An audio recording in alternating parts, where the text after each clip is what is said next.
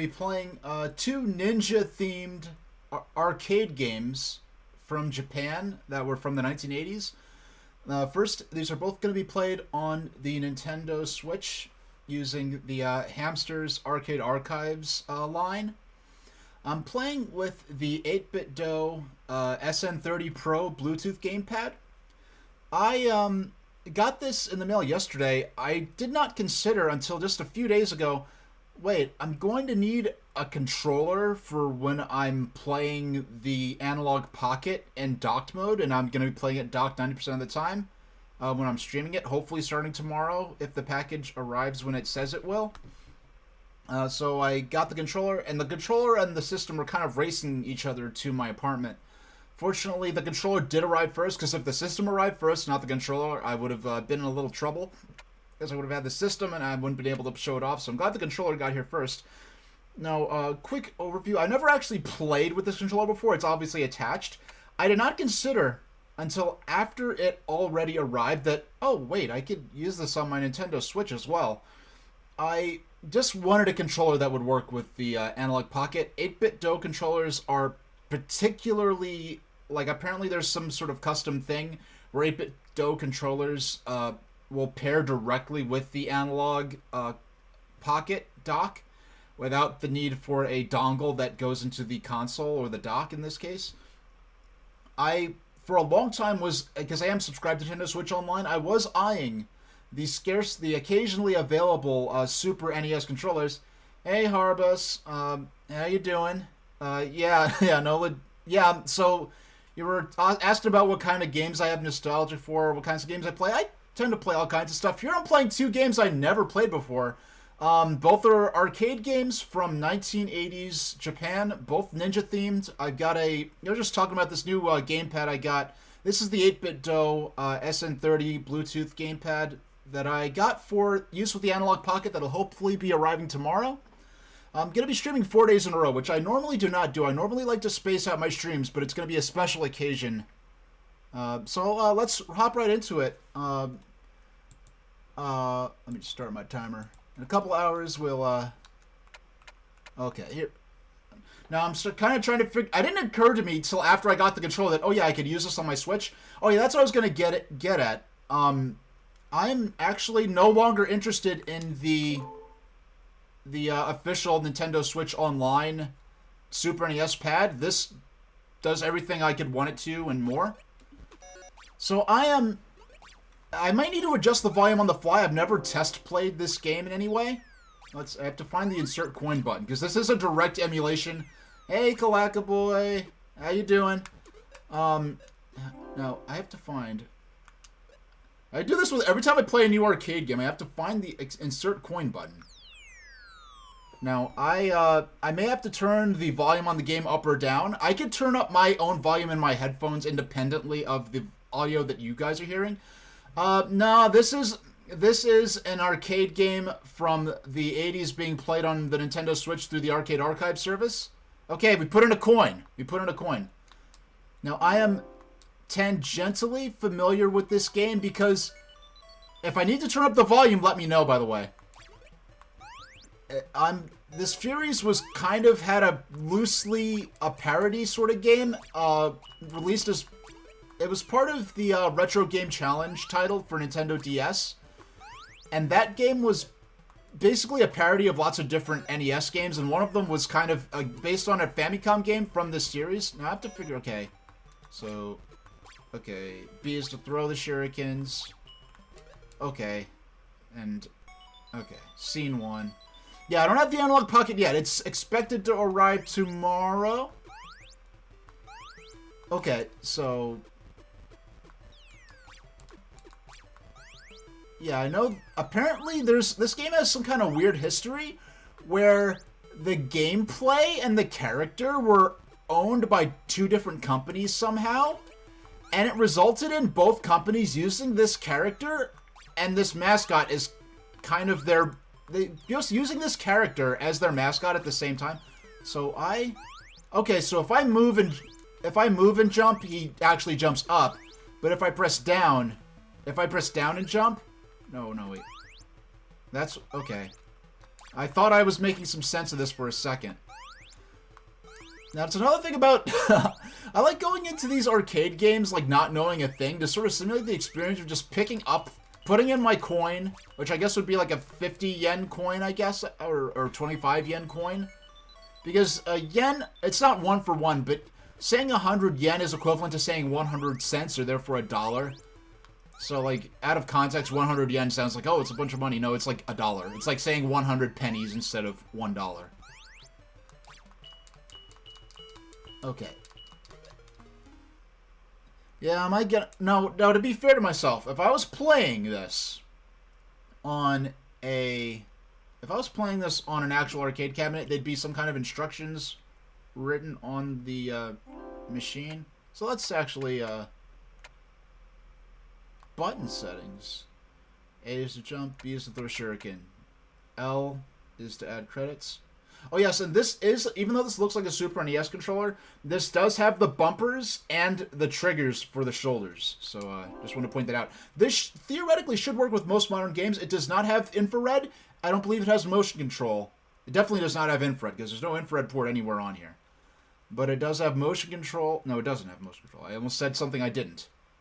And the reason I keep saying that, I looked at a review of this after I bought it, and the person, there was an instruction sheet that said, on the instruction sheet, it says the motion controls, infrared camera, and a few other things will not work with this. And he read the list of things, but did not read the last part of the sentence, so he incorrectly reported that it has all these features that it does not have. Now display game setting. Manual, here we go. How to start a game. Okay, start a select button to proceed to the game. Add credits with R. Okay. B is to throw shuriken.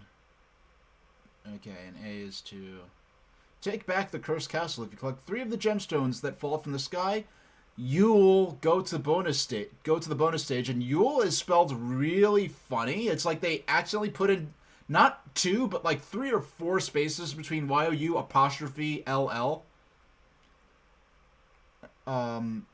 Let's see. The trick is to hit enemies to stun them. It's dangerous to attack from the front. Okay, so that's, I guess, ninja-like. I guess attacking from behind. Attacking only from opportune positions.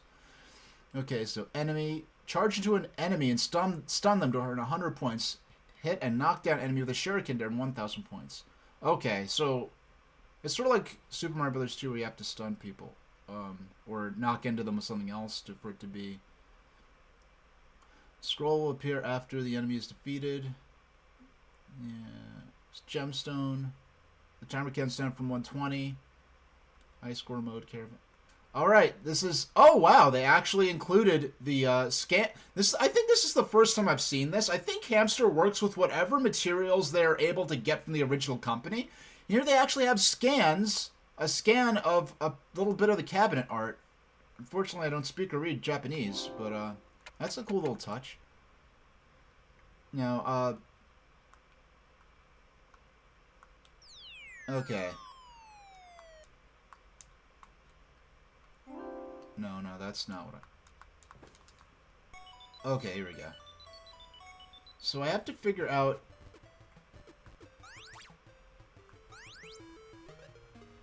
Huh. Oh, okay. Now, the last time... A lot of the arcade games I've played so far have been games that I'm already personally familiar with, so it's easier for me to figure them out, I guess.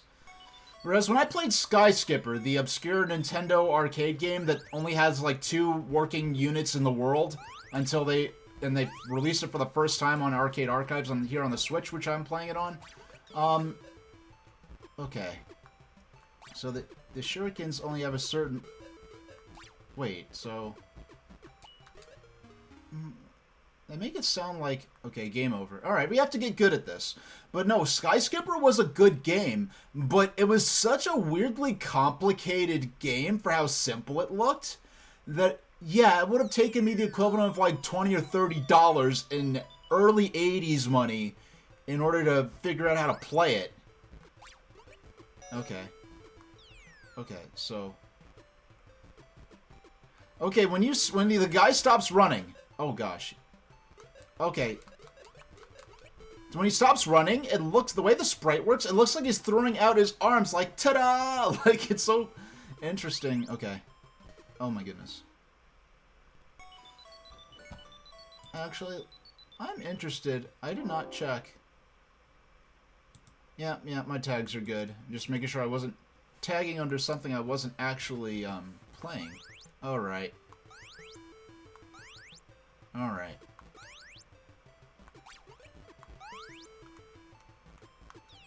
Okay, so down and jump. No, down and B.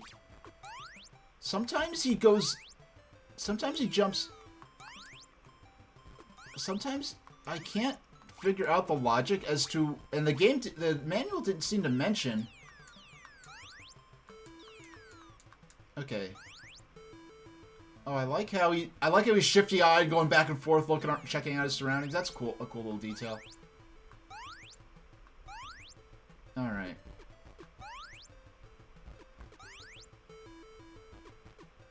Yeah, not much in terms of music with this game. I'm turning up my volume a bit. Let me take a look. Let's see how...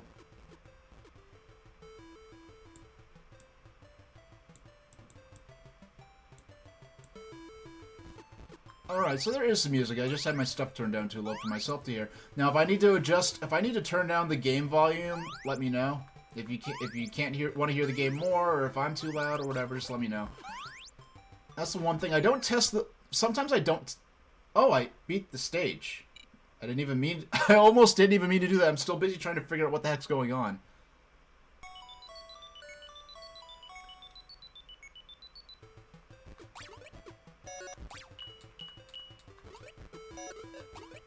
Alright, so... I want to get the scroll. Oh, I missed it. I went away. I guess... it's... Okay.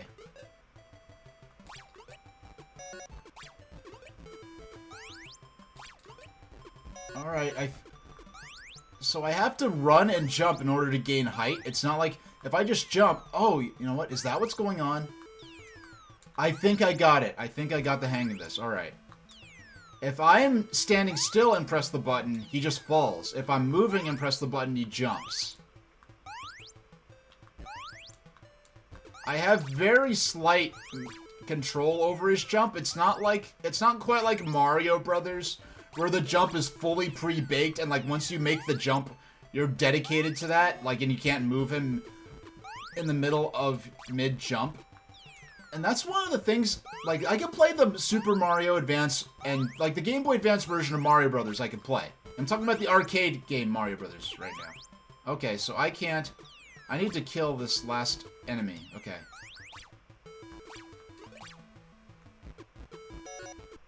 Alright. Alright, we're getting the hang of this. No, I could play the Game Boy Advance version of Mario Brothers, right? But when I play the original arcade version... And even like the NES version, I don't think I've actually played the NES version. But the NES version is just, I cannot deal with it. Because I feel like, it's just the fact that the jumps are pre-baked. Like, once you played Super Mario Brothers, I mean, it's easy to take for granted now how revolutionary Super Mario Brothers was in terms of the jumping physics and the jumping control. The fact that you're able to adjust your jump in real time, that your jump is altered based on how long you hold the button for. Like, those are not in Mario Brothers, and it makes it really hard to play. Plus, Mario Brothers has these weird slippy physics to it, which I guess is... Okay, that's no... Okay, so we're starting from scene 3. I inserted the coin there. Next time I'm gonna let the timer run out and start from the beginning, only this time actually kind of having... These are those...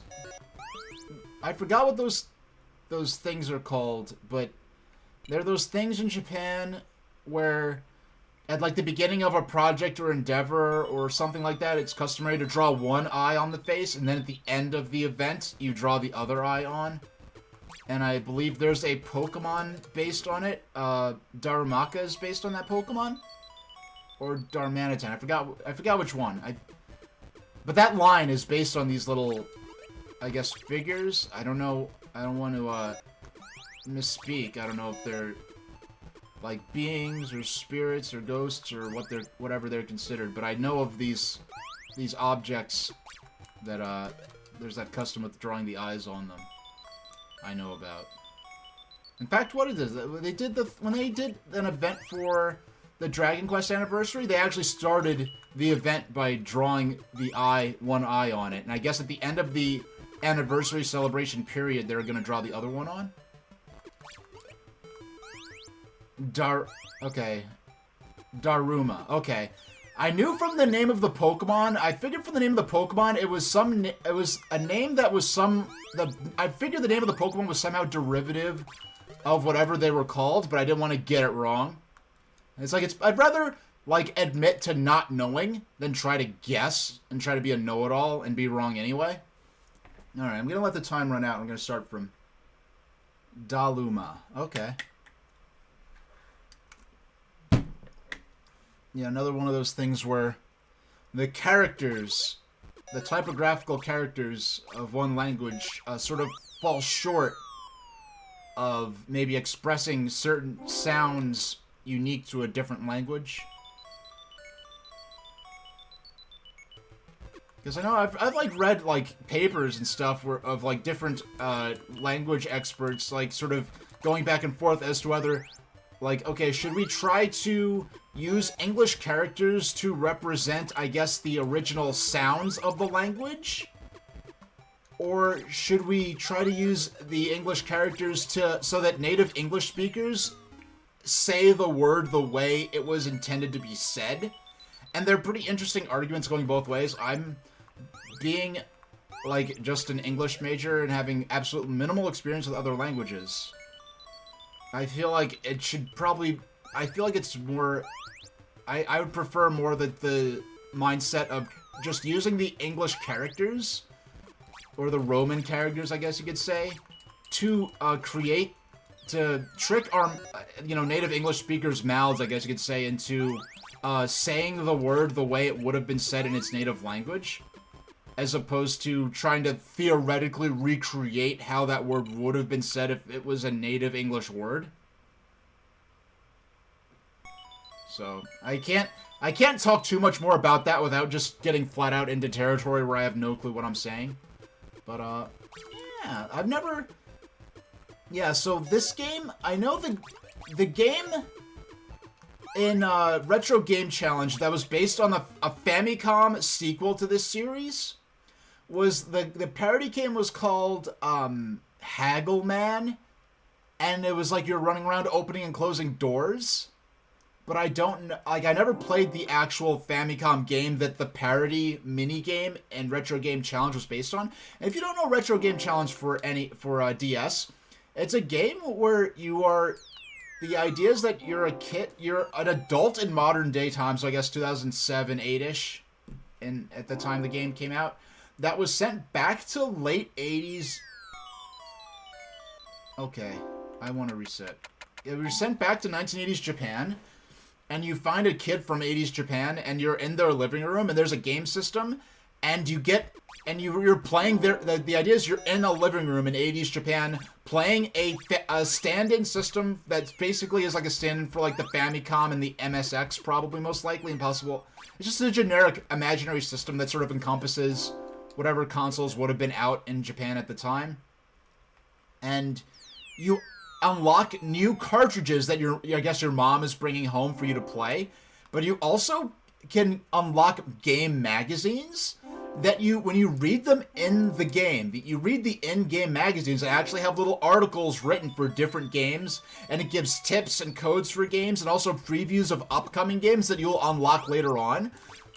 So you can find out, like, oh, like if I use this code in a certain game, I can warp to a certain level. Now, so you might have it gives you different challenges in the games where you're basically unlocking achievements like, oh, your challenge is to defeat so many enemies, or you have to warp to level 6, or you have to use a cheat code to get to a certain part of the game, and you'll have to read the magazines to find which part of the game or how to access the cheat code, and you have to remember it and put it in.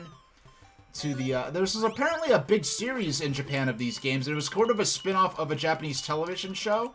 of a similar premise where someone's playing old video games. The problem is that apparently this game was actually a victim of piracy, believe it or not, where so many people were pirating the game on DS when the localized version came out that they didn't bother translating the other games.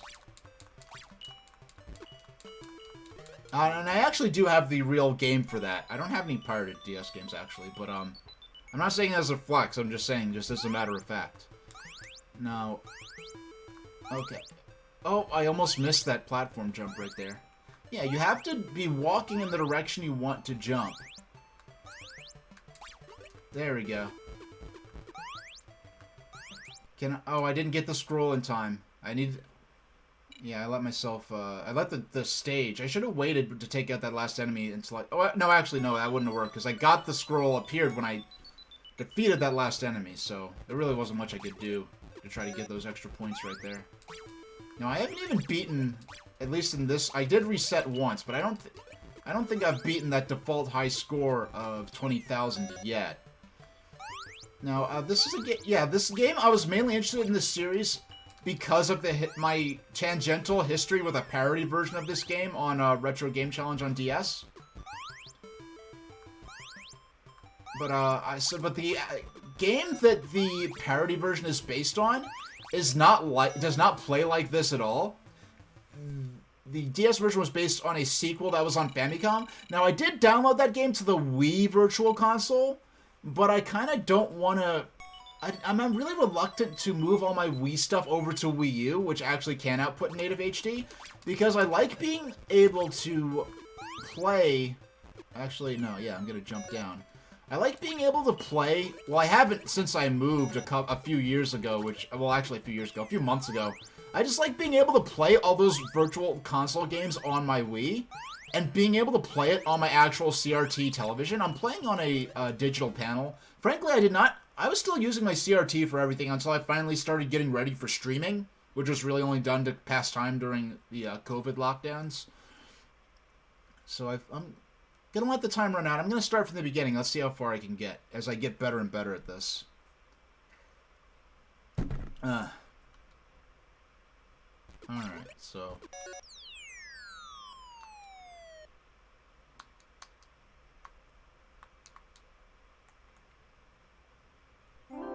Now, how do I... Okay. L is to insert coin, R is to start. I'm sorry, it's just so weird getting used to, like, having to insert a virtual coin at the beginning of playing a game. Woo! Alright. But that little flourish he does, like, oh, I'm fabulous. Like, I don't know what that's supposed to be, but it's kind of cute. I like it. Alright. Now, this kind of reminds me of Ice Climbers a little bit, though I would say these jumping controls are better than Ice Climbers. Like, an Ice Climber is another game with those pre-baked-in jumps, where once you jump, that's just what's going to happen. You can't really affect the arc or path of the jump once you're in the air. Whereas here, okay. There we go. So I defeated the last enemy and got the bonus item.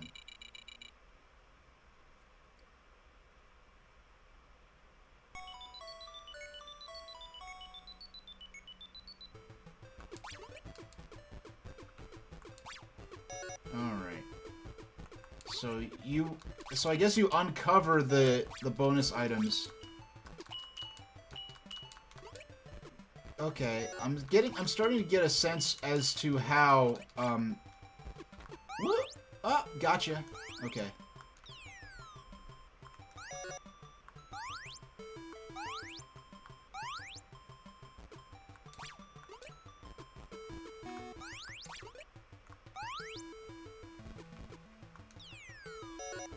Man, this fireball's really chasing after me.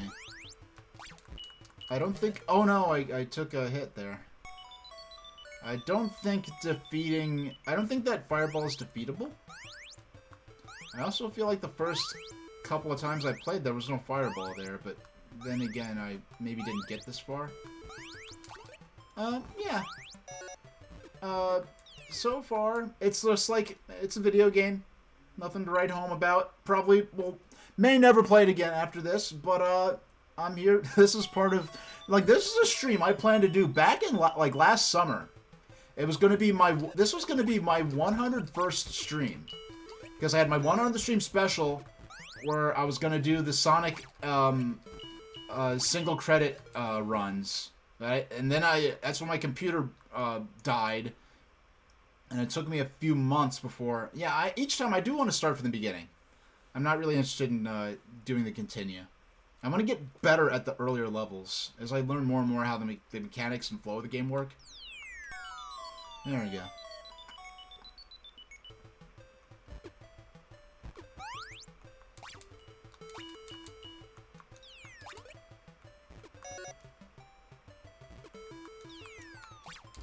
Alright, so if I... So I have to walk over it. Yeah, he tried to bamboozle me. Oh, wow, can the enemies grab the bonus items? Come on, jump on down here. He's not gonna jump down here. Nope, I lost it.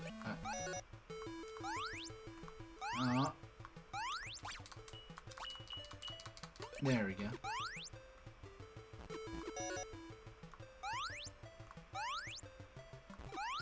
And... Oh. Level 1, clear. Alright. 1,600 points. And I am on a timer, so there's a time bonus as well.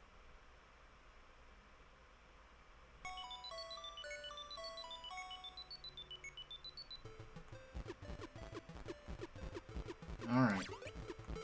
And... Meat. Now,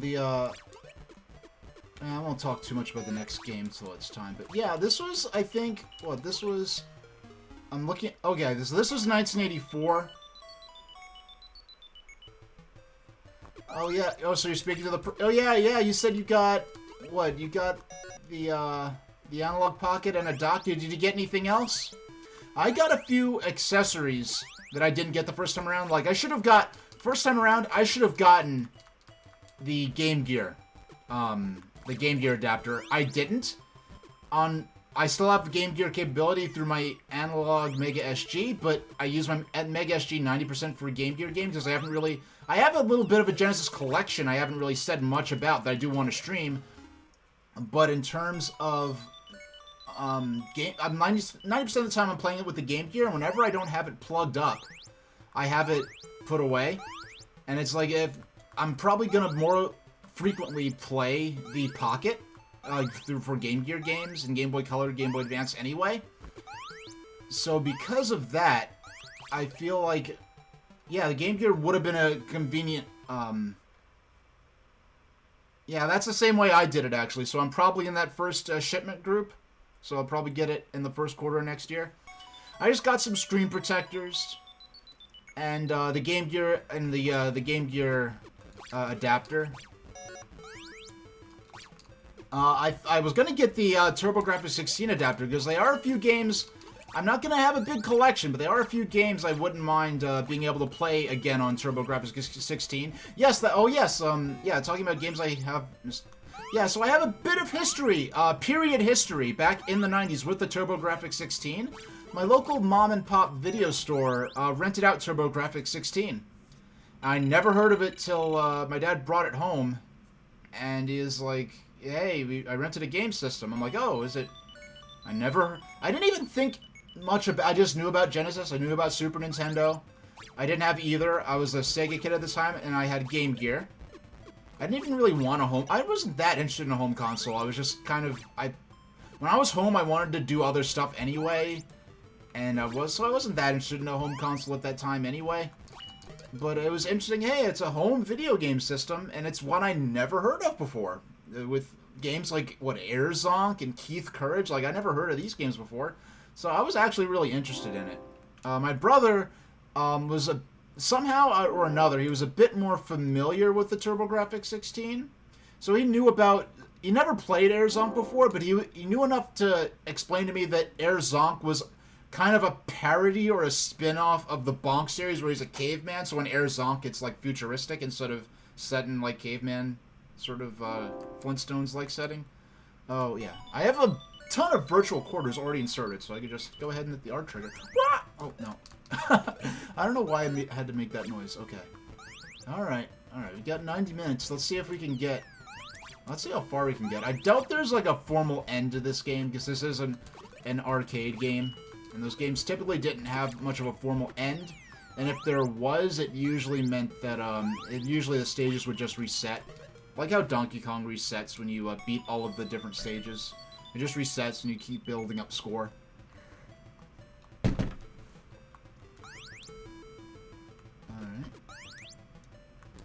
Yeah, this is... I'm not doing as good as I did last time, actually.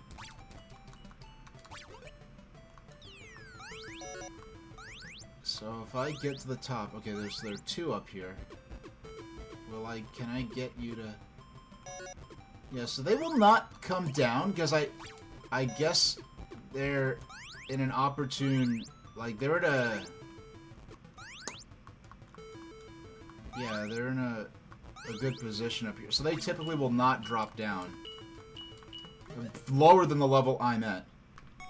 Am I going to transform into a parrot today? That's entirely up to Harbus, who, I don't know if they're still here or not, but, you know, my shoes may have survived that, but I do have to stitch up the back of those jeans I was wearing, but there are worse problems you could have, so, alright. Okay, I have to... darn, I didn't get the portrait. Oh, by the way, I did clip that. No, I have no say over what happens in regards to that. So okay.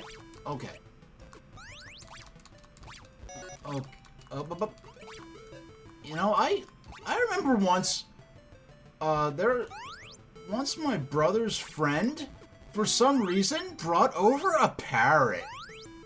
And it was like his girlfriend's parrot or something, and they left her there at our house to babysit her or something. There was probably something weird going on I don't need to know about, but we ended up having a parrot for a while that kept swearing at us. And it was really... It was only a couple of days, but it was quite the episode, and I'm gonna tell you, that was the first time I have thought about that. Hey, asleep in Atlantis. How you doing? You know, I had to read that twice to make sure it wasn't Aesop in Atlantis, like Aesop, the Greek storyteller with his beast fables. No, yeah, asleep in Atlantis, not Aesop in Atlantis. Hey, so yeah, are you familiar with this game? This is the first time I'm playing it. I'm playing 2 ninja-themed 80s arcade games tonight. I'm playing this for another a little less than an hour and a half, and then I'm playing... What else am I playing? I'm playing Mr. Goemon. Now, I'm familiar with the Goemon games because I played Mystical Ninja starring Goemon for Nintendo 64 back when that came out. One of my favorite games of all time. Basically, Zelda 60... Like, Ocarina of Time meets Mario 64... But it came out before Ocarina of Time, so it's an interesting mix of a lot of different playstyles and genres.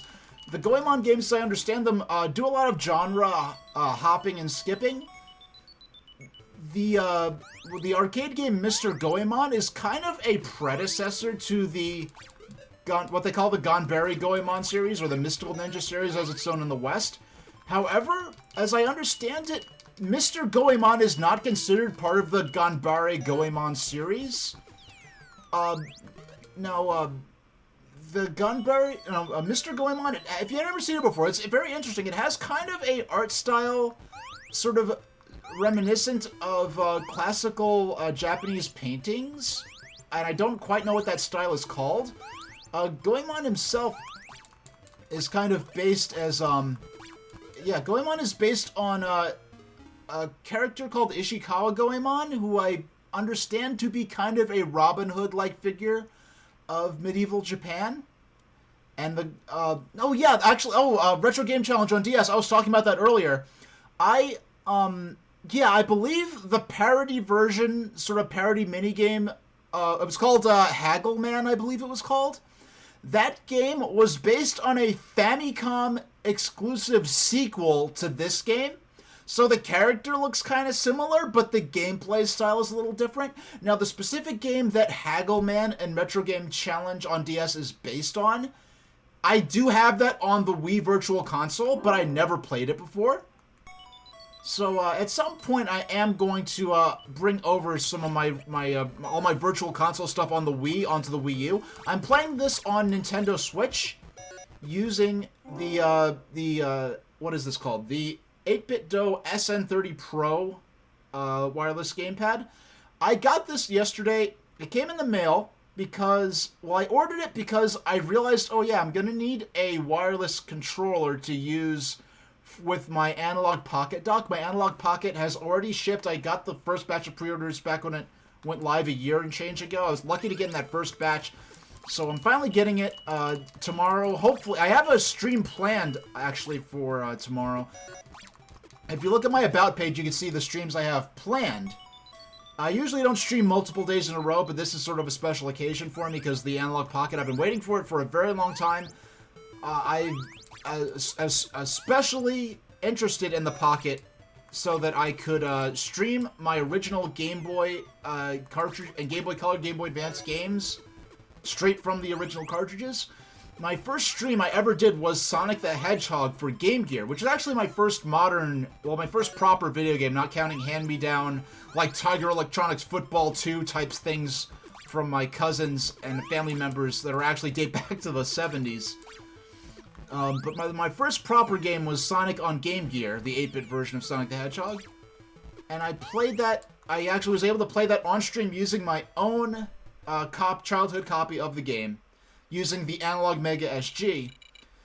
And so I'll be putting the system through its paces tomorrow. Hopefully it arrives in time. I already have, well, actually I'll show it off now. I don't have it ready to go on my Stream Deck, but I do have, see, look, there we go. You can see my shoes there. Yeah, my console cam isn't set up to record. I use a console cam for some of my other stuff. But you see I have my setup here, then I have my setup for Game Boy Color.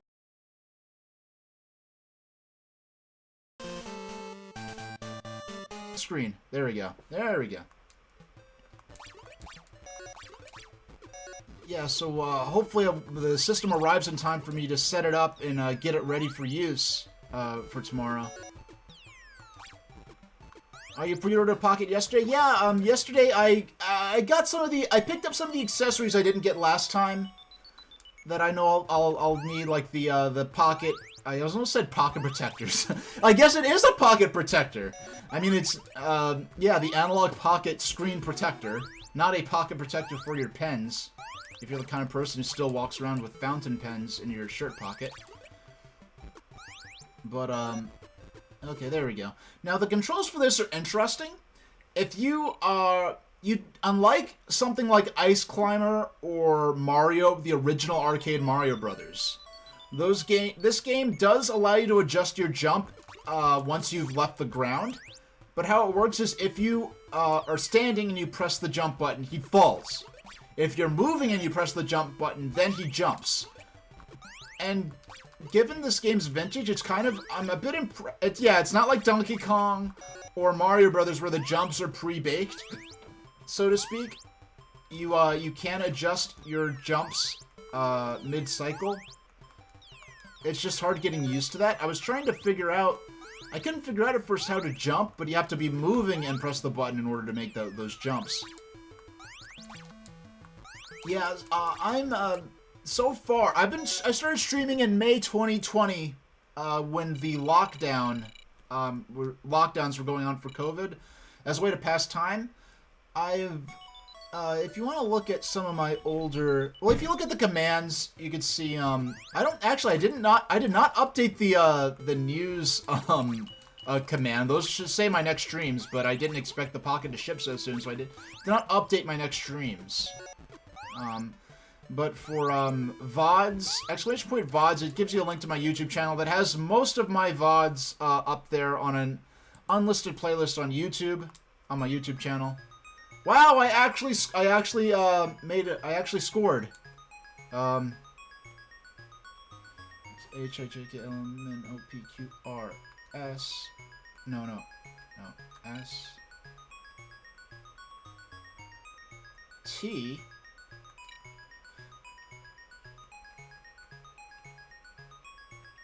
S H at Super Train Station H. There we go. No, I have to not. Okay. Okay, so we're gonna start from scene 4.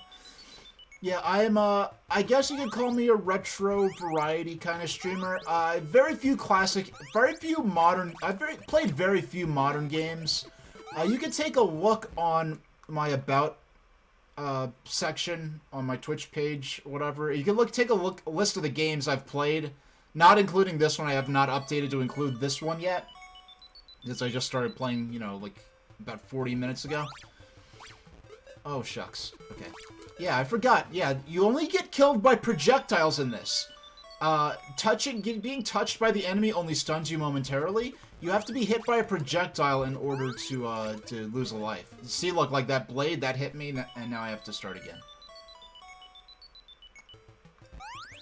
No, I am not against PC emulation, but I do enjoy playing my games in a manner that, I guess, I enjoy playing my games in a manner that reflects the game's official release history.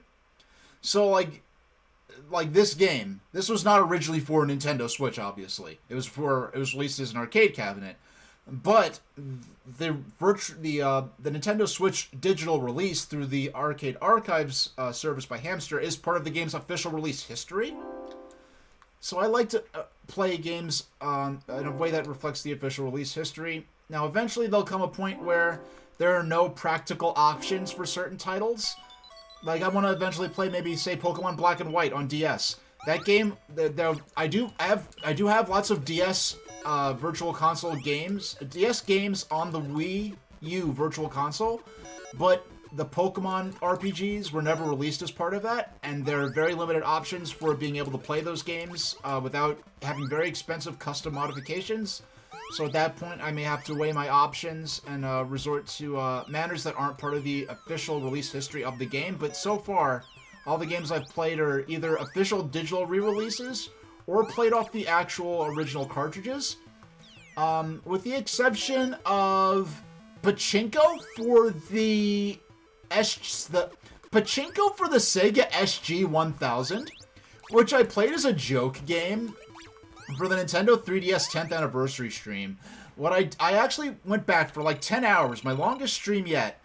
We watched for 10 hours all of my old Nintendo 3DS related YouTube videos from like the first video I made like within 20 or 30 minutes after the Nintendo 3DS was initially announced.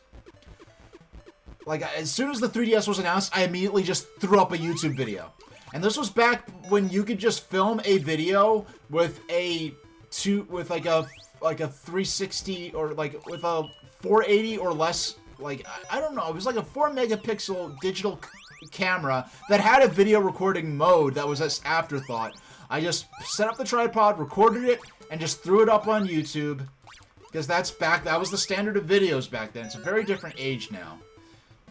But I went back and watched all my old 3DS-related videos, including videos of the official launch event in Union Square Best Buy in New York City. And some videos I made after 3DS came out. And this is pre-capture cards, pre-all that kind of stuff, so what little gameplay I have is just recorded straight off the screen. I'm mostly just commenting on 3DS-related news stuff. But anyway, in the corner, as a joke, I had Pachinko for the SG-1000 going, which is a game where you could literally just you could just rubber band down the button to fire the balls, and the game just plays itself forever.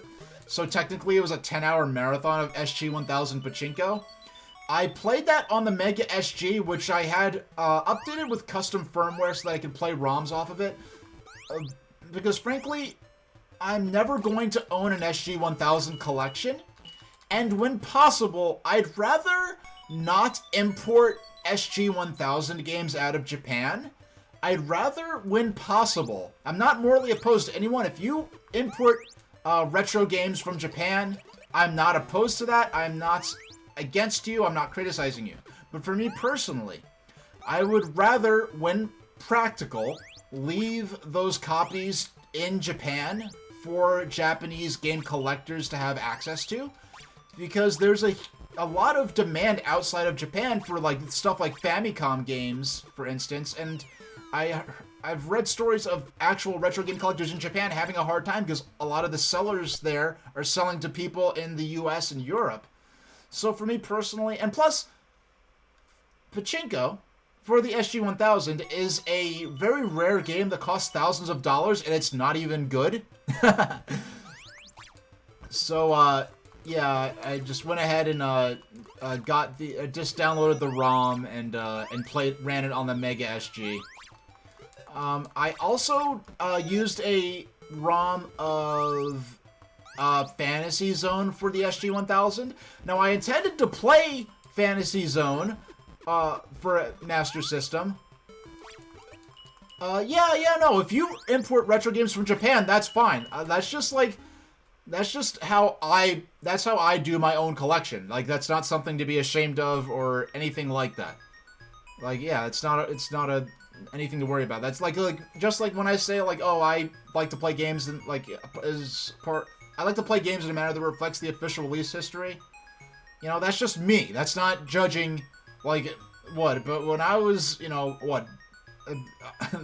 in the day, I used to have a bunch of 16 and 8-bit ROMs on my my iBook, my G3 iBook, pre-MacBook, pre-Intel MacBook. Hey, Kyle, how you doing?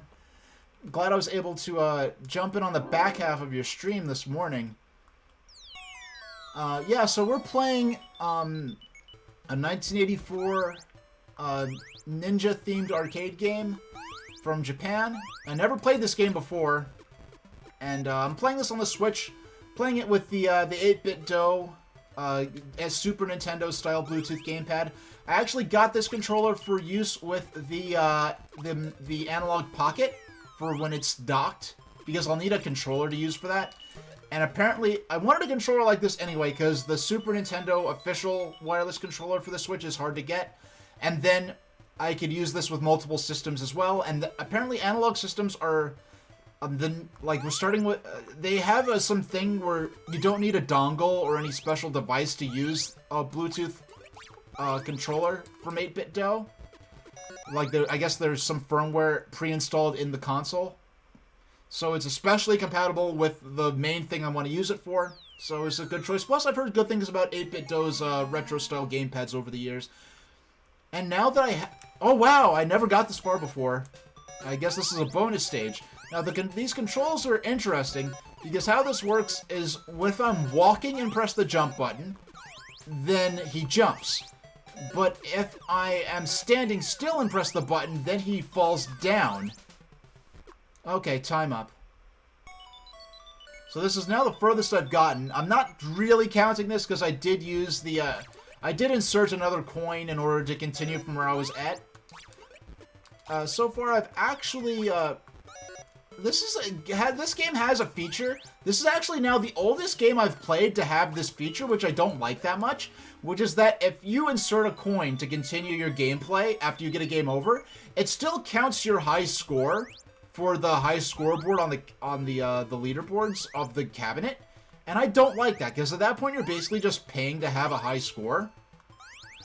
This is an arcade release. This is a 1984 arcade release being played on the Nintendo Switch using the Arcade Archive service by Hamster.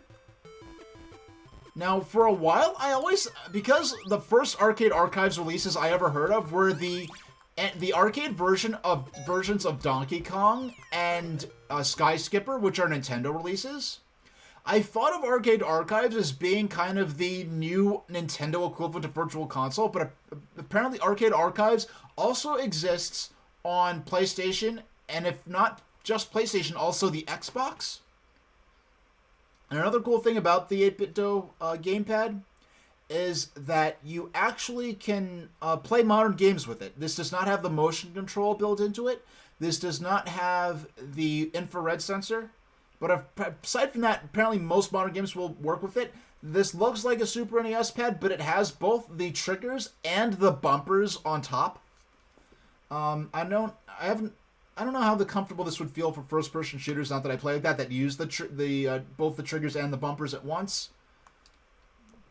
But I no longer have any desire to try and get the very rarely restocked Super NES wireless controller for Nintendo Switch Online.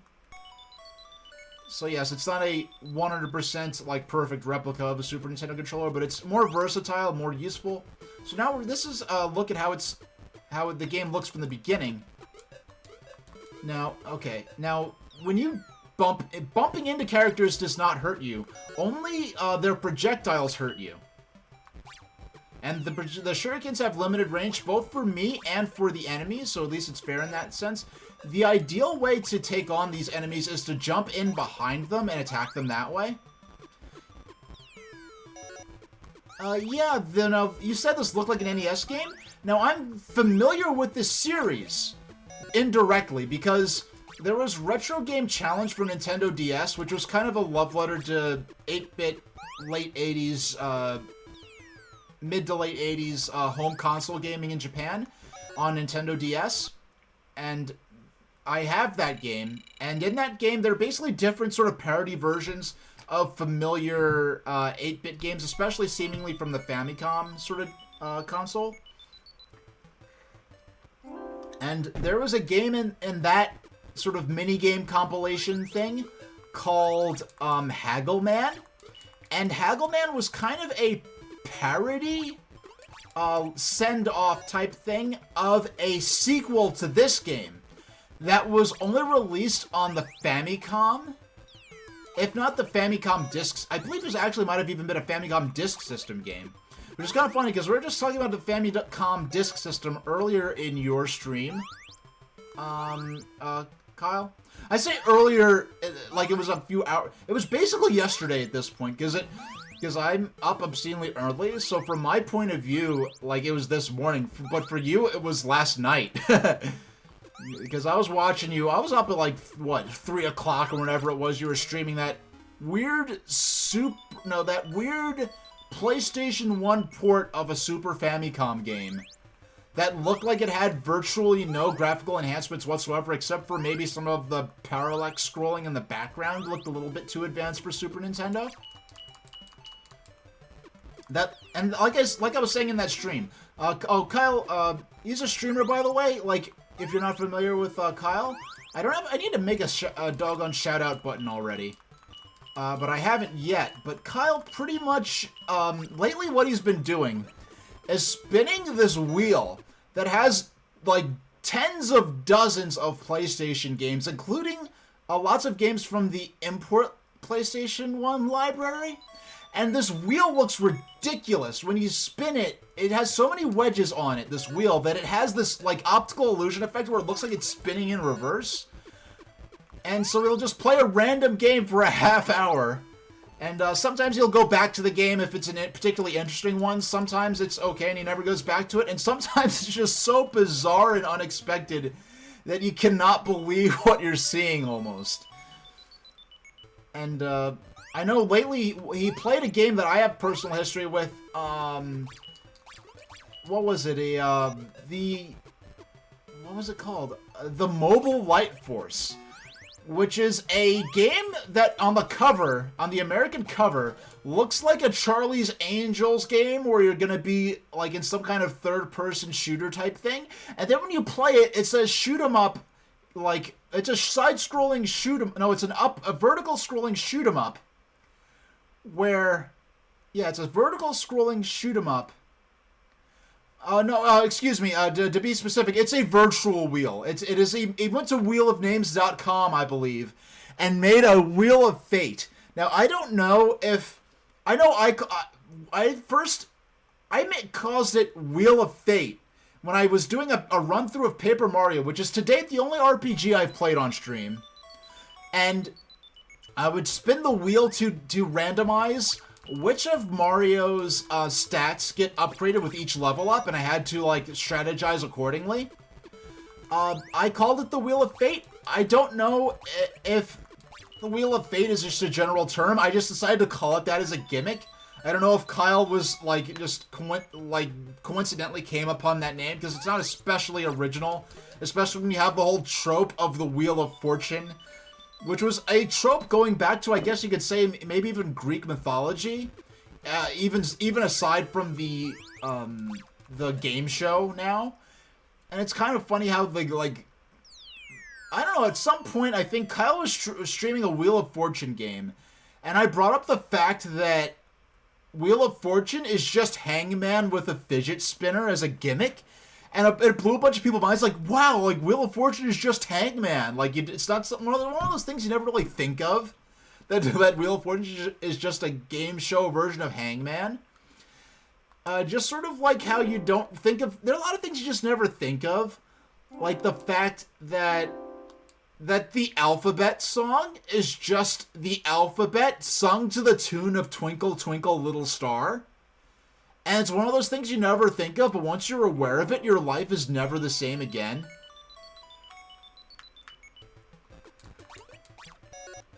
No. Yeah, no, Kyle is also, he plays a lot of 3D, original hardware 3DO, right? Yeah, 3DO is that... I have to stop myself because it was one of those short-lived wannabe super systems that were basically using the public as a guinea pig back when it was unclear as to what the future of gaming was going to be. Is it going to be FMV games? Is it going to be this multimedia stuff like the CDI? Is it going to be set-top boxes for PC CD-ROM type experiences? Like, is it going to be real-time rendered polygonal 3D? So you had, like, CDI, 3DO, and then you had the Atari Jaguar with the CD add-on, and Sega CD, and, well, the 32X on Sega Genesis, which probably shouldn't have been released, or at least should have been released 2 or 3 years earlier. And then there was, what else was there? And then there was the 3DO... And so there are all these, and then you have all these systems coming and going from all these different manufacturers, like Philips, which made the CDI, and then there was the main version of 3DO was the main version I saw. The only version I ever saw was made by Panasonic, and a lot of people at the time were calling it the Panasonic 3DO, even though it wasn't. Like, Panasonic built a 3DO compatible system, but it wasn't Panasonic's project, so to speak. So you have all these, like, hardware and electronics manufacturers coming and going with these short-lived multimedia next-gen systems. So Sony comes out with the CD-ROM system, like the PlayStation, like, and it has these weird symbols on the controller instead of A, B, X, and Y, or just having numbers for the action buttons. So at the time, there was no guarantee the PlayStation was going to catch on. It could have been like 3DO or And I remember thinking, like, okay, there are all these weird systems are coming out. Now Sony wants to make a system. Sony should just stick to making televisions and VCRs, right? And CD players. But by 1997, I remember the day, I had $50 from mowing the lawn or something like that. And my mom took me and my brother to FuncoLand. He had some money, too. And we were each going to get an N64 game. But FuncoLand had a special where you can get a pre-owned PlayStation. This is when PlayStation's still a very new system. I never heard anyone say the Samsung Nuon. That's the first... I never heard people say that before. I never heard Samsung Nuon. No, and for those unfamiliar, 3DO is, like, CDI could be said to be almost sort of a set-top box for sort of CD-ROM interactive experiences. Whereas 3DO is more closer to a proper game platform, I guess you could say. It's more of a legit game system. It had more capabilities, a lot more action-oriented games, I guess you could say. So it's not quite as much of... It's something you could take maybe a bit more seriously than the CDI, you could say. Okay. Oh, shucks. Very few people to talk about the Nuon to begin with. I remember in Electronic Gaming Monthly, when the announcement of the Nuon platform. I remember, like, seeing in EGM the announcement of the Nuon platform, and then I never heard about it again until Pete got one. And Pete was like, oh, hey, check out this weird system I got. And I was like, oh, like Nuon? You have a Nuon? I didn't even know it came out. Because I thought it was vaporware. Because I remember when the Nuon came, I remember it being announced, and then one day Pete just has it. And I'm like, oh, okay, like, you have it now. Like, I was much more interested than... It's like, yeah, well, let's turn on the Vectrex. Like, I want to see, like, yeah. Excuse me, I used to, like, be neighbors with Pete, like, a long time ago. It's, I'm not trying to, yeah, it's just a thing. And it gets weird sometimes, like, I'm not trying to, yeah, it's just, you know, and we don't live anywhere near each other anymore, but, I know I went to high school with him, and so, I remember just going to, I remember, like, we'd go to each other's places, and I remember bringing, when he still had a VCR in his house, I'd bring over, like, old VHS tapes from the early 90s, and we'd watch these old tapes with commercials for these old, like, Super Nintendo, Genesis games, then we'd play the actual games, like, you know, minutes later. And the thing is, like, at the time, there wasn't anything special about the games we had. This was still when you could just get these old systems. They weren't vintage yet. They were just old. Like, when I got my Super Nintendo, I just would ask people I knew that were my age down the street, like, hey, like, do you still play your NES? Do you still play your Super NES? Like, no. Like, hey, can I have some of your games? Like, yeah, sure, have some games. Like, people were just giving those away. Like, my first NES, I got in 96 or 97. I literally picked that NES out of my neighbor's trash. And the TV I played it on, I also got from a different neighbor's trash. Because they just had a Sony Trinitron sitting in the trash. No, the thing is, the only reason I mention it is because Pete has mentioned it on stream. Like, during, like, E3 streams where we talk about E3 stuff, he's mentioned it. Because I'm not, like, when it comes, I try to, you know, I don't try not to, you know, if someone else mentions it, like, then I'll mention it. But, like, and plus, like, if you look at, I have old videos where Pete's just in them, and Pete has old videos where I'm just in them. Like, you know, doing events at Nintendo World and stuff. And I don't think I mentioned it when I'd mentioned it before when I did the 3DS, marathon video thing, like the 3DS 10th anniversary thing. So, like, when we did the 3DS launch and he was there, I just kind of had to explain that real quick, and it's like, I don't know, it's just, oh, Lantis, you think you found your channel, from Pete rating me, you followed me immediately, very chill stream. Alright, well, thank you. I try to make a stream that I would like to watch myself, which is why I have those tickers. Like, the layout I have is basically the layout I've had since day one, frankly. And, I mean, why did I say frankly? Why would I lie or be indirect or dishonest about something like that? Yeah, I basically had this layout since day one, where I like to know what system the game was for, what information is going on. Sleep in Atlantis, if you've ever been in chat before, I don't particularly remember you, excuse me. I don't want to make it seem like I'm ignoring you or anything like that. And I'm not really too nosy about who's, lurking in chat.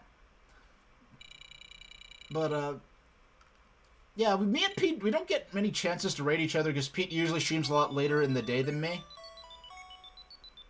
But, I don't think, if that's a command, I haven't set it up myself. I don't know, oh!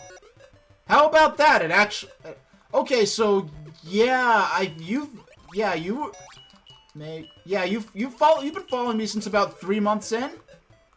Yeah, so I like to have the ticker with the game, whatever game I'm playing, what the system it was for, the developer, the year it was released, and then if I'm playing multiple games in a stream, I like to plan that in advance usually and say like, hey, you know, oh, I'll be switching to this game in, you know, in a half hour or however long it may happen to be. Because I remember, I wasn't thinking of this in particular, but I remember when I was playing Mario 64, which is one of the more popular categories on Twitch as far as retro stuff goes, I believe. So I had people following me just for Mario 64, or watching just for Mario 64. So I felt good that, hey, like I started with Mario 64, but in like a half hour I'm switching to like WarioWare Inc. for GBA or something more obtuse like that. So people be like, okay, I don't feel like they've been lured in with a popular game, and then I switch to something weird or something like that. Yeah, so,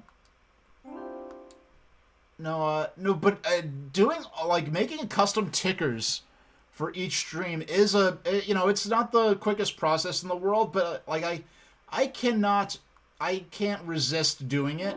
Now, I used to have custom unique images that I'd post on social media for each and every stream. That I had to cut down on. With, like, because you know, notice I have, like, a stream number. That number actually does mean something. But it's something that only really matters for me, for, like, record-keeping purposes. And at first, the stream numbers were a gimmick. But it turns out that they actually turned out to be useful for record-keeping purposes and being able to find footage or identify, you know, like, oh, like, what's going, you know, certain streams. Oh, no, yeah, I go out of my way not to announce my lurkers. I don't even peek in on my lurkers, because, like, if I, like, go in and see someone, like, oh my gosh, it's so-and-so. Like, once I just, like, looked in, and I saw a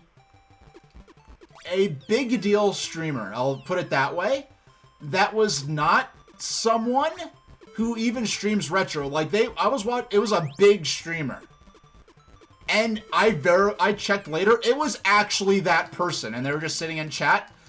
And so, I forgot what stream it was or what I was playing at the time, but, like, if I don't, like, that, if something like that happened, it would, like, it'd be like, oh my gosh, like, it would mess with me a bit. So, and it's funny, because all this stuff is flat out, actually, I'm gonna, since I do have a moment, just bang that in there. If you look at my earliest, if you look at my very first stream, it was still basically the same thing. Yeah, it's a little more refined now. Made it all match together a bit better. Now, for those who are unfamiliar with this, touching the enemies does not kill you. Only the projectiles kill you.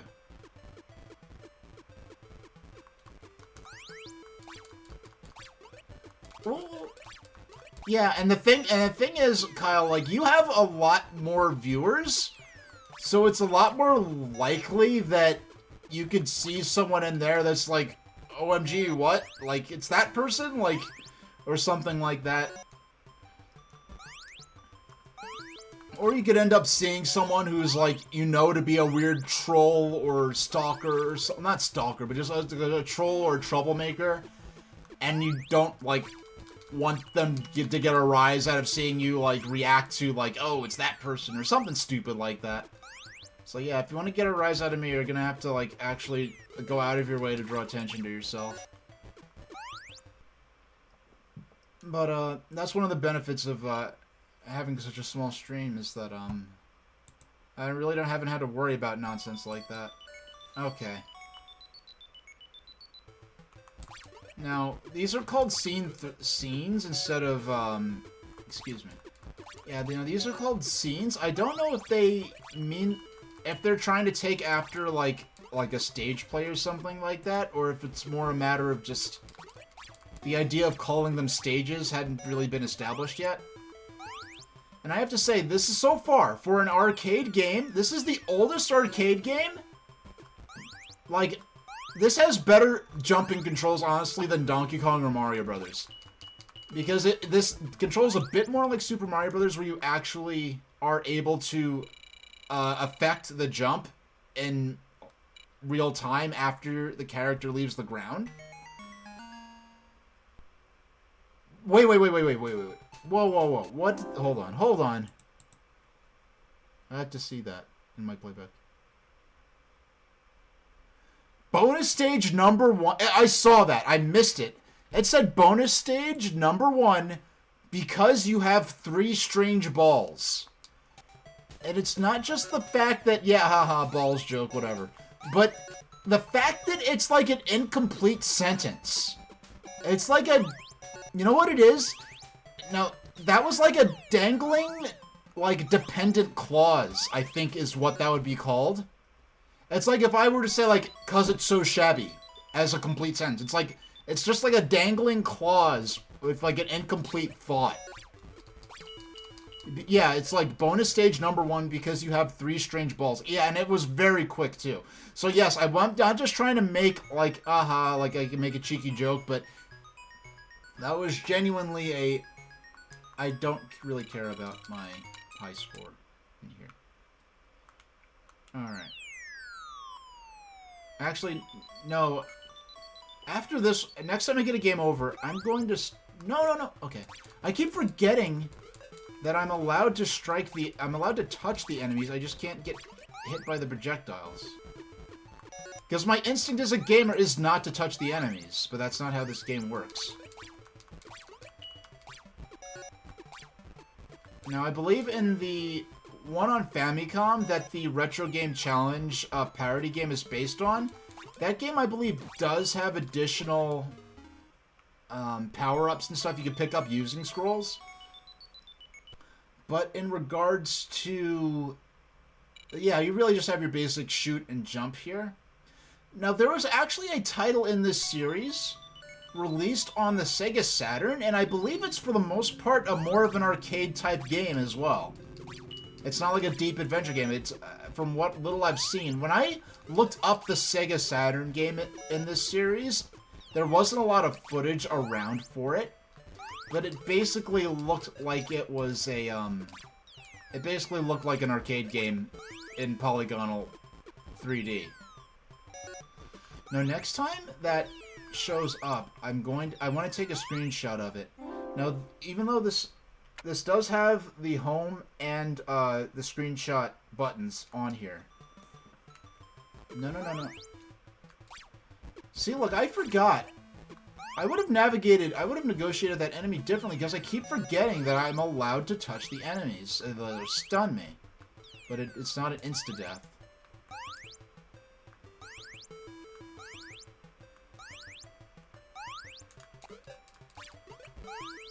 Okay, so I wanted... Okay, didn't have... That was the last enemy, so we didn't have a chance to jump down and grab the...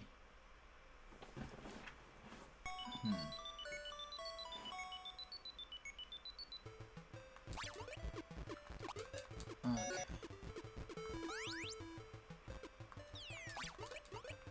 Yeah, these guys, their projectiles travel in an arc. Oh, no. Okay, I should have jumped again, actually.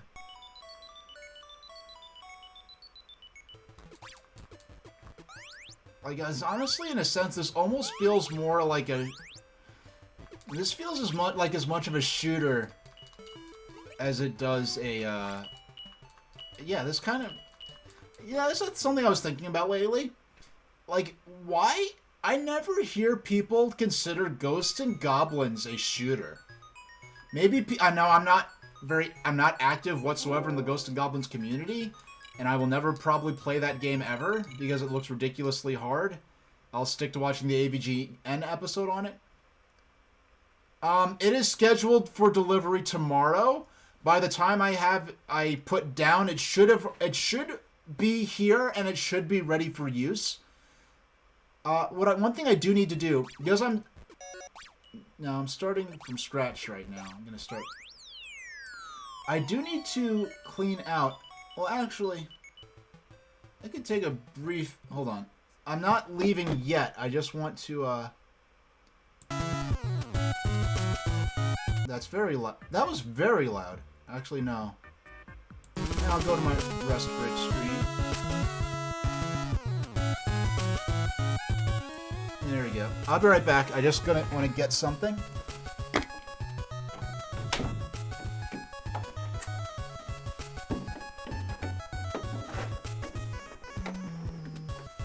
Alright. Alright. And we are back. Okay. I just want to show this off real quick. This is a shoebox. Oh, shucks. Can you tell I wasn't planning to do this? Yeah, so here are just a few of my Game Boy cartridges. Fortunately, I've been collecting these for years. A few of these are a few of these like this Link's Awakening pre-DX original release. Where's another one? There's this copy of Yoshi, which I had to I had to go to my mom's place to get this copy of Yoshi because she used to love this game to death, and she had actually the original Game Boy I have still is the one that my mom kept. She was finally done with it, so she gave it to me. So I also have some GBA stuff. Where's the Pride of Mike? Where is... Oh yeah, I have Japanese Pokemon Silver, because I just could not wait back then for... Where is... Yeah, I've got Mother 3 in there somewhere, but yeah, those are just a few of the games I'll be playing, and then some of the Game Boy Color stuff. Now, it's funny, all this Game Boy Color stuff I did not actually own at the time. The only native Game Boy Color game I had at the time was Pokemon Gold. Game Boy Color for me was mostly just a nicer way to play my original Game Boy games in a smaller system to carry around with fewer batteries. The only color game I owned at the time was Pokemon Gold and Silver. And then I rented Super Mario Bros. Deluxe once from Blockbuster, and that was really the only experience I had playing an actual native Game Boy Color game. Well, I say native Game Boy Color game, but actually, like my friend, he never had Game Boy Color. He played Pokemon Gold and Silver on his black and white Game Boy, and I don't think there is, but I'd love for there to be a mode where if you have a game where you could boot up a color-compatible game on the Analog Pocket in black and white mode. Because I have a feeling that playing Pokemon Gold and Silver in black and white would totally kind of recontextualize the game in a weird way. And it's kind of funny because the music quality is so much better in Pokemon Gold and Silver over Pokemon, the first gen, that it feels like, oh yeah, it's using the extra hardware of the Game Boy Color to have slightly better sound. But really, Pokemon Gold and Silver is nothing that couldn't have been done on a Game Boy Color. Whereas when they went and made Crystal, they enhanced the graphics slightly, like the burnt tower in Ecruteak City. And Pokemon Crystal, that burnt tower actually has fire damage on it. Whereas in Pokemon Gold and Silver, the one that's compatible with both Game Boy and Game Boy Color, that version just has a normal roof on it, whereas when they went back and did the Game Boy Color exclusive version, they could add like the detail of like the collapsed roof and everything like that. Now, I do want to start from scratch. This wasn't the best run. Let's okay, so we've had a full hour and an hour and 15 minutes. So let's try to see how far we can get. I especially want to get to that bonus screen again. That was such a bizarre bonus screen. So. Now, okay.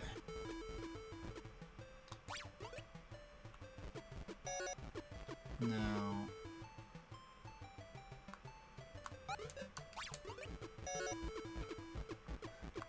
I'm guessing oh no, the fire burned me. I wonder if the fire appears from staying on the bottom level for too long, because I don't feel like that often does not happen.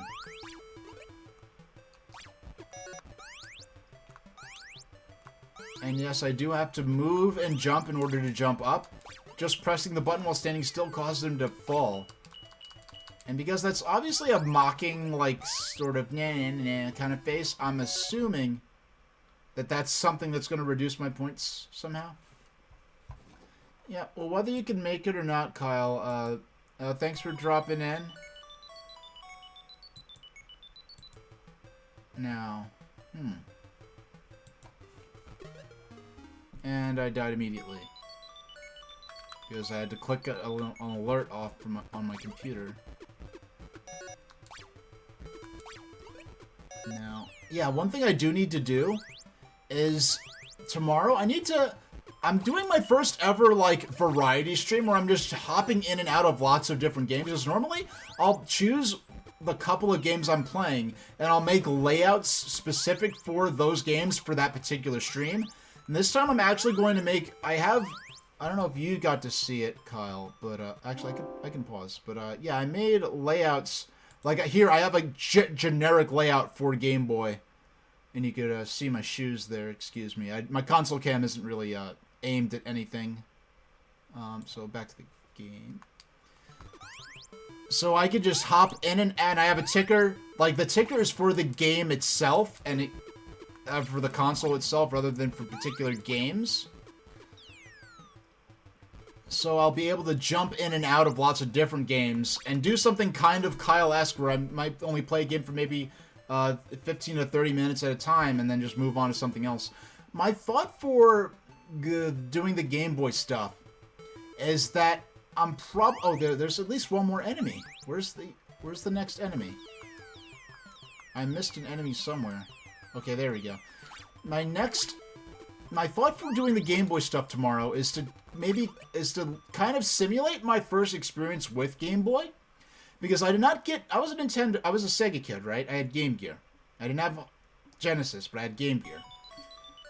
It was in 1995, I visited my aunt's place, and my aunt she was an airline stewardess, right? And she, when people lost things or forgot things on airplanes, the company would have to keep it for a certain amount of time. After a certain point of it being unclaimed, it became their property. And they would raffle off lost and found items to employees.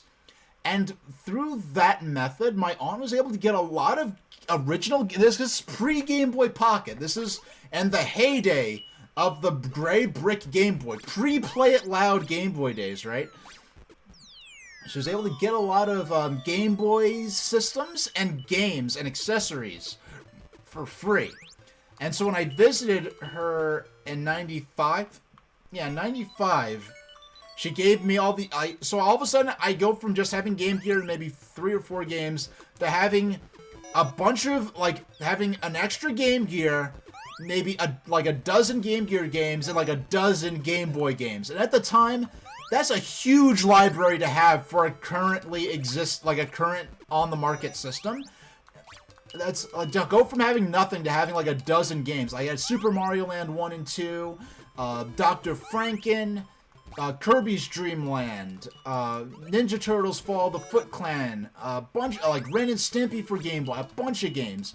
The first one I tried, of course, was Super Mario Land, because I had played a couple of Mario games here and there at my family members' houses, because it seemed like all my friends had Sega, right? All my friends who lived nearby. Then all my family who lived out of town, or out of state even, they all tended to have Nintendo.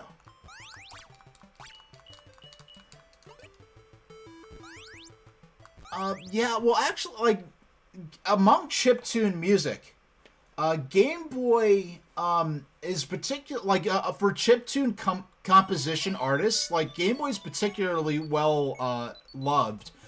There are lots of, setups where they do live chiptune performances with Game Boys as part of their setup running custom software. The Analog Pocket is highly desired among a lot of chiptune musicians because of the integration of the certain 8-bit music composition software into the system, which is another one of the features of the Analog Pocket.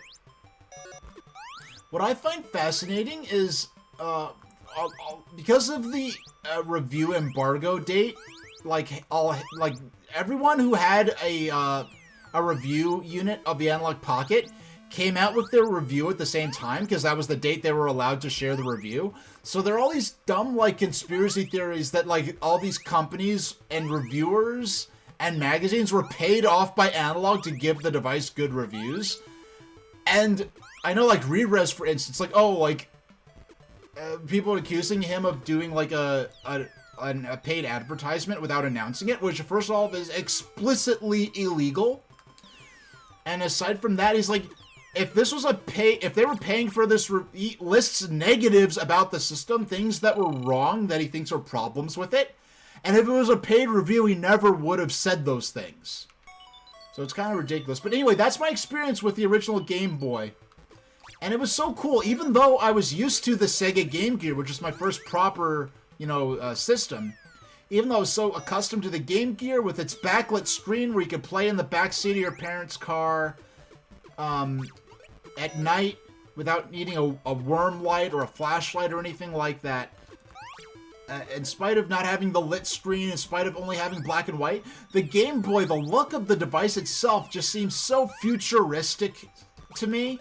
And I remember I had a carrying case, came with all the goodies my aunt had, and I remember carrying around this case, this shoulder bag. You could carry the Game Boy and a bunch of cartridges, and the power adapter, which you really didn't need because the batteries lasted, like, seemingly forever anyway, even as much as I was playing it. But the first game I tried was definitely Super Mario Land. I definitely also had Tetris. And so I wonder, when I go through, hopefully tomorrow when I get the system and have it ready for the stream, I'm going to be going through a mix of, I just remember just trying game after game, so I'm going to try some of those games that I either have my original copies of or purchased copies of since then. I'm going to go through those, just sort of try this game and that on the fly, and then, yeah, so it's gonna be a mix of Game Boy launch period games, so stuff like Super Mario Land, Tetris, Alleyway. I actually did not play Alleyway until the 3DS Virtual Console, when the Game Boy stuff finally came out when the Virtual Console finally came out for 3DS. It was the day of Nintendo's E3 2011 presentation. I just remember what a huge deal it was that finally, for the first time, really sent... It was such a huge deal when 3DS Virtual Console, the eShop, came out, and you could re-experience Super Mario Land. And I never even heard of Alleyway before. To discover that there was a Nintendo-developed breakout... Okay. I got the screenshot. I got it. Hold on. I got it. I believe... Okay. We gotta go into... Album? Yes, we got it. Oh, look at... You can see all the doggone... What is this? Horsing around. Yeah, that was this weird category Nintendo made on the eShop, like horse-themed games. But yeah, I was using this Go software that it's barely translated. But, yeah. Okay. Bonus stage. Because you have 3 strange balls.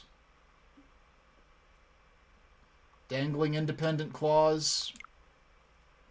Slightly inappropriate joke as well. That kind of... But anyway.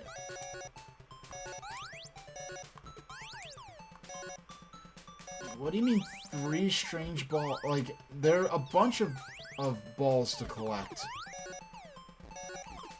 I don't get it. Oh, time up. Try again.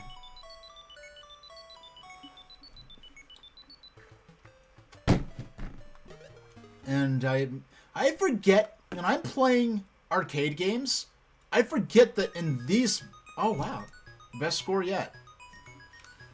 I forget that I'm actually able to pause using...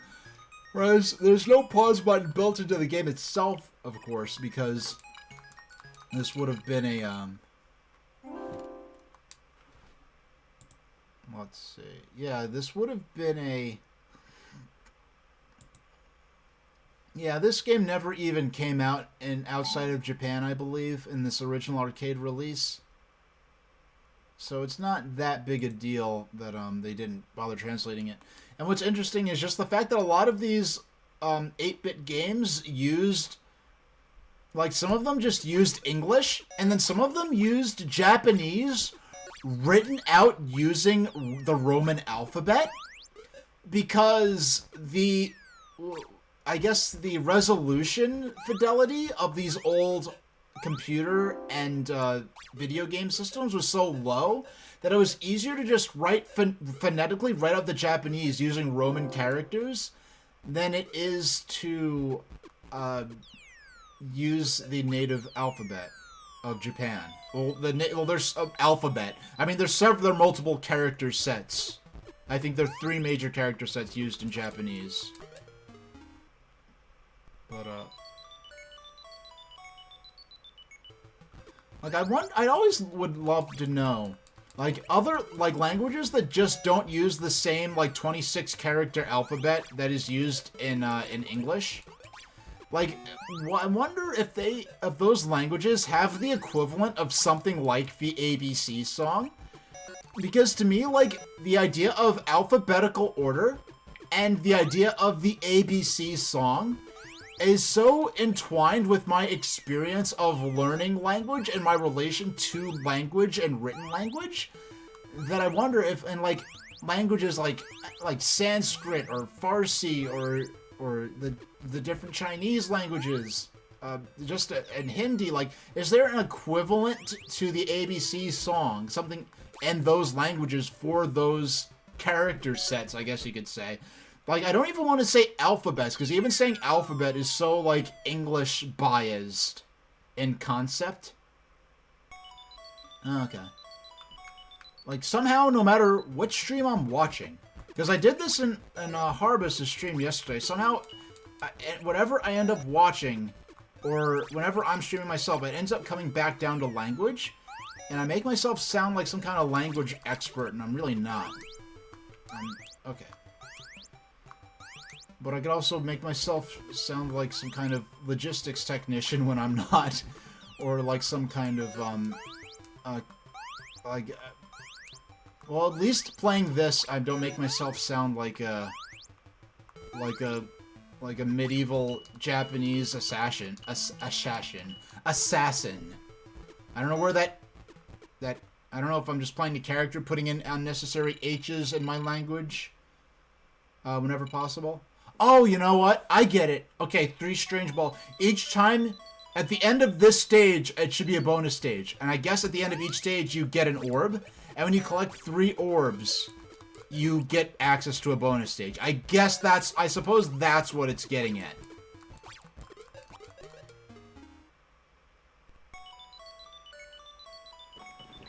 That's the only sense I can make out of it. Okay.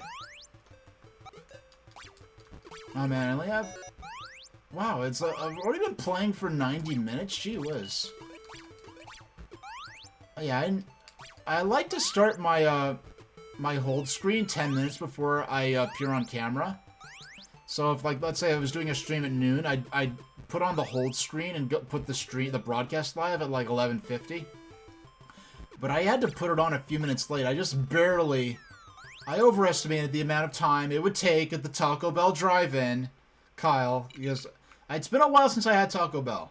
Because the Taco Bell I go to, for the last couple of times I went to this Taco Bell, I had incidents where I would order something that's on the menu, and the person taking the order at the drive-thru would argue with me and insist that the item I tried to order did not exist, and that they're not going to put in the order because what I ordered does not exist. And it's not like something where, oh, it was a limited time offer and like they no longer have that item, but it's still on the board. It's like a LCD screen that updates like as soon as they add or update things. And so I've had a couple of times where the person will argue with me, insisting that, and they're upset at me because from their point of view, I'm asking for some random thing they never heard of that doesn't exist. And from my point of view, I'm frustrated because I just want them to put in my order. Man, you know, I don't know what brain parasite I have, but I guess it's the occasional Taco Bell need. I guess whatever parasite hijacks my brain to want imitation Mexican food. I guess gets triggered at this time of month. I don't know. And then, so then I have to have a cashier, like, a manager come and, like, be like, yeah, just... Like, I remember once, Kyle, are you familiar with Johnny Rockets, the burger place? Sort of a 1950s diner-themed, place. It's in malls sometimes. It was also at a Mohegan Sun when I went there, at a you know, that resort casino thingy. And they had that in the food court. But yeah, are you familiar with Johnny Rockets? If not, I'll explain it. Because I don't want to just drop, like, a regional thing and then just start talking about, like, oh yeah, everyone knows it. Yeah, it's a 1950s themed diner. So basically, like, if you remember, Star Wars Episode 2, Attack of the Clones, when he talks to that stupid alien that tells him about the planet where they're making the clone troopers, when Obi-Wan, and he's in, like, in a 1950s diner, it's basically like eating there. Because, for some reason, the stupid 1950s diner with aliens and robots in it is somehow one of the most memorable things in that movie, which I only saw once in IMAX back when it came out. Yeah, the closest I've come to ever rewatching Star Wars Episode 2 is watching the Red Letter Media Plinkett reviews of that movie. Okay. Oh, okay. Okay, those are those the balls? Okay, that are falling. Okay, so each time I get one of those, so I have to collect 3 of those. Okay, I'm piecing this together gradually. All right. It's like, oh, those are the 3 strange balls that give you access to the freaking bonus stage.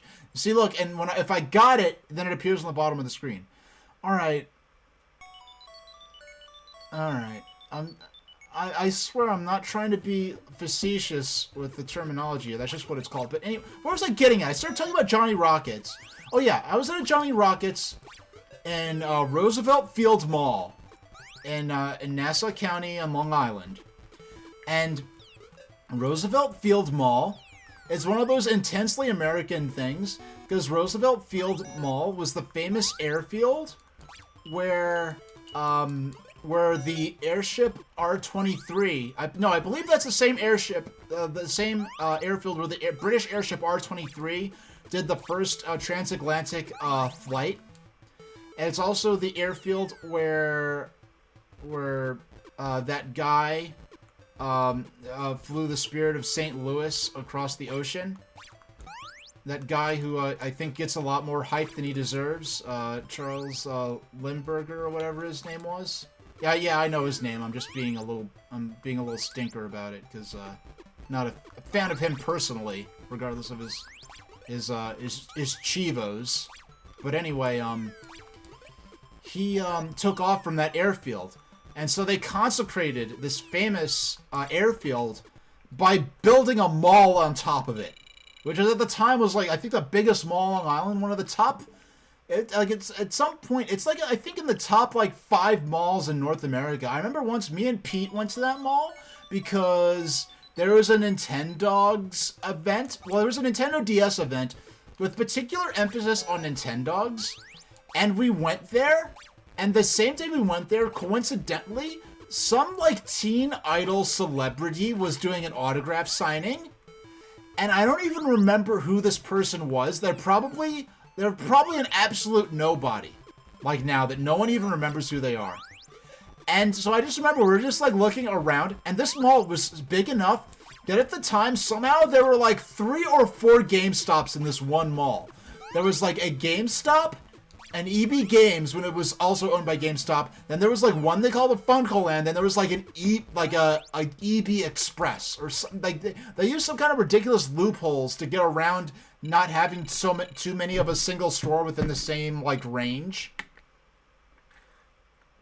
Because there are zoning laws about things like that. Like I knew one Funko Land. There was a GameStop that called itself Funko Land, like on its sign up front for zoning law reasons, because there was a GameStop inside the mall, and then there's a strip mall that was like in the same parking lot as the proper mall.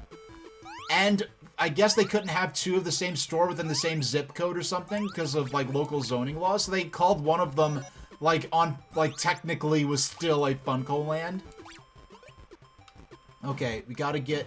Okay, so we're on the way to bonus territory now. Now that guy throws bombs. Oh. Okay, this guy... What is... No, okay. There we go. There we go. That's more like it. And so, anyway, we're at this GameStop. And actually at the EB Express, I remember, I purchased, for some reason, this was right before GameStop in general stopped carrying vintage game hardware. Somehow they got a Super Famicom original controller. And this perfect prop for this, the cord was like this long. The cord was like, see how where I'm holding the controller in relation to my hand? The cord was literally that long. It is ridiculously short cord. I don't know how they got away with making the cord that short. I guess those, like, homes and apartments in Japan were just that small that having a cord that short didn't matter. And I guess there might have been an expectation where it was kind of like the Atari 2600 or some other older systems, like those Pong consoles, or you were expected to have the console up close to you, so they made the console wire long, and then the controller cord was short. But anyway, me and Pete were at this mall, and all of a sudden, it felt like 30 little girls. Like, little girls. I mean, like, 13... Sure. Yeah, we'll do the online ranking, whatever. Yeah, out of nowhere, like, a couple of dozen, like, 13 to 16-year-old girls came running by, like, screaming, like, oh my gosh, it's Freddie Fairbanks! Or, I don't know what the guy's name was. Like, Freddie Fairbanks. I just made that name up on the spot. Like, oh my gosh, it's Freddie Fairbanks! And they're all running in one direction, like, towards... this, hey, maybe it was One Direction, the band. I don't know. I don't even know if, this was long enough ago. This would have been Nintendogs. This would have been 2005, so I don't even know if One Direction existed as a band yet. I have no idea. I just remember, like, being well into college, because I was in college longer than a typical student would be due to various reasons that I could, should write a literal book about that whole adventure. But anyway, I just remember, like, it got to the point where there were people, like the freshmen that were in college, were people that were not even in high school when I was in high school. So there were, like, a whole, like, generation younger than me, pretty much. And I was like, I cannot relate to these kids in any way whatsoever, and we're all adults, and that's the freakiest part. That I guess because of, like, the internet, and the internet makes it so that things can come and go a lot quicker, so there are just a lot of cultural things, and that just kind of had changed so rapidly that even by the time I was in what would have normally been my own intended senior year, the people that were in freshman year were just like, kind of, and the thing is, and not to age flex or anything, but I think I'm getting to a point where, like, this, I might even be talking about your kind of age range, Kyle. Not that I'm that much older than you, but the thing is, because of the internet and technology, things are changing so rapidly that just being born 3 or 4 years later can give you a totally different worldview. Because, like, for me, I remember, I have no memory of life before computers. Computers were always just a thing that existed. But I do remember life before the internet. And then whereas someone that's like 5 or 6 years older than me, they were in college. They might have been like halfway through college or in senior year of college before they even had their first experience with the internet themselves. So, like, the world is just changing so rapidly, it's just kind of wild. Okay. Now, actually, let me pay attention to what happens. Oh, no, it's already, the item's already gone. I wanted to see for sure if that weird, like, looking face, I wanted to see for sure if that was Oh, I wanted to get the scroll, but it turned out he was the last enemy on the screen, so that took care of that. Okay, so we have 2 out of 3 orbs. Alright, I just noticed, okay, that moon... And... Hey, Sam the Book, how you doing? Thanks for joining. Yeah, don't feel, look, I'm being bamboozled, look at this. Yeah, don't feel pressured to, participate in chat. I'm considering even turning off those alerts off, because, I know some people, they just want to, watch and be quiet and mind their business. And if they want to see a future stream in the future, just because they follow and it's like, do, that whole crazy thing that's going on. Oh, you're okay? This is a great stream? Is this the first stream of mine that you've caught? Is this some, yeah, is this the first stream you've been in, or have you been here and there and around? Or did you just randomly stumble in, or were you recommended by someone? Now, if I'm not trying to be too nosy. If you want to keep that to yourself, that's perfectly your own business.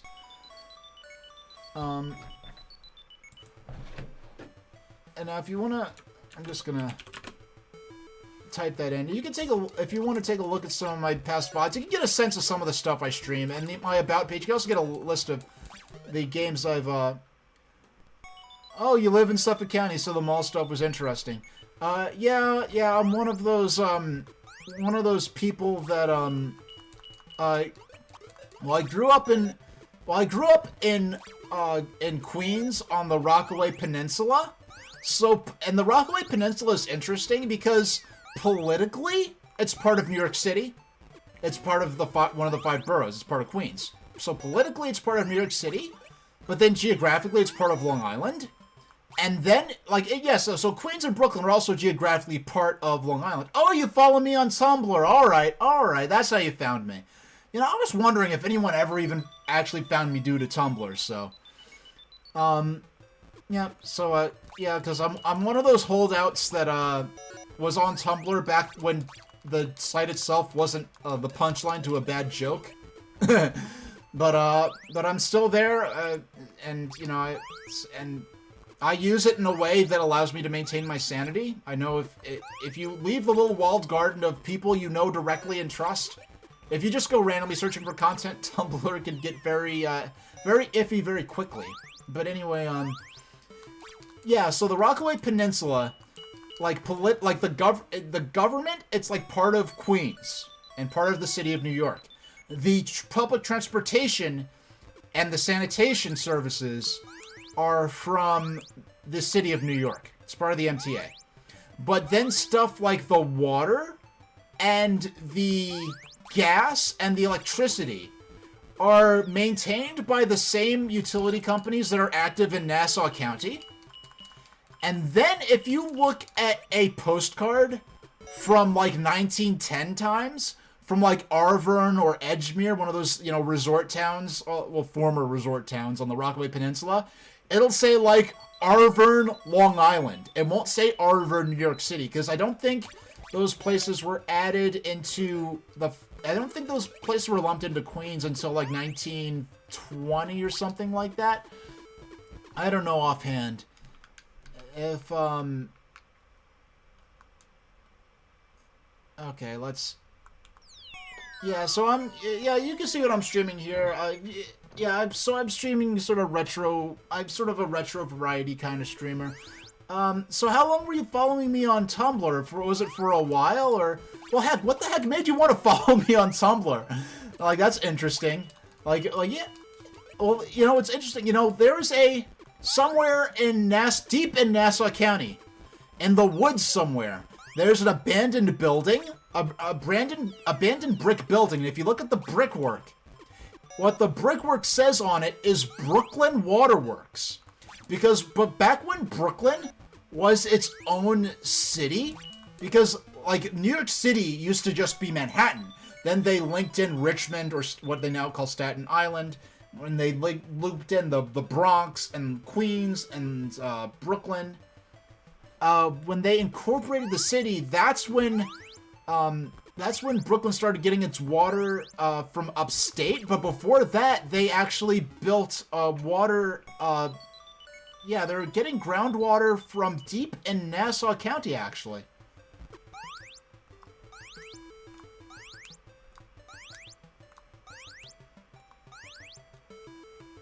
Yeah, just such a weird mix of stuff that I'm not doing that good right now. Okay, we only have oh my gosh, we only have 12 minutes left of this game.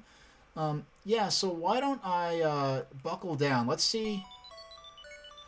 Well, we'll play through. Yeah, we'll play through the rest of this session, and then let's see. When we get to like say, we get to 10 minutes, I'll game over on purpose, so we can keep the high score. And when we do that, I'm going to go ahead and just start a game from scratch, see how far I can get. Let's see if we could beat the 24,700. Now that moon, it looks like there are two rabbits on the left and right side of the moon. It looks like there are two rabbits, like, working on a pottery wheel. I don't know why. That's the weirdest thing I've ever said. Two rabbits, working on a pottery wheel. Like spinning a vase together or something.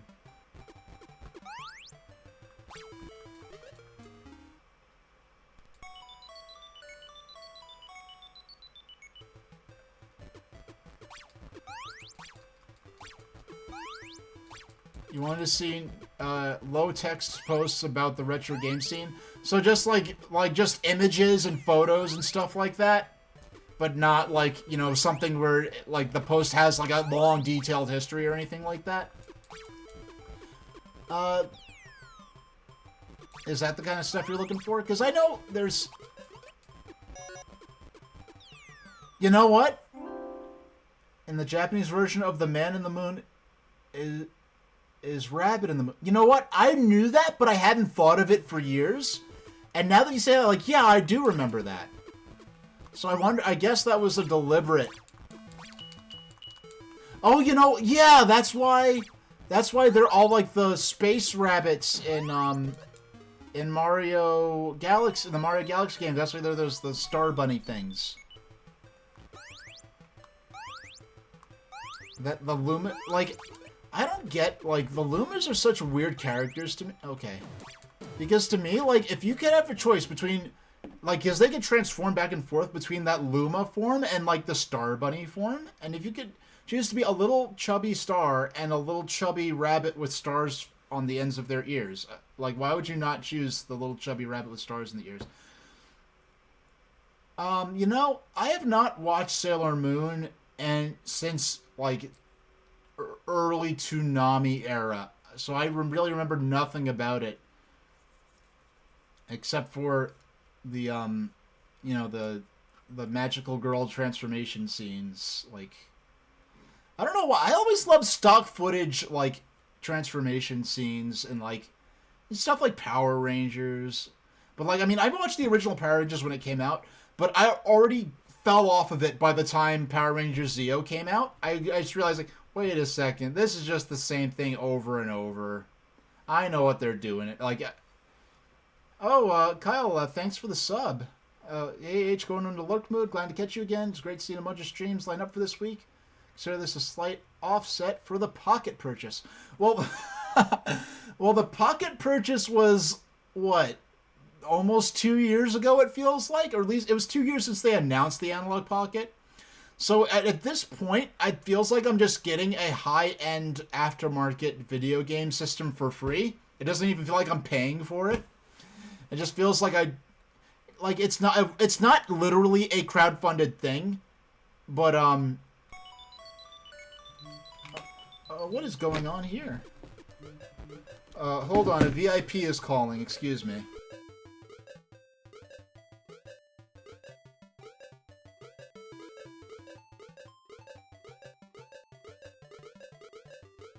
Yeah, it's a VIP. I'll have to get back to you in a second.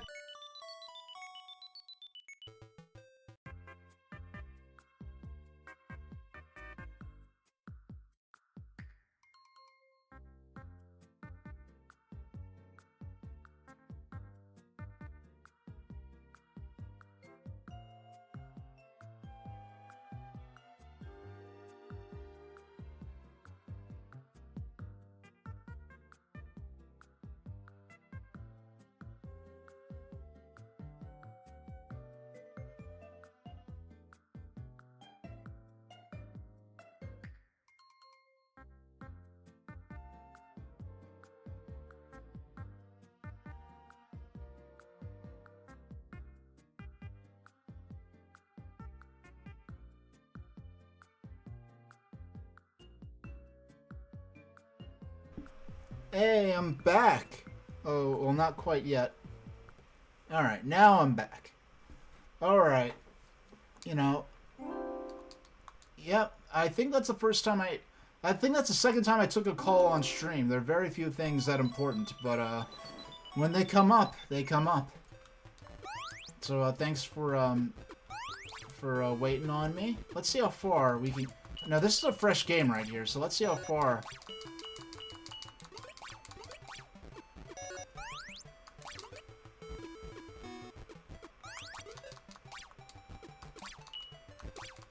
There we go. Oh, no, no, no, no. Okay, that was scary for us. No. Yeah, getting used to just... How was I supposed to grab that? Like, how on earth could I ever grab that? It was on ground level. I defeated him, and then the orb immediately fell off the screen, so... My headphones were a little loopy. There we go.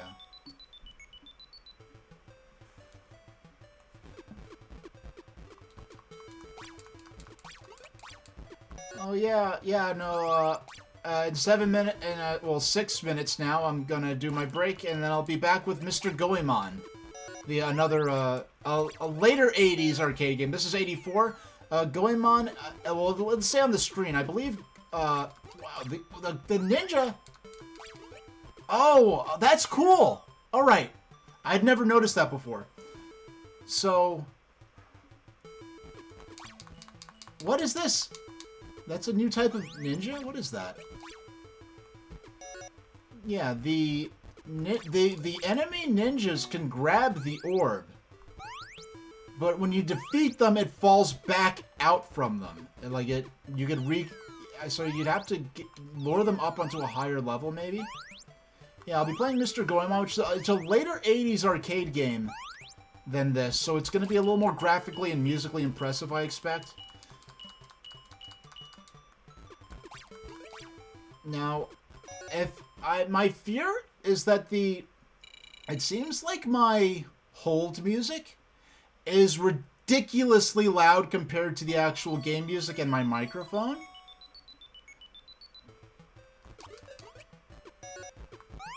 Because I wanted to play this totally fresh, I didn't want to play it a bit just to test the audio. So I don't know if... Because what I'd really hate is to go back and watch the VOD and find out the game audio was entirely too quiet. Or that the game audio was totally overpowering my voice and you could barely hear me. But either way, I'm just honestly just really honored just to have anyone in here watching me. Because, oh shucks, okay. Yeah, alright, there we go, we got him. No, almost. Okay. Now, okay. 50... I'm not... Whenever... The times when I'm actively looking to grab the weird, like, frowny face card thing. Oh, and by the way, I haven't mentioned, playing with this controller, it's been a fantastic experience. It's worked exactly the way I hoped. This entire time.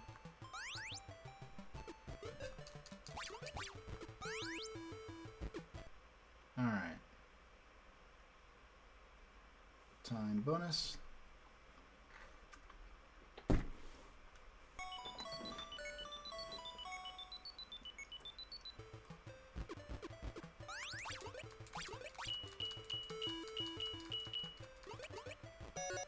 Alright.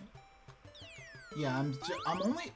I mean, it might look like I'm not doing so bad, but really only in the last, say, 15 minutes have I seriously gotten the hang of the fact that moving and pressing the button does a completely different thing than being still and pressing the button. That's probably been the biggest learning curve I've had to... Oh, and by the way, UPL Company Limited. UPL stands for Universal Playland, which sounds like an amusement park, but no, it's just... Then no, nothing to do with the Universal theme parks or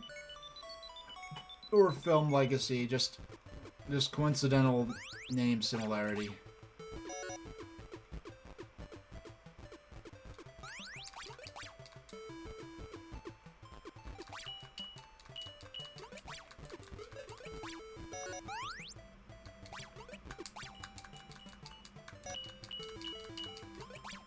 And we got it. Okay, so that's 1 orb. So when we beat this stage at the scoreboard scene, it should show.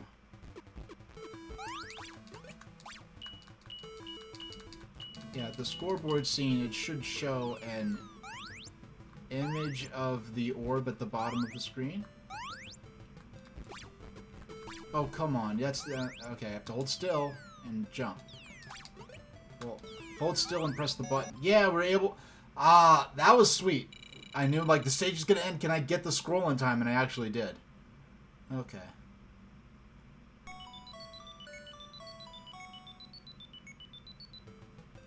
Alright.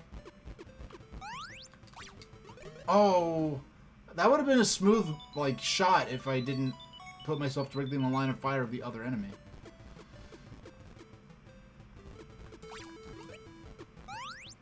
No.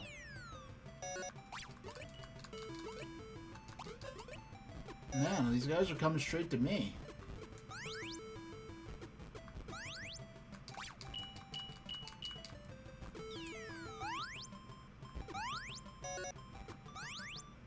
I don't know why, but I feel like it's been a thing that these various, like, little cutesy ninja, these cutesy hooded ninja characters, I feel like I've seen a few versions or takes on this sort of trope or recurring character design thing, and I can't even think, just different anime and video games and stuff. Like, for instance, the ninja in Super Mario Bros. 2, or originally from Doki Doki Panic. Like, those have a similar sort of design here, and I feel like I've seen in anime different, like, little toy ninja characters that look in this style, so I'm guessing this is some kind of recurring element in Japan. It's one of those things, like one of those things where everyone knows what it is, like Kilroy is here, or those funky, like, S's that everyone would scribble on the bottom of their desk in school. Alright, so, 2 hours of Kid Ninja. This game, gets a thumbs, final thoughts on Kid Ninja. The game gets, now I wanna, yeah, I would consider this a good game. It's interesting. It's not something I can't say if I'm ever in my life going to go back and play this game again. But it's a cool game. I'm glad I played it. And I'm very interested in future games of the series where there's maybe a bit more complexity added to it. Now, now let's switch to, okay. No. Actually, I might as well use this to,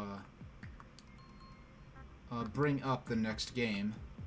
Which is not a complex thing. I just have to switch which game is running on the Switch. It's not like I have to switch consoles or anything. Okay. So, I'm going to turn down... This seems a little loud. I'm going to turn that volume a little bit.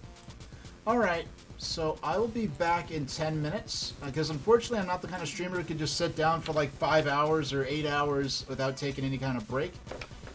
So, I don't know, here's the credit for my art, which the artwork used in my stream, which I'm going to drop right there. The next game I'll be playing is Mr. Goemon, a game's 84.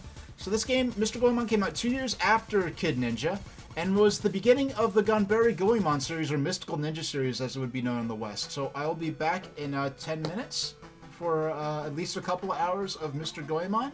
If you won't be joining me for the second half, thanks for watching this far. And for those who will be joining me, get up, stretch, make some popcorn, whatever it is you want to do, make some phone calls, and I will see you very soon.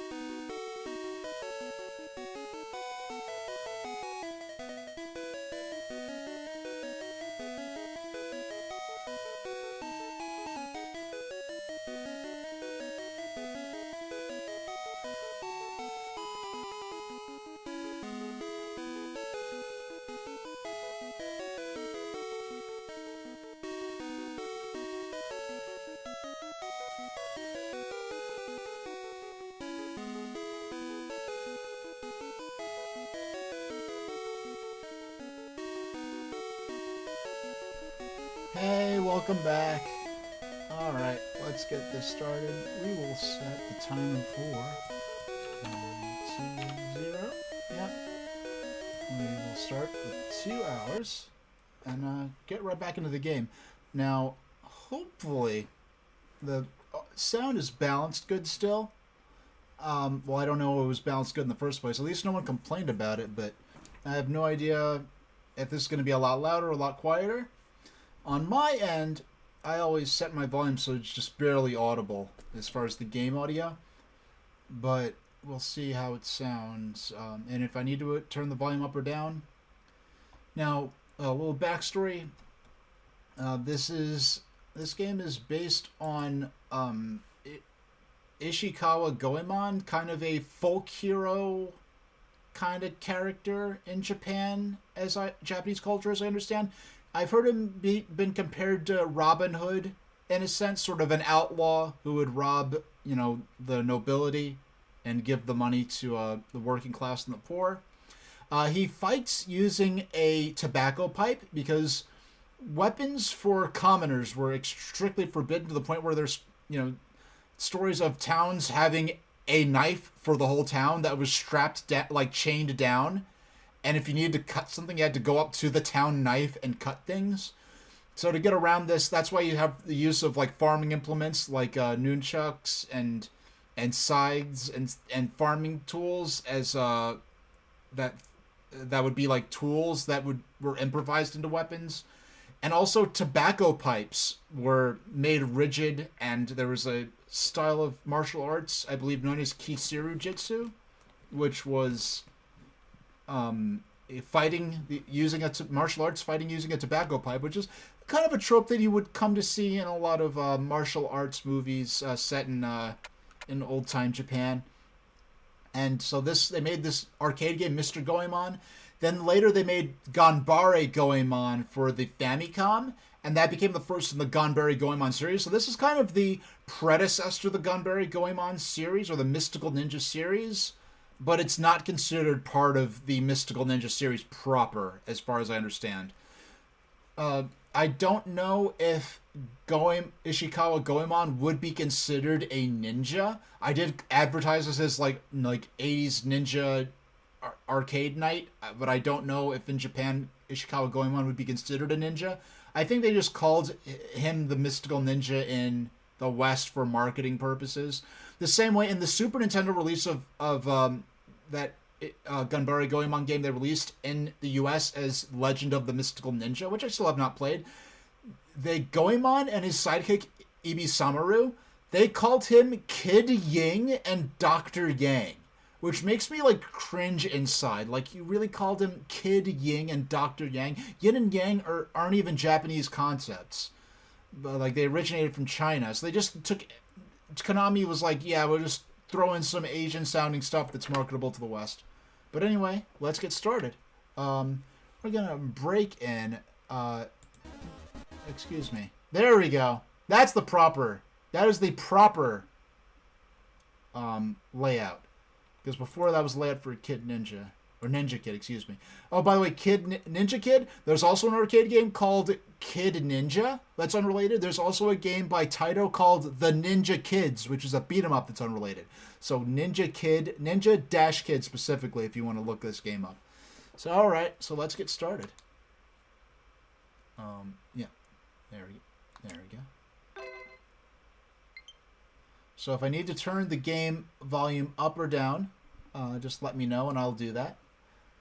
So the B button is to throw the item. Oh, by the way, about the 8-bit Do gamepad that I'm using, the SN30 Pro, this is labeled in the XABY button arrangement. With X being X, A, B, and Y in clockwise order, which is the traditional Nintendo arrangement. I know there are some Y-backs labeled controllers. I don't know if 8-bit Do actually makes any of them. Anything with XABY button arrangement, for instance, I have the new Pocket Go here. This has the XABY button arrangement. See, look, I do have one of those cheap emulation handhelds. It's not like I have getting the Analog Pocket because I'm just a big snooty pants or something. These are useful. They're fine. They get the job done for what they're used for, but I want a higher-end device that does specific things that this thing will never be able to do, and that's fine.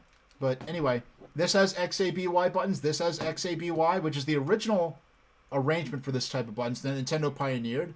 Whenever you see something that has the YBAX, YBAX, that's usually something that's intended for Xbox or PC use, which is actually derived from the Sega Dreamcast controller, the YBAX format.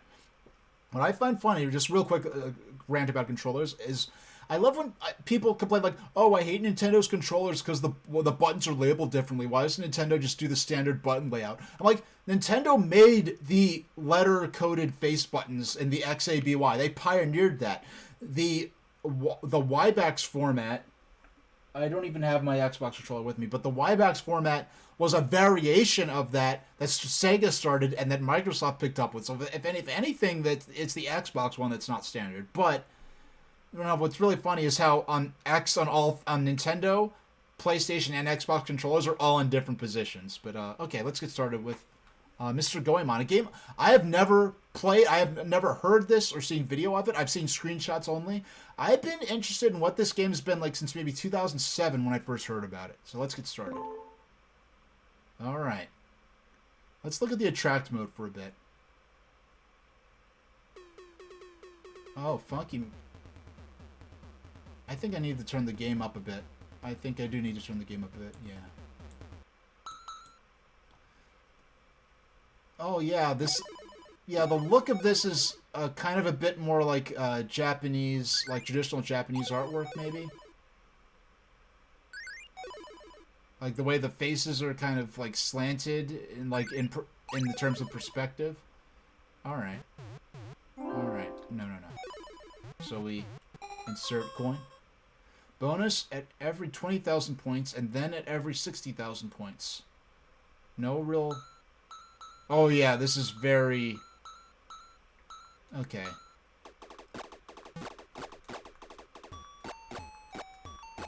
Alright. Yeah, so I'm pressing the button to swing his pipe.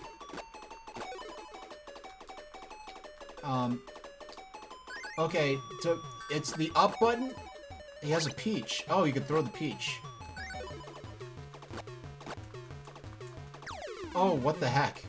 I have no... I got killed. I'm not even sure what happened.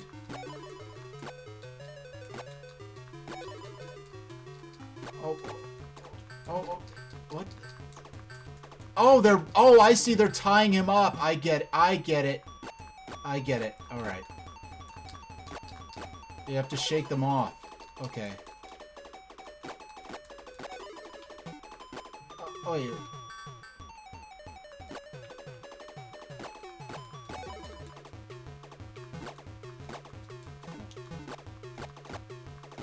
Okay, the more you scroll, the more those sort of stripes show up. Oh, there's the little... the doll. Okay, you can throw the doll. Okay, alright. I'm guessing these are... I guess... I don't know...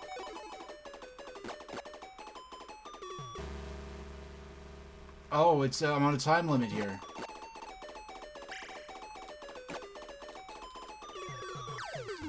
Oh.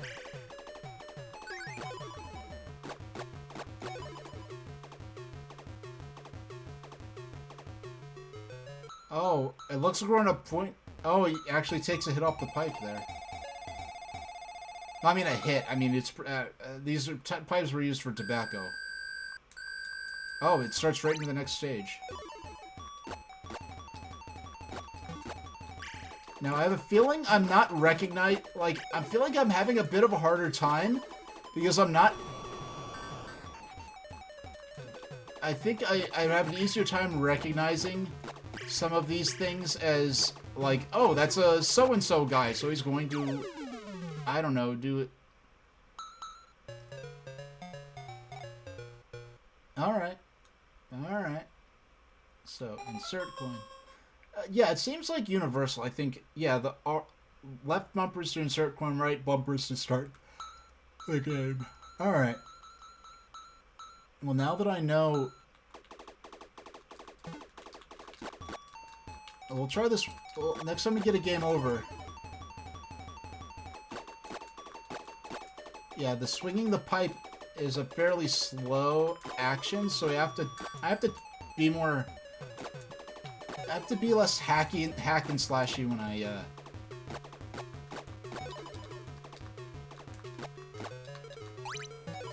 Yeah, I don't know exactly how to throw the items yet. Okay. And by the way, to jump is to you press up to jump. You have pressed up on the D-pad to jump. So that would have probably been up on a joystick in the original arcade release. Notice how both of these releases have been 4x3 releases, whereas opposed to I know there a lot of it seems like a mix of these games between which ones are like the vertical pillar box releases, like the portrait format releases, versus the 4x3 ones. In the US, it seems like the portrait format was more popular. Alright. Yeah, the fact that the stage starts so abruptly is kind of, without really any without literal fanfare. There's no fanfare, the stage just begins.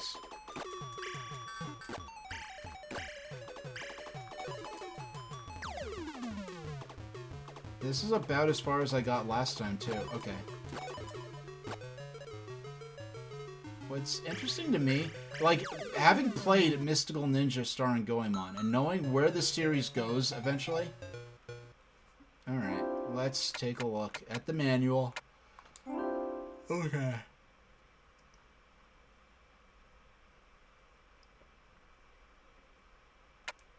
Pipe attack. Okay, A and B. So A is the pipe attack, B is the throw item. Okay. And that's it. There's just throw items and use the pipe. Or use the... I'm trying not to make this sound like I'm discussing drug paraphernalia. It's a pipe that's used as a martial arts weapon. Okay. Manual. Okay, throw. Up is to jump. Control the main character Goemon, helping him to steal the golden carp statue from the castle while evading guards and ninjas. You can execute a close attack with A button depending on the pipe. So I guess they're different main weapons. They're different pipes you can get throughout the game, I guess. And the B button allows you to throw items you've picked up on the street. These actions can be used not only to defeat the enemy, but also to defend yourself from missiles fired by the enemy. You'll be caught if you come in contact with an if you come in contact with an enemy, but you can escape by repeatedly moving the direction buttons or L stick left and right. If a certain amount of time passes and you are still unable to escape, you will lose a life when enemy missiles or other bullets hit you. Be careful, because when the moon on the top right of the screen reaches the right side, time is up and you will lose a life. Score, lives remaining, time, player, throwing items, stage, there's the enemy. Alright. It seems like that's all there is to it. Game reset, back to title screen. Read the manual. Hamster. Yeah, unfortunately no cabinet art or scans or anything like that with this one like we got with Kid Ninja. No, excuse me. Ninja Kid, not Kid Ninja. Totally different game. What? Display settings. Whoa. Okay. Wait. Oh, okay.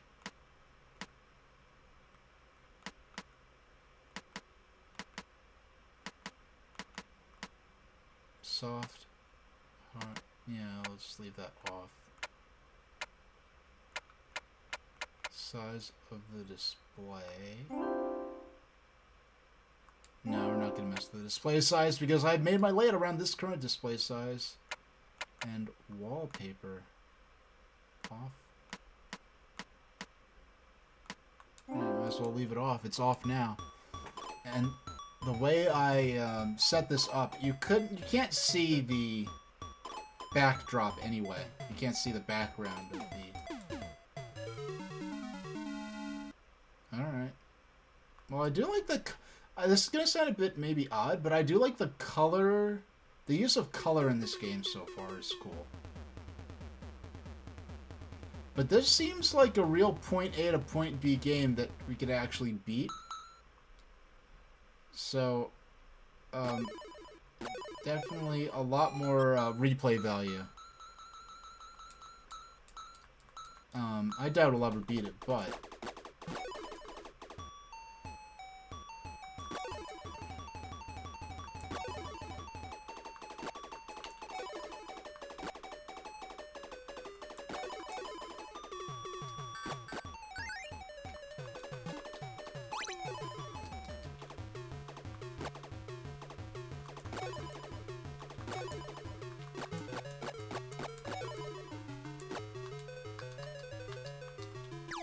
Oh, I took too long.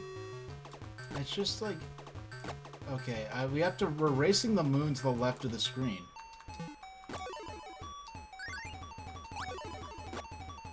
Okay. Oh, you could... Okay, you could bash them.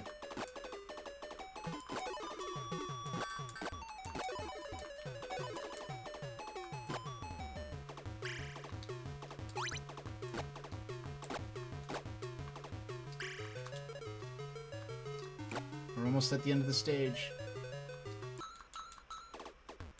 Alright, cool.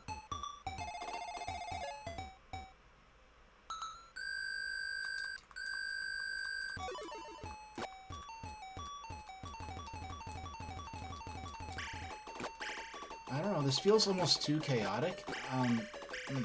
Okay.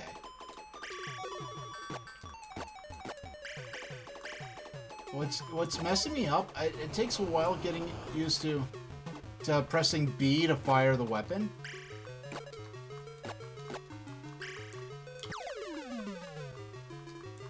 Yeah, the bottom button, I'm not used to that bottom button firing a weapon in these games.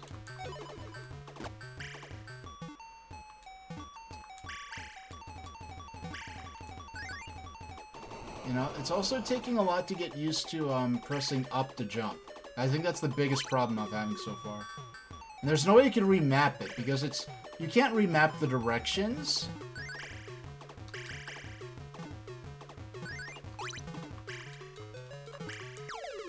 Oh. Alright. Well, we got further than ever before, so... Not bad. Yeah, it's the furthest we've gotten yet. So, alright. Insert a coin and jump on in.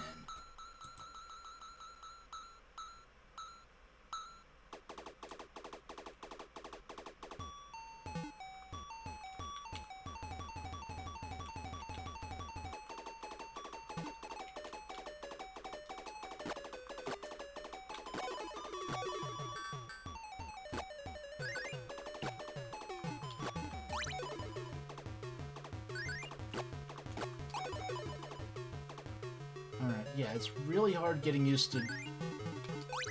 Oh, to jumping with the up button. That's the hardest part so far.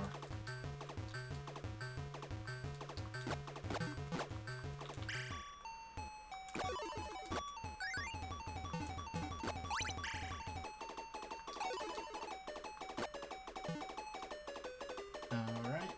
Hey, we got to that first stage. I think I get... No, it seems like I only collect that first suit. Man, the way the stage doesn't say, like, it doesn't say ready to go or anything like that. It just throws you right into it.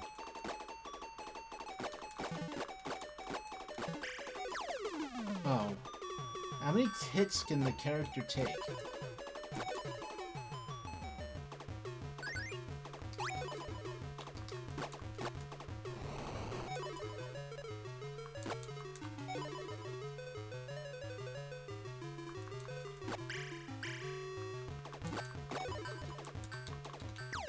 Oh, I didn't get free fast enough. Okay.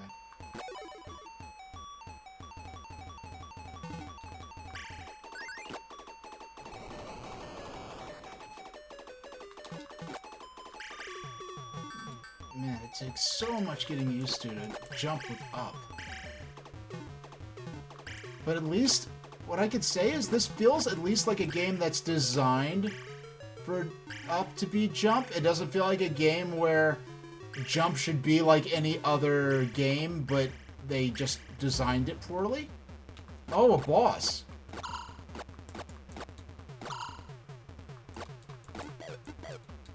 Oh, come on, come on. No. Okay, that's the end. At least we got up to a boss, so that's interesting. I wasn't expecting... You're not used to... Yeah, this is getting later into the 80s. The games are getting more complex. They're being more like point A to point B platformers, I guess, at this point. So let's... Okay. No. Left to start, right to... Alright, we're getting better at this. A little bit at a time.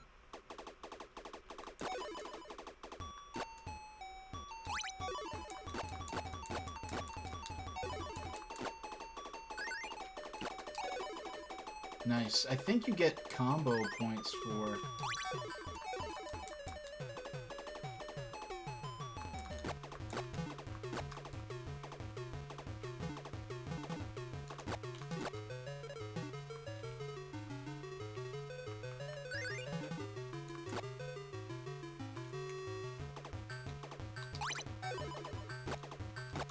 Okay. Alright. That was close.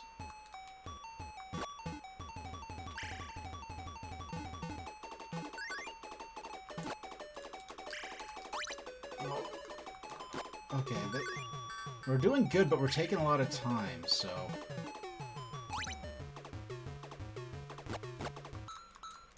Yeah, whenever I don't know if you just automatically get 800 points for touching the gold, what appear to be gold bars. I may be misinterpreting some of these graphics. Like, for instance, like, I know that there's a peach item that you can grab and throw. If you're not familiar with how Japan represents peaches in iconography, I could see you thinking, not realizing that was a peach. But I do like how all the police guard people laugh when you lose a life. That's a nice touch. And it just makes the game feel a little more lively. Yeah, I got two. Yeah, it's just hard.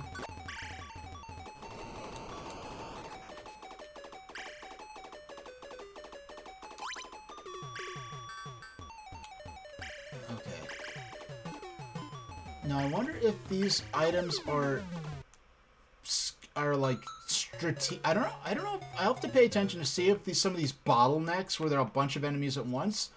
I'll have to check and see if they're appearing in the same places, and therefore it would kind of just expect you to be throwing those throwing items at particular points. Like there's a fan, right? Okay, so let's grab the fan. This is gonna sound weird, but the jumping control, the jumping control looked a lot worse in Ninja Kid, but it feels better. Like just because if the jump button was an actual button and not up on the D-pad, which would only be worse in the arcade because that would mean it would be up on a joystick. Like the difference between using a D-pad and a joystick can like make some games unplayable. Like for instance, I've played versus Super Mario Brothers in an arcade. That game is unplayable to me. That game is fundamentally flawed because of the way the joystick works.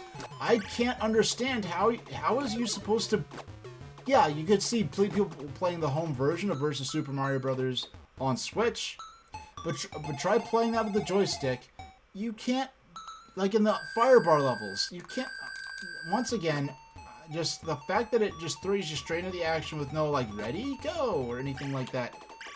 Very disorienting. It's taking a lot of time for me to get used to. Oh, okay. Yeah, so that throwing item...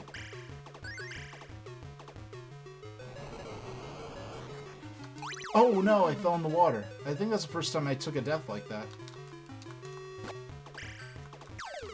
Oh.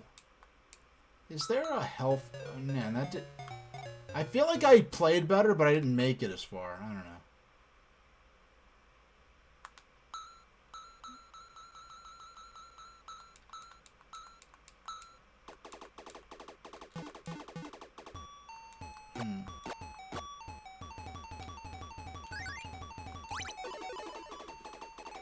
Alright, so jump. No. That did not feel as responsive as it ideally could have been.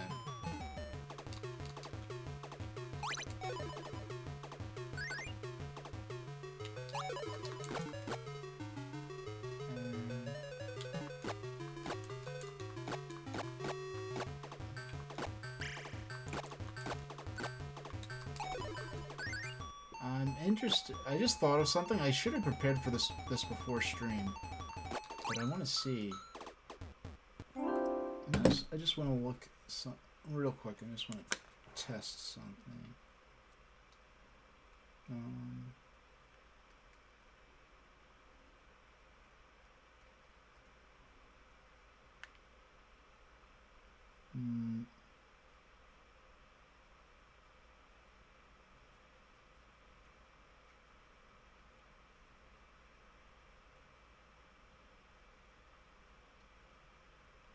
All right.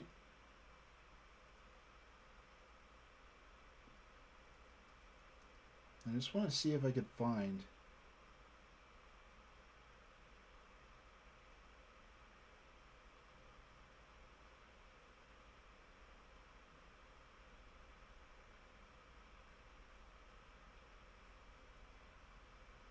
Okay, one more search.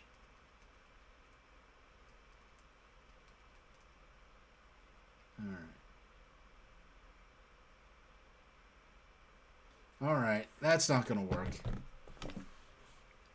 Alright, I tried to see if I could find any videos on YouTube of authentic, I guess what would be called Kiseru Jitsu. But, instead I found videos of, drunken street fights with Japanese people fighting each other with, like, plumbing pipes, and that's not really what I was looking for. Yeah, the projectiles they take out multiple enemies, which is, I guess, why strategic... I think they place these at places they expect to be bottlenecks, but here's the thing. I keep trying to press A to throw, and it doesn't. You have to press B to throw. And there's no face button to jump. You press up to jump. So... Oh, okay. Oh... I don't, like, they grab you so frequently. You know, each time I lose a life, I keep forgetting to check and see. I don't think there's a visible life meter of any kind.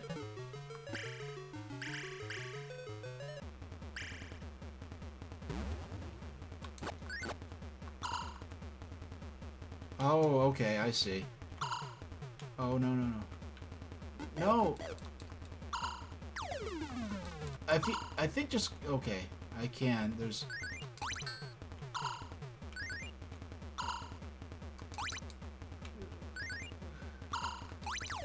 Oh man, I think I'm gonna get a game over here. Yeah, I got a game over. Yeah, I wasn't even expecting there to be boss fights in this game, so I'm already pretty impressed.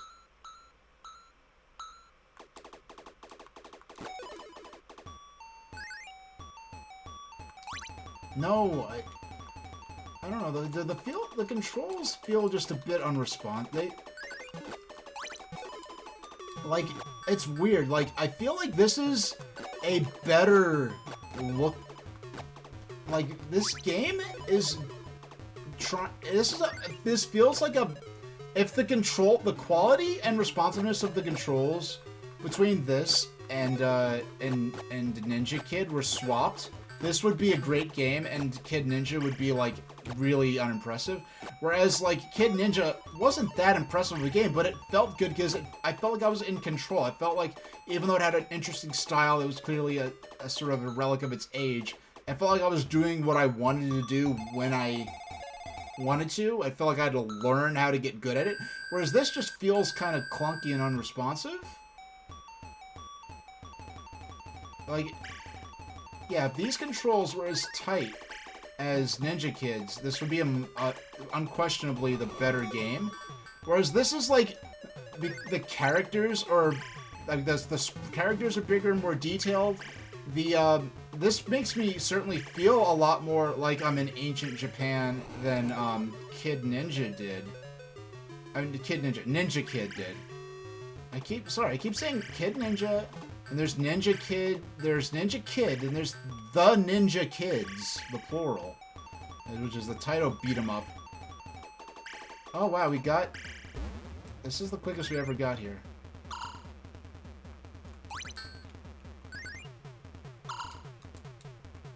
Hey, Tundex, how you doing? I'm sure do you recognize this guy? You know who this guy is? Not to assume that you're, okay. Yeah, I'm, yeah, so, have you ever seen or heard of this before? Have you actually seen this game before? Because I've heard of this game since, like, 2006. This is the first time actually playing it or seeing video or how it sounded. And it's funny, because this was the first Goemon game by Konami. Actually, I might as well... I forgot to... let me update the stream title. Ninja Kid, Mr. Goemon. Now it's just Mr. Goemon. Yeah, so this game was the first game by Konami to feature Goemon. Yeah, no, that was my first... Yeah, my first game in the series was Mystical Ninja starring Goemon. But this is the first Konami game to feature Goemon, but this is not considered part of the Ganbare Goemon series, or the Mystical Ninja series. This is kind of a precursor to that series, where I guess here it's a bit more based on the sort of folk character. I don't know if it was a historical character, or a folk character, or like a legend, or like a mix of like a real person that sort of legends or stories sort of spread about him. Like, because I know there's been debate as to whether Robin Hood was a real person or not. There's a place in England that's said to be his grave. But anyway, actually I was talking about, Disney Robin Hood. That's another movie. What, we were talking about that in Harbus's stream yesterday. What is it? No, this seems to be based more on the folk character. But on the other, it would seem more like the Ganbare Goemon games, which, like, the series that led to Mystical Ninja starring Goemon, that series proper started on the Famicom. And I think, honestly, like, one of the Super Nintendo Famicom games, which was brought to the West as Legend of the Mystical Ninja. Then there was Mystical Ninja starring Goemon for N64. Then they brought Goemon's Great Adventure. And that's really it for Western support for the Goemon series. They almost translated a Japanese Goemon game that looked a bit more like a progression of the 3D platforming action-adventure style of Mystical Ninja starring Goemon for PlayStation 2. But the translation, the localization was going to be funded by Sony. And I guess Sony just decided, like, it didn't have a chance of doing well, so they just canceled it. Even though they actually announced the Western release of it, which is a shame.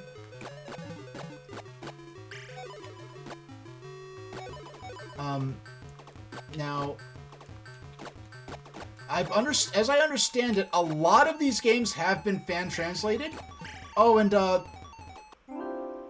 so, yeah, the controller I'm playing with the 8BitDo SN30 Pro Bluetooth gamepad.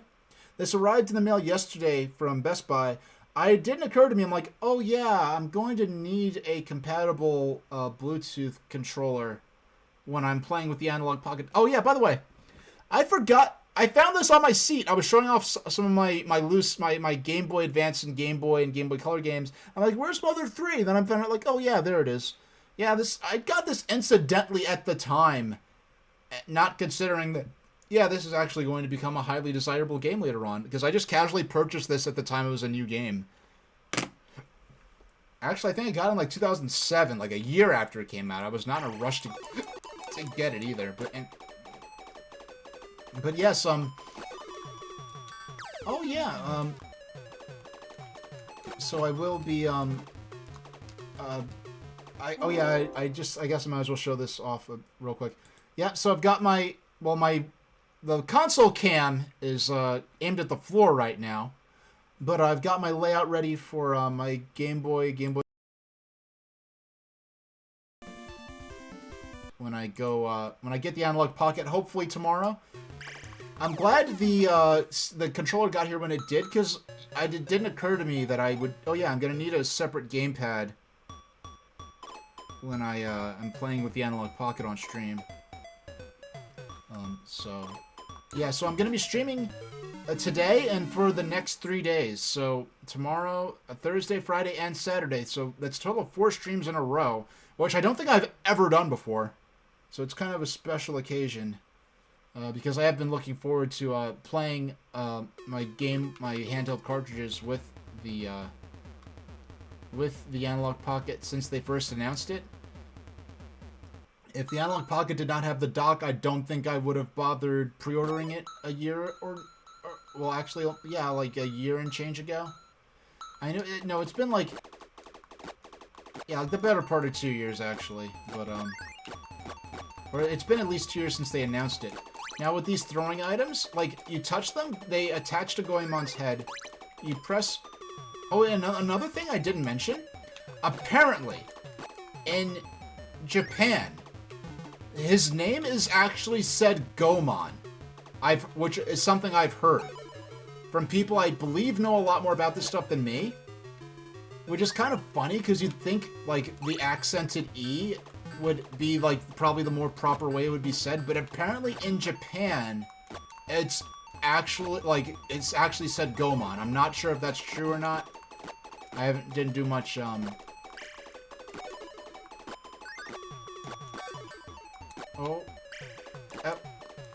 no, and whenever these, guards or samurai, or whoever, whenever they touch Goemon, they start to tie him up. And so you have to wiggle the D-pad left and right to, No, but the controller I'm using, honestly, it's hard to get your hands on the, Nintendo Switch Online, wireless Super Nintendo gamepad. Honestly, now that I have this, which does everything that I can do and more, because it has the joysticks, as well as bumpers and proppers, the traditional shoulder buttons as well as the bumpers. So I can actually probably play most modern games with it, as long as you don't need motion control.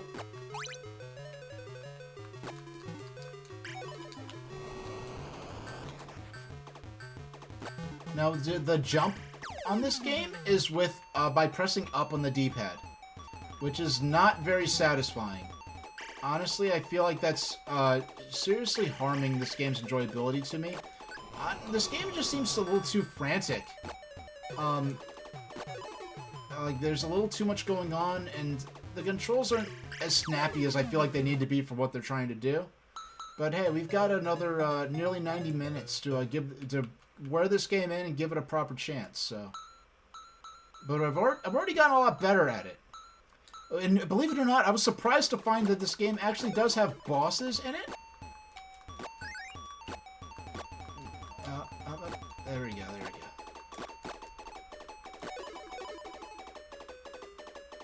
Yeah. No. I was supposed to get the peach. Oh, he already has a throwing item. Okay. Yeah, the throwing item is with the B button on the bottom of the controller, action button, face button array, which is kind of a little disorienting, because you'd expect that to be a jump button. Like, the button I'd expect to jump is to use the pipe. The button you'd expect to throw things is to use the pipe. And you press up to jump. So it's really been a challenge getting used to these controls. Now, the last game I played, it was another ninja-themed game, Ninja Kid, by Universal Playland, which came out a couple of years before this. And the graphics are a lot simpler, music's a lot simpler. That game also, compared to the jump controls for Ninja Kid, compared to the jump controls in Donkey Kong, in Mario Brothers, Ninja Kid, I was surprised by how nice the jumping controls, because it's not like Ice Climbers or Mario Brothers, where once you press the button, it just does a single predefined arc jump that you can't affect mid-flight. It controls actually a lot more like Super Mario Brothers, not as snappy and well-defined, well-tuned. But you actually do feel like you have control of your jumps. But it has this interesting mechanic where when you jump, yeah, there's an action button. There's like a shoot button and an action button. There's a button to throw shurikens and a button to jump or fall. If you're standing still, the character will fall through a platform if he's not on ground level. If he is moving, he will jump when you press the same button in the direction that you're moving. So you use the same button to fall and to jump, and somehow, even as much, that was a learning curve to that, and, you know, it's a sign of how old it was. It would have been handled much more fluently in modern times. However, that game felt like the controls were more responsive than this. And it's a shame, because aside from, like, brand familiarity with Goemon, like, this is a cooler... Like, they're both ninja-themed games. This one, with the music, the presentation style, the graphics, it feels a lot more like I'm actually in, like, medieval Japan, as opposed to Kid Ninja, which is much simpler by necessity. I mean, it's an older game. And even in the realm of 8-bit side-scrolling games, the technology was advancing so rapidly at this point. Okay, there we go. Gotta shake him off.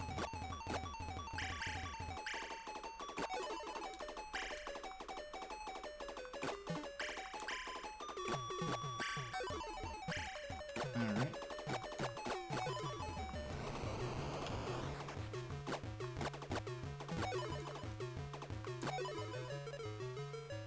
Alright, and... oh. Yeah, and I don't know if I mentioned this. Whenever these guys grab Goemon, they start tying him up and he starts choking. You have to shake these bad guys off of him. Well, I guess they're the good guys technically in this case, because it's true to the folklore. Goemon is a thief. He's out to steal a fish statue from a castle. But I don't think he's gonna... I'd be impressed if he made it into the castle, saying as it seems like every authority figure in Japan is already on his case.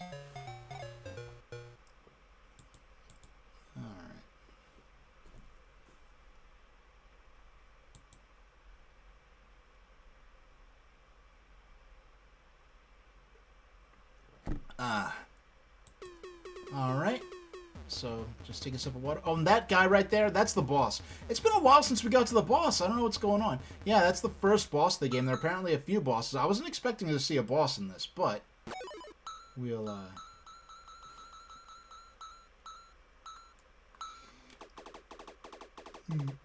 Alright. So, we got the throwing item, throw the fan.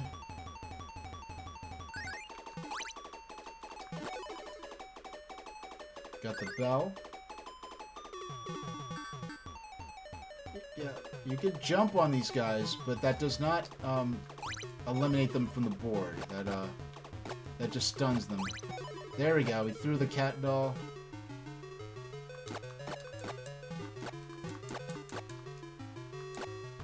You really have to time.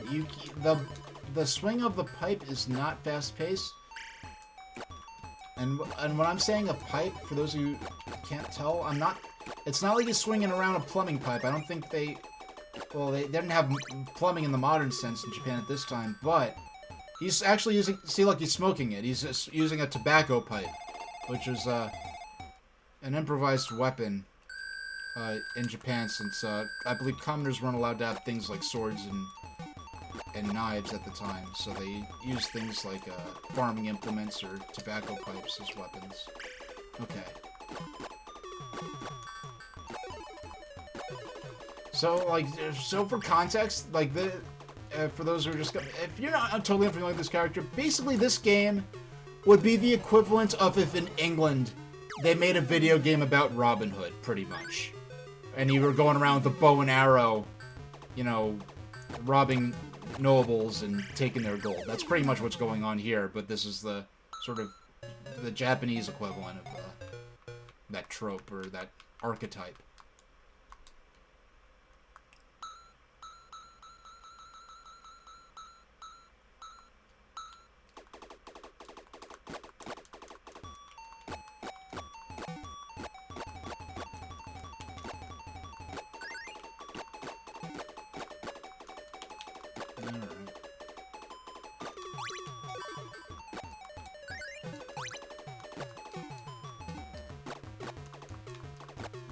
There we go.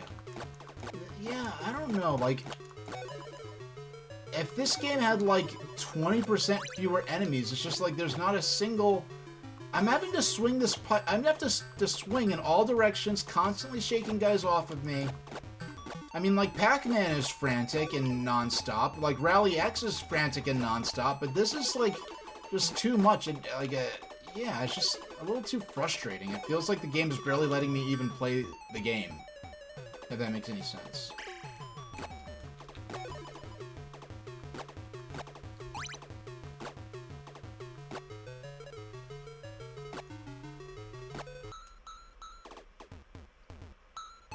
Alright, so that's stage 1.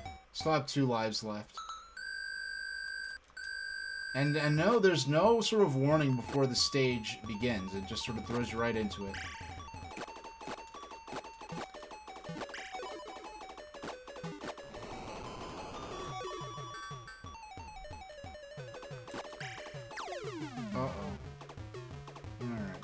And yeah, they all stop to laugh when you lose a life in this game.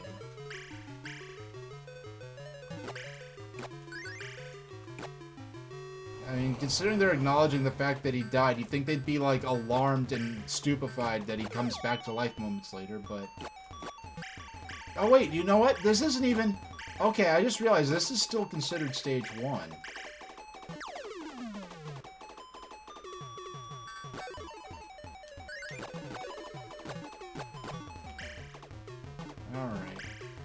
Please. Oh, no, I did not mean to throw that when I did. Ah, they're all running because here comes this, I guess, some kind of, being from Japanese tradition. Okay.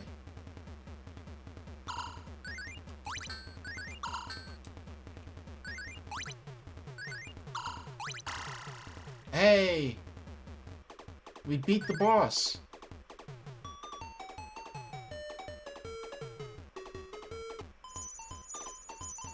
Oh, he's giving the money to the people now. Okay. Yeah, so he really is a Robin Hood-like character. You see that there? He's throwing all the money... He's throwing money to, like, the houses of the townspeople. Oh, wow. This music. I know this music.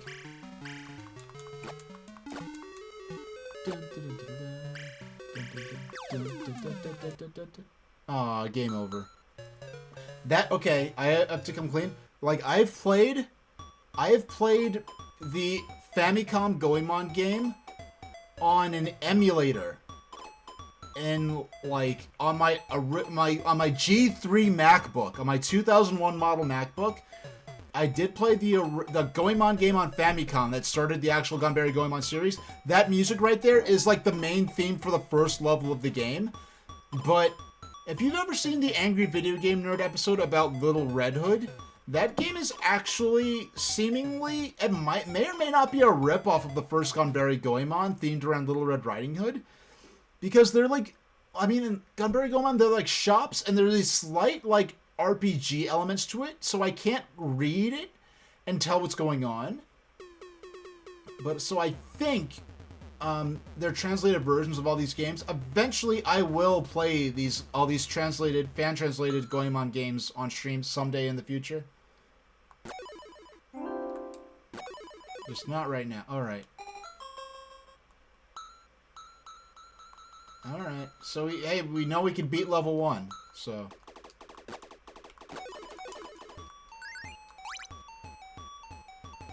You know what? Wow, that took... Yo, I've been playing this game for 50 minutes already. It took us 50 minutes to beat level 1. It does not feel like it, but... Maybe if you're watching it feels like it, but this is a really intense experience, actually. Like, I love video games, but I'm never going to pretend to be, like, a high-skill, like, expert gamer or anything like that. Cough, Metroid Dread, cough. Even though the whole Metroid Dread thing was ridiculous because I had beaten Metroid Zero Mission... No, I beat Metroid Fusion on stream. Then after the Metroid Dread disaster, then I played Zero Mission on normal mode. I didn't even play it on easy mode when I had the chance to. I played it on normal mode just to prove, like, see, look, I can play 2D Metroid games. I played through most of Super Metroid, but the battery ran out on my playthrough. I played most of Metroid 2, which is arguably even harder to navigate than the first Metroid because of the Game Boy's, like, lack of graphical distinction between environments in a lot of cases. So it's not like I can't play 2D Metroid games, but Metroid 2 Metroid Dread made me look like I never played a Metroid game or a video game in my life. But we're not gonna dwell on that. I think it really tore it was the frickin' raid afterwards. But we're not gonna talk about that, because I don't want to call people out. Even though he called me out on stream, but... Can you tell I'm bitter? Okay. Alright, good times only. No drama, good times only. Okay.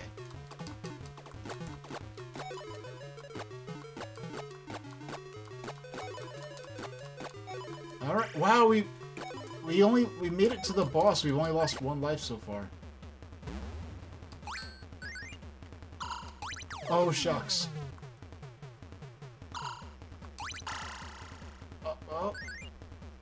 Oh, I guess the idea is that the character was transformed.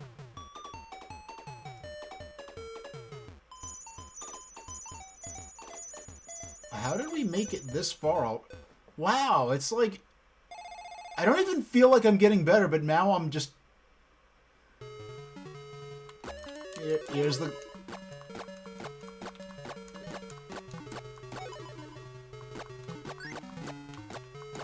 Yeah, they reused this music in the first Gunberry Goemon game. Like, I could get that far, and then I just immediately die.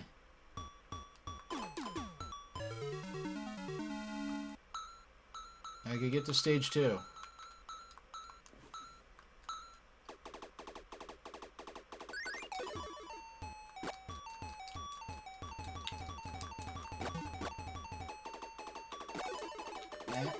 There we go.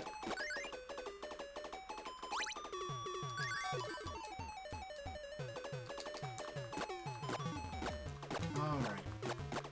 Yeah, I really do appreciate how they took this traditional Japanese artwork and adapted it to the relatively limited graphical capability of the hardware that they're working with.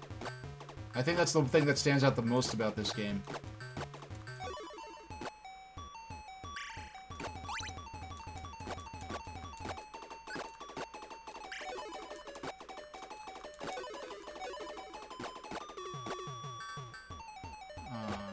Okay. Wow, we got through the first part. We got through the first part without losing a life, so... That's, not bad so far. Oh, no, no, no! Okay, there we go, there we go. Yeah, baby, yeah, let's do it.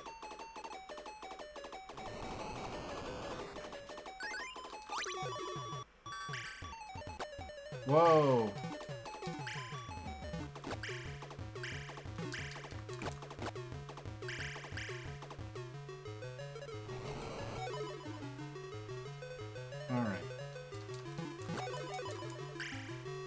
Man, I do not feel like I'm getting better at this game, but it looks like I am.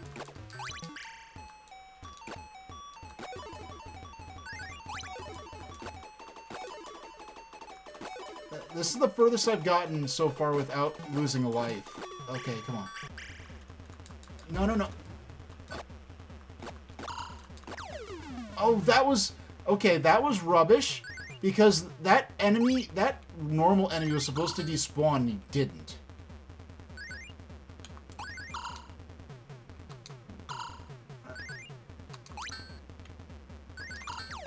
Oh. Alright, I'm gonna lose all my... I have one... I can't die. Next time I die, that's...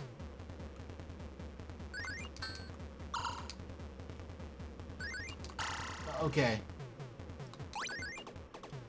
Yeah, I guess that shield keeps popping up, so I keep thinking, like, that's not the way to do it, but I just have to keep throwing stuff at him. And avoid the lightning bolts.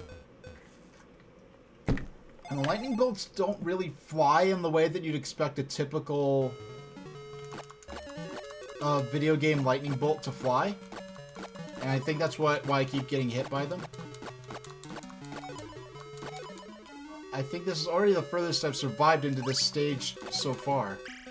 Because this is stage 2. Oh no! Game over. Alright, I think I'm getting better at this.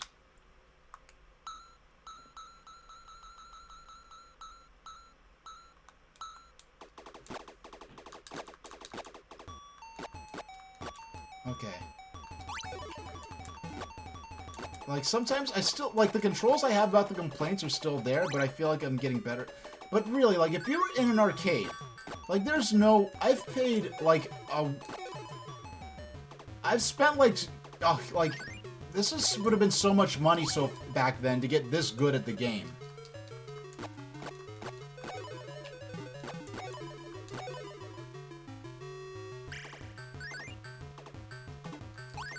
There we go. Use those throwing items effectively. I feel like we're getting good, because we're getting to the point where we get halfway through that first stage. Oh, no. We're getting halfway through we're getting through the checkpoint without losing a life. That's standard at this point. It's not like a unique occurrence anymore. Or a special occurrence. Oh no! That knife bamboozled me. Okay, we're just gonna jump right up here.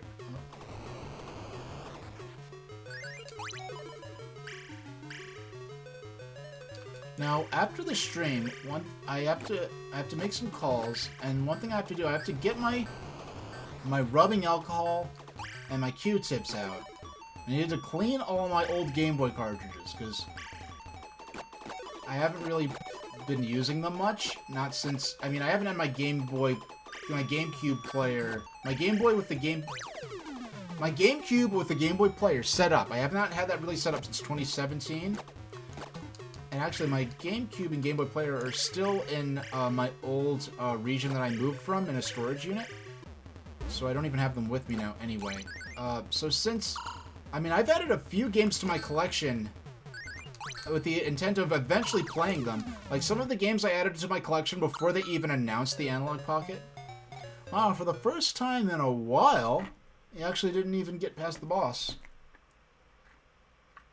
And it's gonna have to go through, you know, and since I'm only playing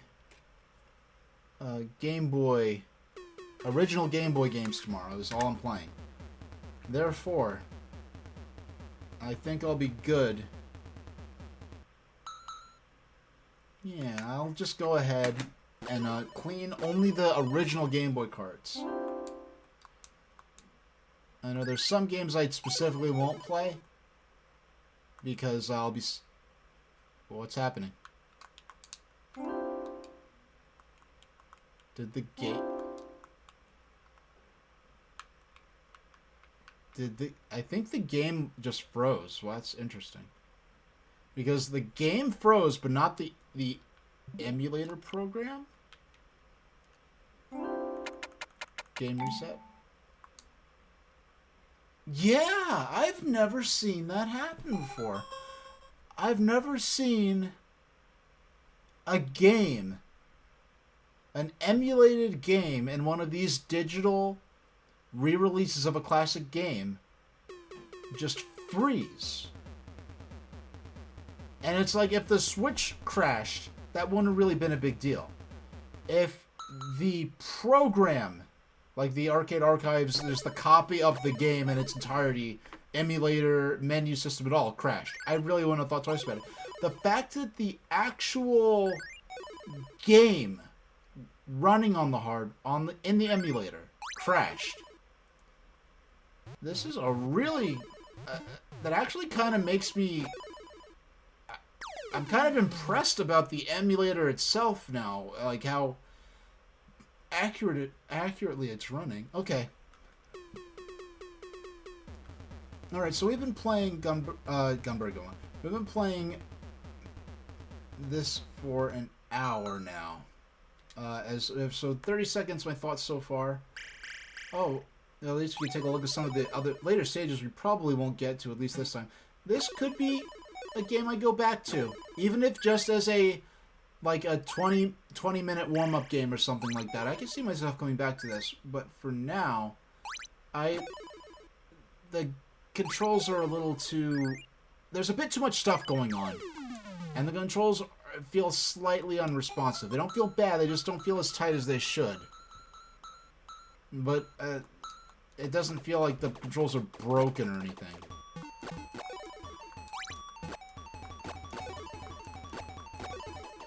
Alright. Oh, no, you don't. Yeah, the fact that every single enemy...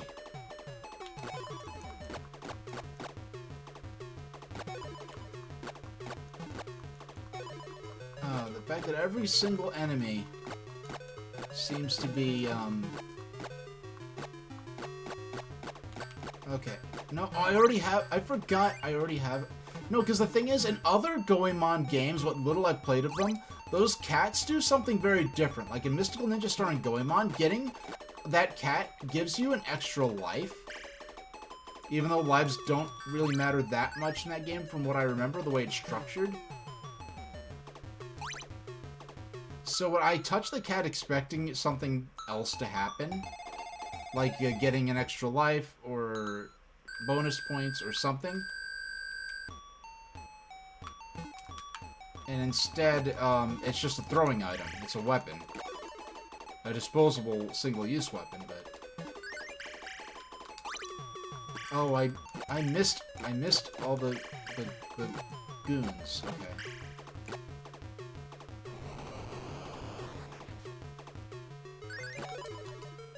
And plus, it's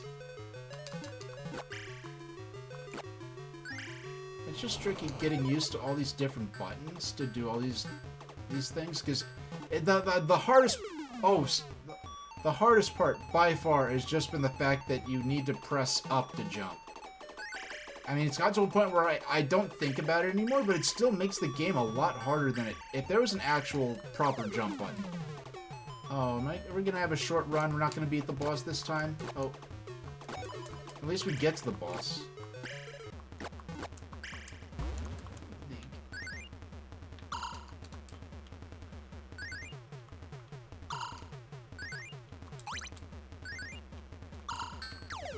Oh. Yeah, you have to be facing the direction it's something about the way... Changing directions and throwing something about it's a little clunky. In a way I'm not used to.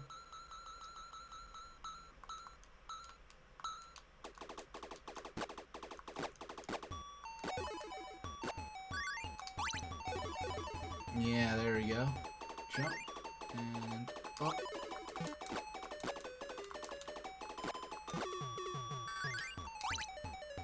That was a waste of that bell, but... Okay, so we get the cat and we throw it. The cat statue. It's not a real cat, just for context's sake.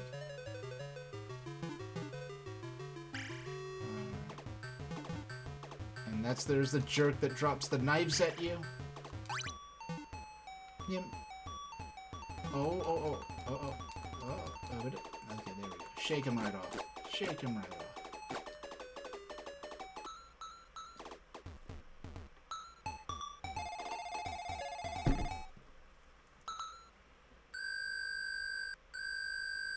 Oh, see, that was, I'm still not used to the stage just abruptly beginning like that.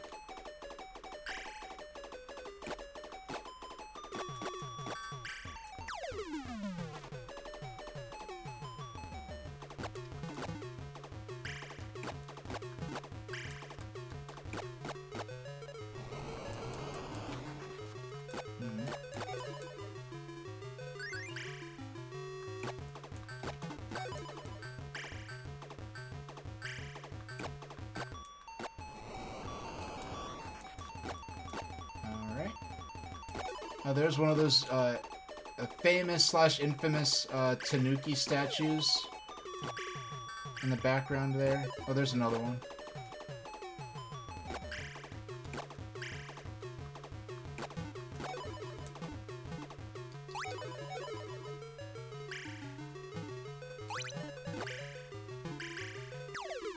Huh?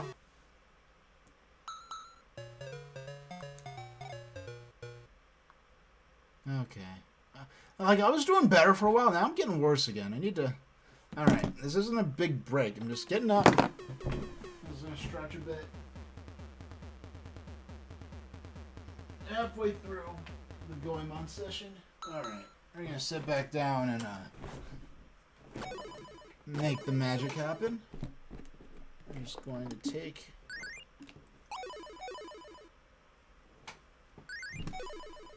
Okay.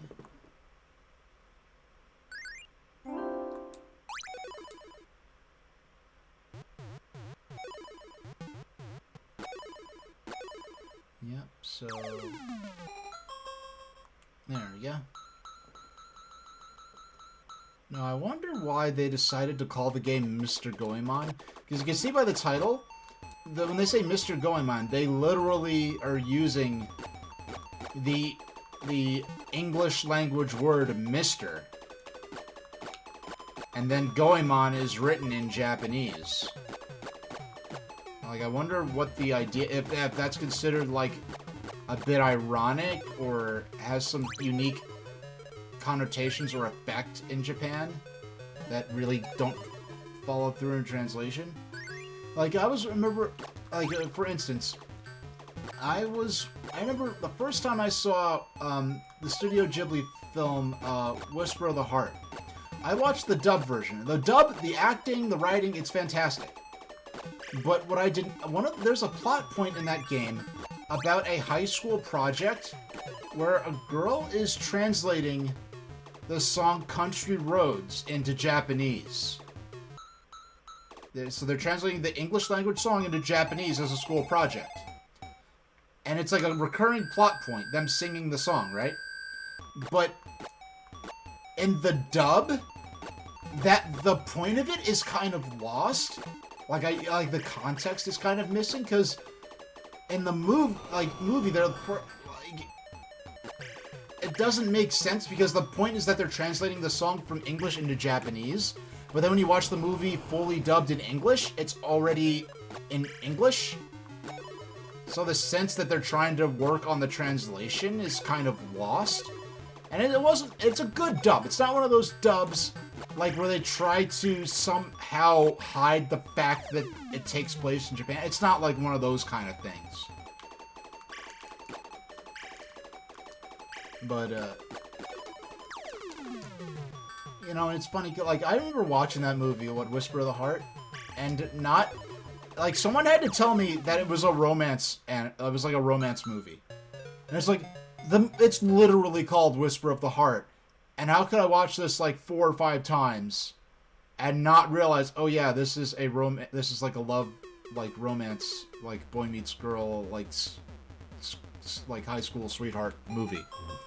To me, it's just like, oh, it's about a girl writing a story. And if you're not familiar, I would say that The Cat Returns, which is a later Studio Ghibli movie from I think 2003 or 4. The Cat Returns is one of the most interesting concepts for a sequel that I could think of in general, particularly in movies, but in general as well. Because, like, throughout Whisper of the Heart, there's this fantasy story. It's like, Whisper of the Heart, it's like a real-world sort of school, like, slice-of-life movie, right? It's a school-life, slice-of-life movie. And it's about one of the plot... There's a thread about the main character, this girl, writing a fantasy novel. And throughout the movie, you see, like, short scenes of the story she's writing. And then as a sequel or follow-up, they did The Cat Returns. And what The Cat Returns is a prequel to the fantasy story that the girl, the main character of the first movie, was writing. So it's like one of the most interesting concepts for like a follow-up or a sequel to a movie that I could remember. The only one other thing, like I guess Deltarune, like going from Undertale to Deltarune is also kind of an interesting concept, sort of narrative-wise, for a plot, for like a sequel or follow-up or continuation of a previous story or project, where it's like, yeah, we're gonna use these same characters, some of these same characters in a completely different context, but carry over a few overarching themes or emotional, like, carry over the emotional fabric, but in patches that are sort of torn, like, cut apart and then sewn back together in different ways. So, yeah. Alright. Well, I think that next we need to maybe focus on... I don't know, like, it's still just so funky getting used to doing that jumping on command. Okay. Woo! Okay. Yeah, it's interesting trying to get that jump down. Okay. The enemies seem to move in... They come in waves, right? That seem to correspond... Like, I could... If I were to memorize... This seems like the kind of game where if I really did learn the game frame by frame, the enemies are always going to react in the same way at the same time. And I think the throwing items are kind of being strategically placed to correspond with certain waves of enemies. Where it's like, oh, a bunch of guys are going to come at you at this moment, so here's a throwing item. And I'm just not... I have to pay a bit more attention, see if I can get a good pattern down, and where I could prepare specifically for certain ambushes, I guess you could say, or waves. Alright, halfway point, still got 2 lives, we're doing good.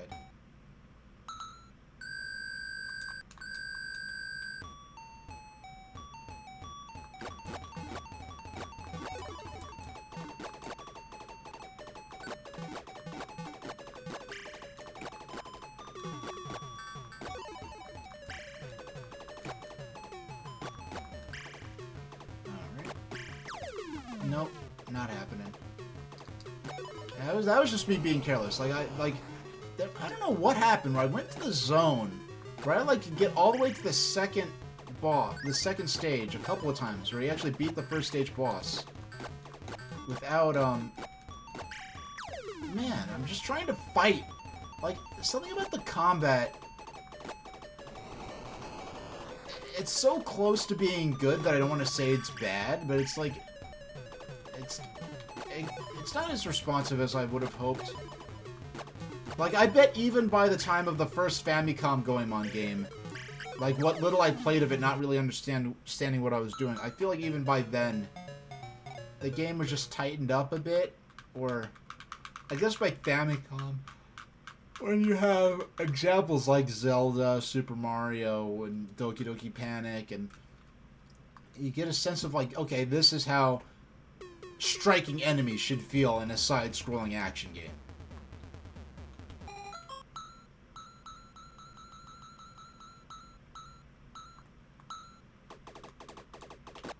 Woo! Okay, alright, alright, alright.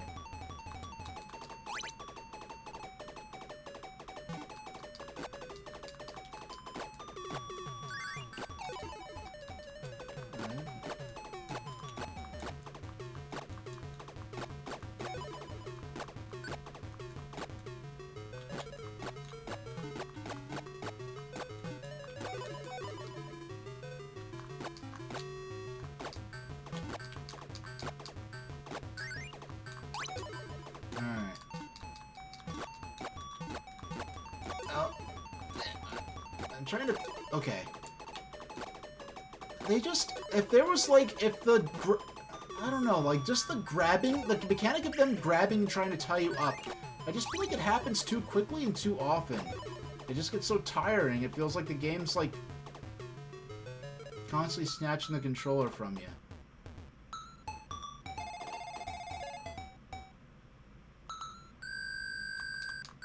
Okay.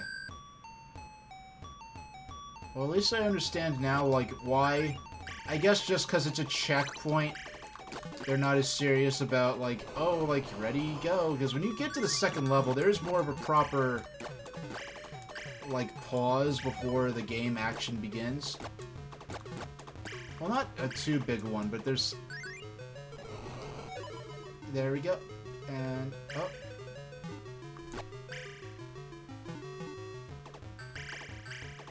I guess, you know what, I'm wondering...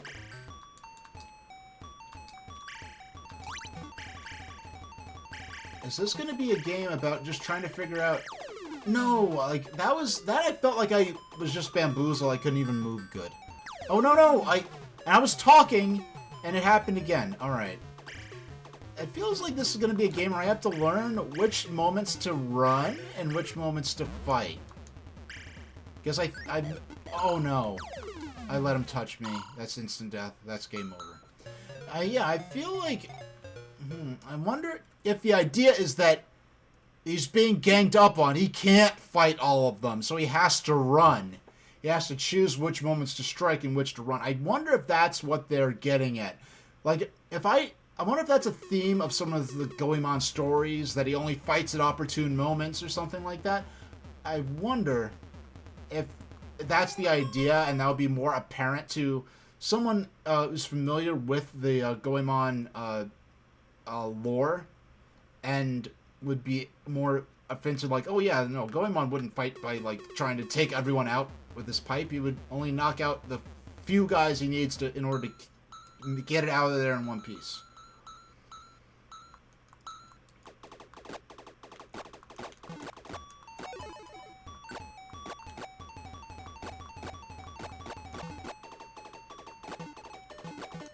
Alright, and, oh, gotcha. Oh, no.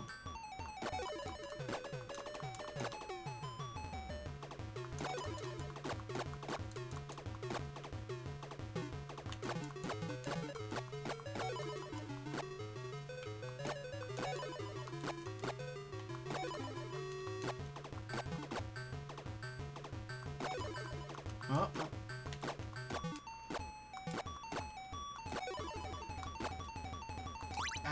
No, the one moment I finally decided to throw the fan and I miss everything. Alright. No, I did not mean to jump. This up, pressing up on the D-pad to jump. That is like the #1 flaw in this game. If there was an actual jump button, I'd be having a much better time. I'm sure I would have gotten at least to level 3 by now. And the way this game works, you can't quite... oh no, doggone, I forgot that this game does not let...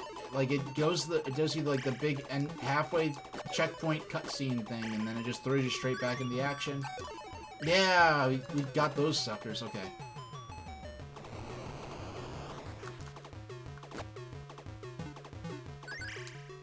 Yeah, like, I think it's gonna be an issue of... oh no, he hit me. I think they're throwing money at me, actually.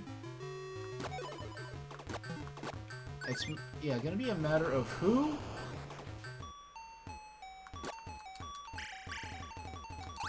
Now, I'm glad they actually let you keep the throwing item even after he's taken damage. Because I gotta make it so he drops the, whatever item he's carrying. But they didn't.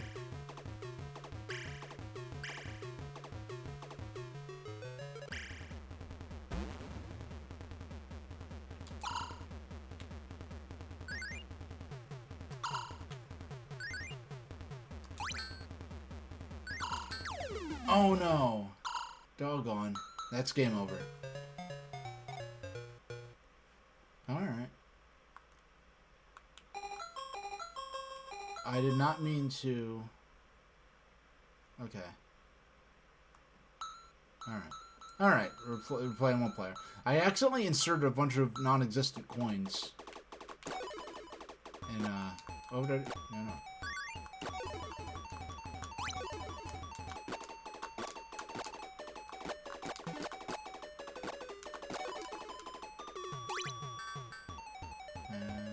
Oh, well, no.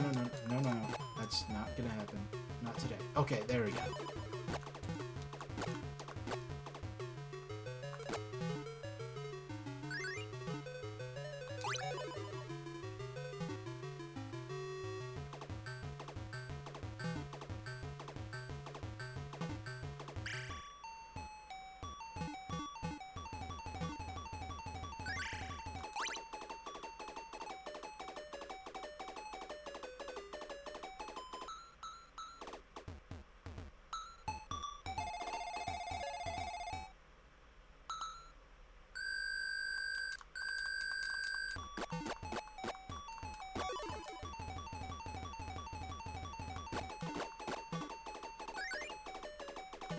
Okay.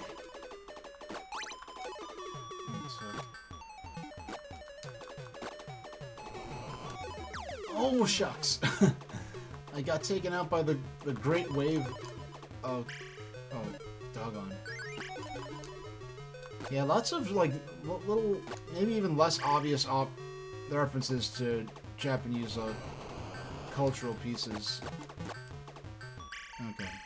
And that... Oh, I had the option not to fall on his flying axe, and I just went and did it anyway. Them bouncing on you does not take away hit points from you, by the way. It does not harm you. Oh, that's Tookesi. That's so lame. Okay. Alright, we're gonna have to try it again.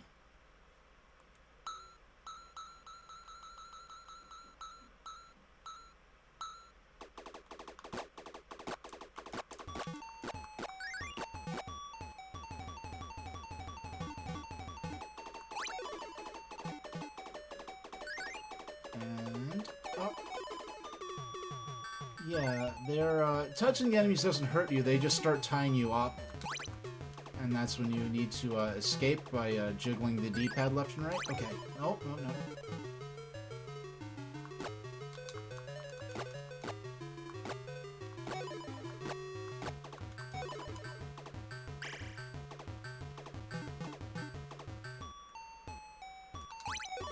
Yeah, there we go. Got made to the checkpoint. No lives lost. Oh. Oh, you have to jump onto the gold. Because when you walk over it, you get the 800. When I jumped up, I got the 1,000. And I didn't get bamboozled by the action start. The guys at the start of the second half of the stage.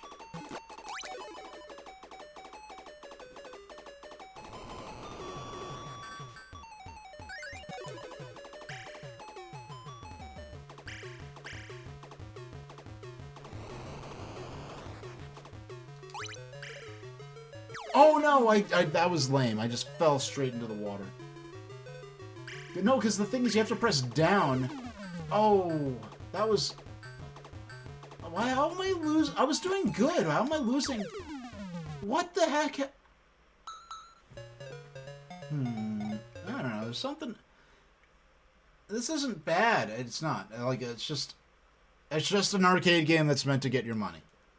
This is a game where, like, if this was a home console game, this would have been just a better game. Because they don't have to worry about getting your money and stuff like that. Alright. Excuse me. What do you want? Alright, I have to take a look at this.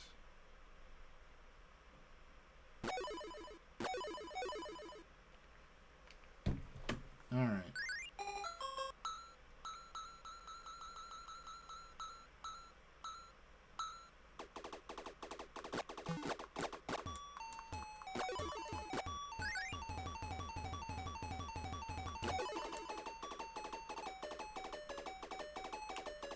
Oh, no.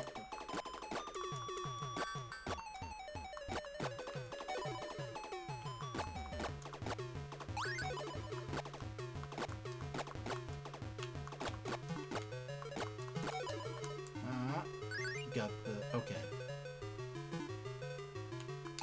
There we go. Took him out.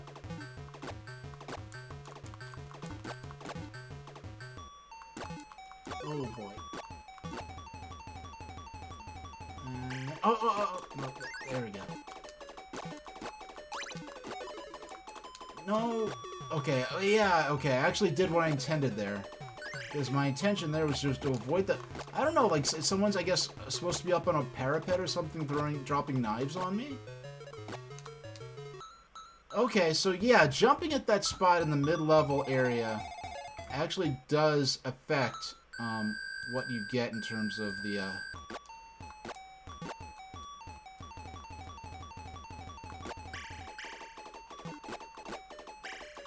No, no, no, no, I was facing the wrong way. I threw the item the wrong direction.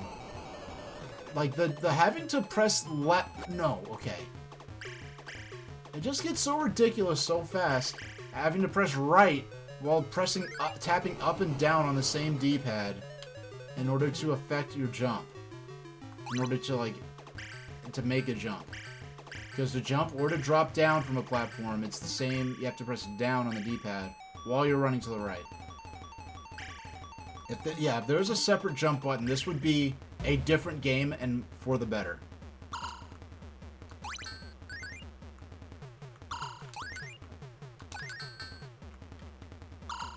Oh no! Okay, so we lost the life on the boss. Alright.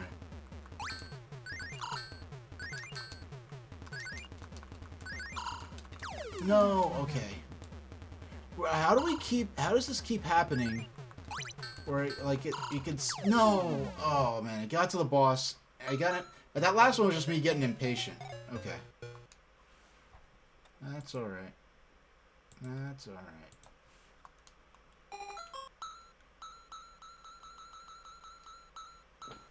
Okay.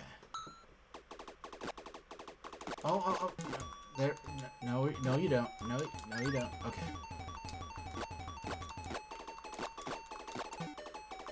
Yeah, like, imagine playing Super Mario Brothers where every single Goomba and Koopa Troopa just started tying Mario up and you had to shake them off before he chokes to death. Like, it just... I guess, like, the idea that they're trying to capture him, it's fitting with the character, the setting, and the idea, probably, of the folklore. I should have... If I hadn't really been I didn't think of this till now. I could have looked up some, like, see if there's any... like, Ishikawa Goemon stories that are, translated. They're probably short folktale type things. If I'm, if things are as I would expect. Yeah, got him. Every time I see that mask, it's like a red fox mask, right? I wanna think it's a stick. It just looks like a steak floating there, and it's the weirdest thing. Like, why would there be a steak floating up there like that? Well, at least I believe that's supposed to be a fox. That red mask.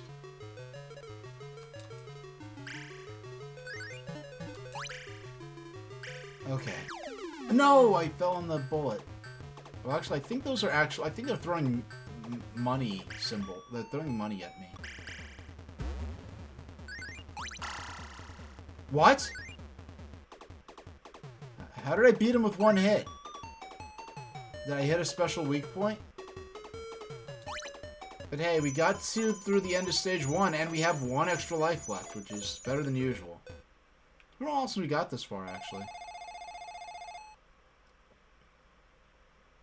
Yeah.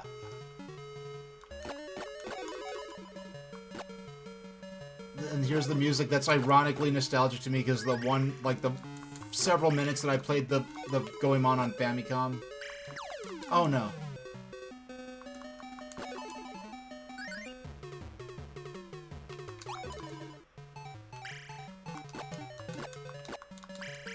Oh no. They're throwing knives too? Oh jeez. I think that's further in the track than we ever in the stage than we got before. And I know that because that's further in the song than we ever got before, in that musical track. Alright, so we got a half hour to go. Let's see if can we get to level 3? If we can't get to level 3, it'd be nice to at least be able to consistently get through level 1. Because I'm getting through level 1 probably 15 or maybe 20% tops. No more than 50% of the time actually getting through level 1.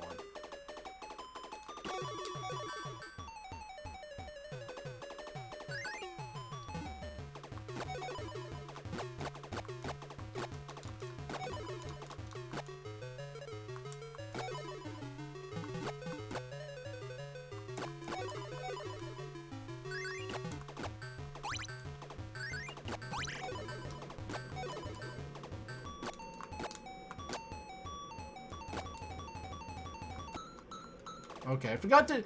I have to remember to jump when I get to those suitcases full of gold, which is, I guess, what those are. I did not think... Okay, I thought I was wiggling and it didn't... They didn't come off of me. Like, I feel like I have to mash buttons more than I should here. I feel like I have to mash buttons, but it doesn't have to do with... I have to mash buttons just because the game makes me have to mash buttons, not because I should have to mash buttons. I feel like the button mashing that I have to do has no bearing on my skill as a player. Doggone, already. Well, I'd rather die earlier on than rather late into the game, and... Okay.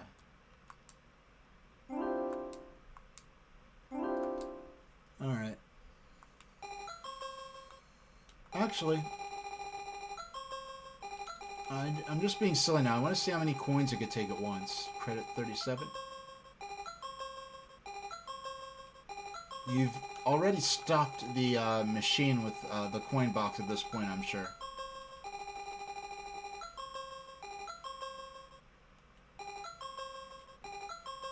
That's a nice alert sound. I actually might...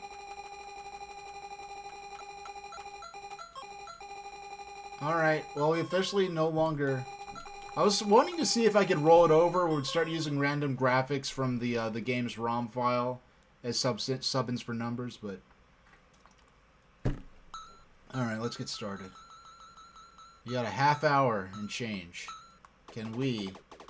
Oh! At least consistently... Hey, I have to step out for the night, but it was a fun stream. Well, thanks for the follow. I hope to see you next time.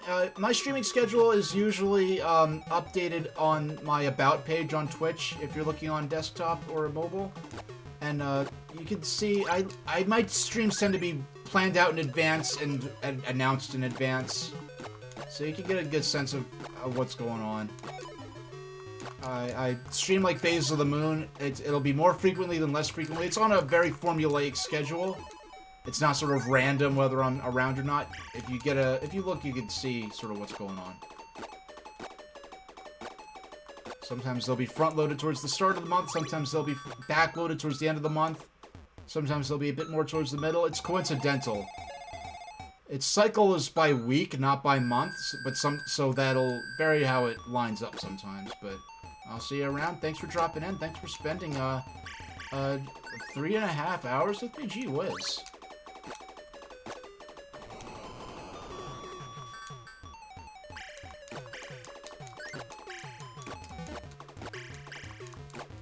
Alright. Oh, no. This is the... No, I already threw it. Because I forgot to, It is so sticky, the way you have to... Like, my instinct as a gamer is for the action button... It's for the jump to be on one of the action buttons, and it's not. It is up on the directional control, and that is so disorienting even after a couple of hours of playing. Alright, right up to the boss. Please despawn, everybody. No! How did... No!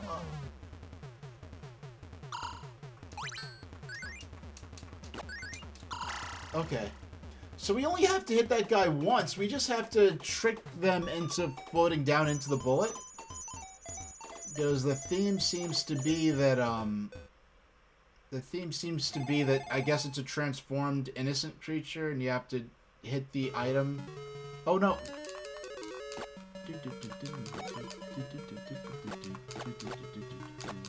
Oh, yeah.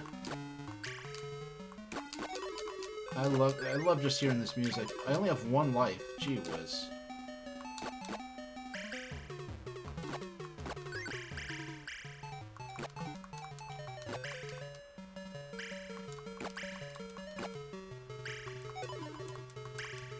Oh, and there we go. Game over.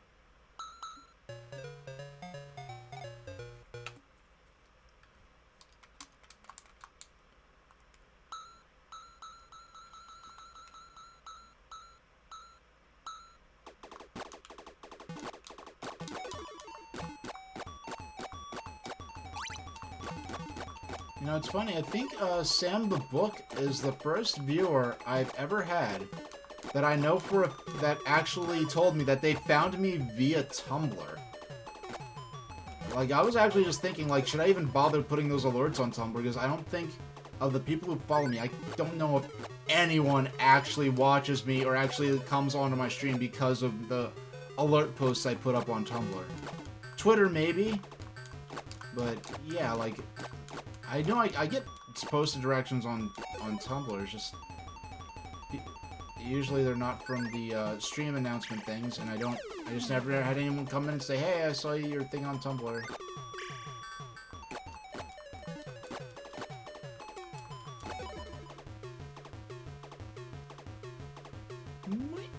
There we go. 4,000. I don't know what exactly determines 4,000 versus 8,000 or other values you can get. There we go. Yeah.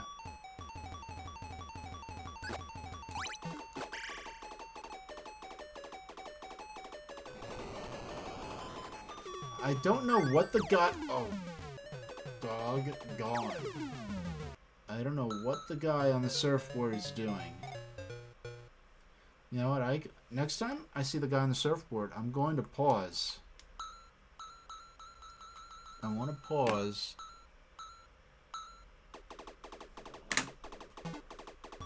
Alright. Nope.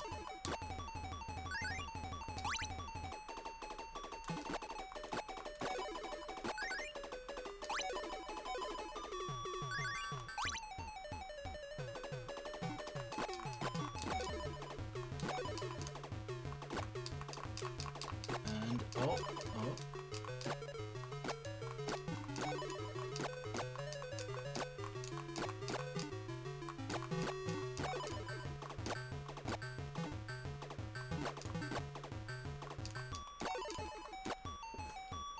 Alright.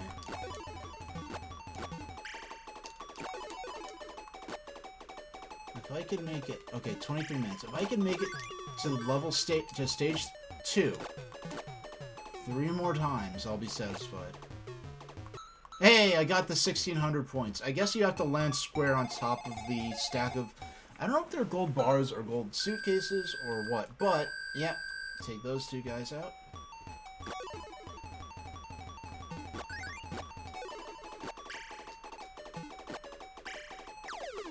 Oh, no. I guess I got the revenge after all. No. Okay. We have to go to the... We have to go to the gallery. I want to see what the heck...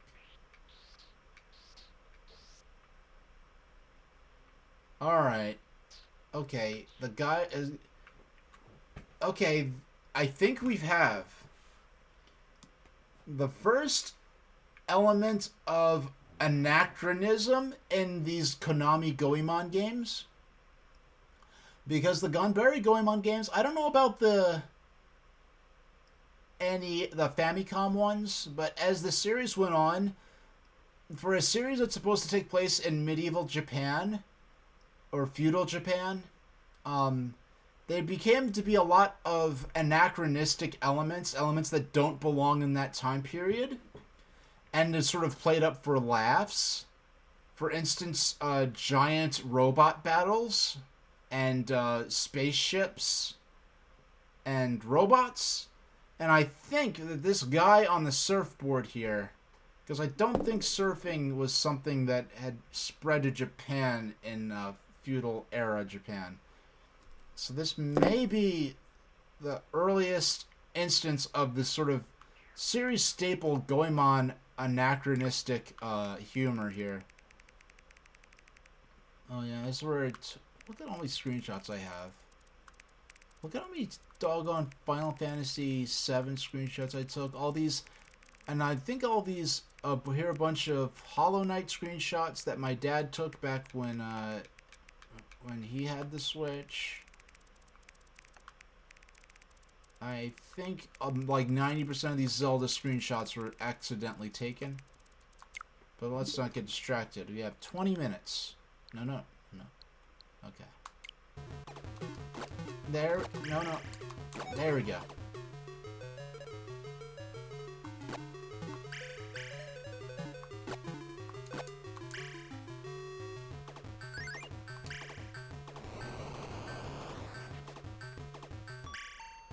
Oh no! That was me being silly. I should not have fallen for that. And I literally did fall on top of it.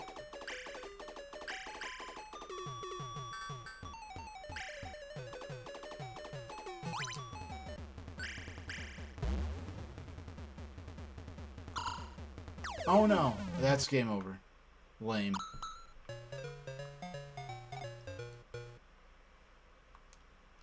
Okay. That would be interesting. If I had put in 100 credits at the start of playing Mr. Goemon, and then saw gradually how much... Oh gosh. How many credits were left, and I could just count... You know what, I'm gonna do that from now on. Whenever I play any new, Arcade Archives games, I'm gonna count down and see how many games that I've actually, how many times I've played.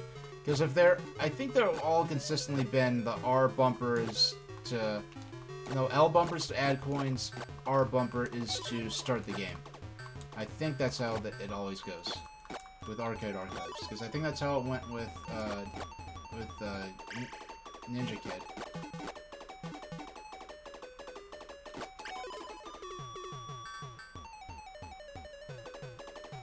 And, okay.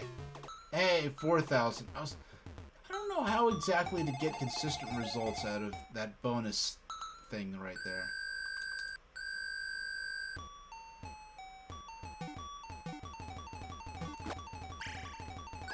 And no matter how many times, I'm so very sure that red mask is supposed to be of a fox. Oh! That was my fault. I just... See, look, it's so frustrating because, like, I fell through straight into the water because you have to press down to fall. And the fact that you're already pressing up all the time...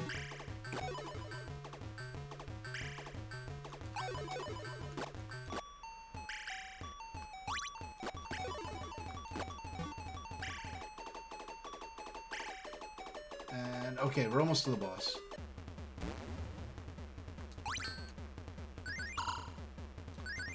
There we go.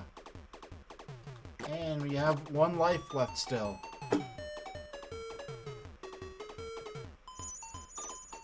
Yeah, he's happy.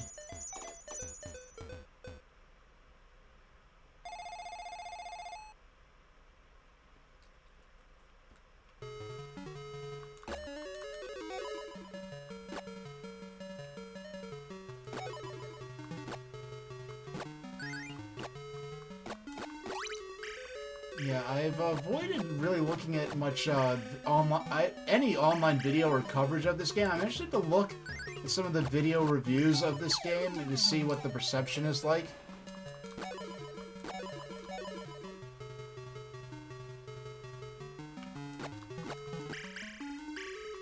What's this?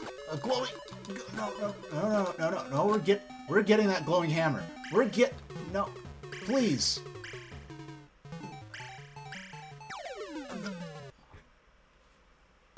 I lost control of the character. Like, he was not responding to me. He flat out was not reacting. And I was pressing the right direction at the right button. The controls just feel unresponsive sometimes. And that, like, did not... If I was like, oops, I messed up. I fell down when I meant to go up. Like, I would have been like, yeah, fine, I own it. That just felt like the game snatched control from me and made me lose.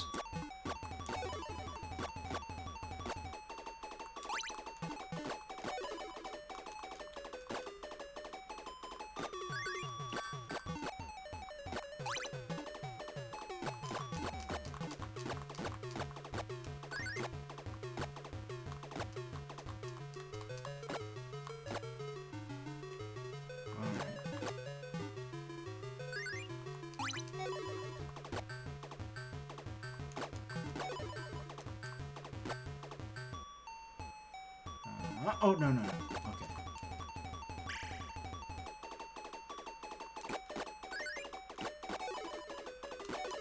Oh. You know, I'm not used to those things flying. I saw it. I'm like, what is that thing going straight up? It was one of those sai or knife things they throw. I'm not used to them going straight up, which is... Oh, no. Alright.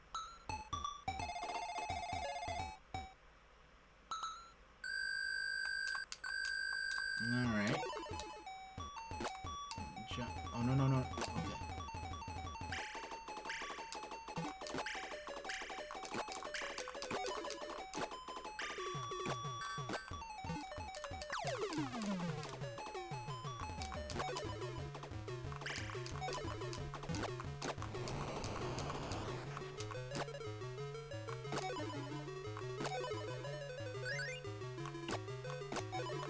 Okay.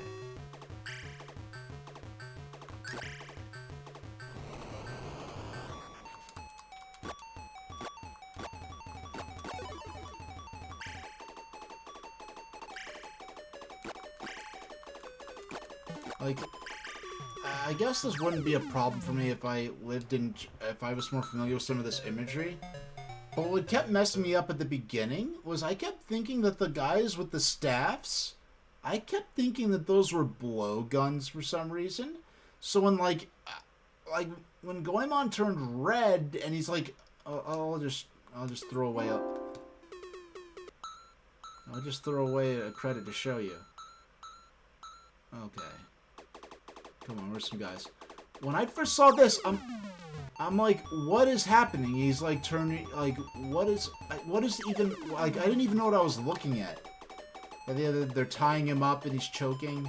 I mean, he's gonna let him die now. Yeah, I just realized what a short window you have from when they start tying you up to when it registers the kill. Yeah, so which makes, I guess, the fact that it is relatively easy to... It's not as hard to throw these guys off, it's just the fact that you constantly do have to do it. You really do have to stand still and not fight back in order for that to kill you for the most part.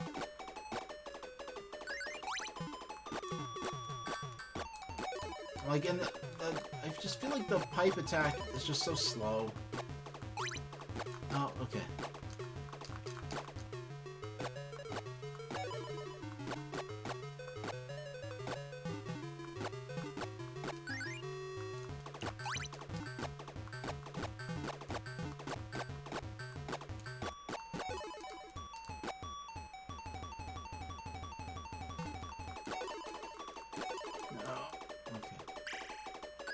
See, look, these... Wait, was that... Did somehow that knife-dropping enemy, does somehow one of those go up instead of when it was supposed to go down? That's the... Oh, you know what? Is the bonus I'm getting from that gold, is that related to what item I'm holding? Because I don't think the items have any particular strength associated with them that I've noticed. Man, we almost got an actual secondary weapon, an actual weapon other than the pipe you start out with.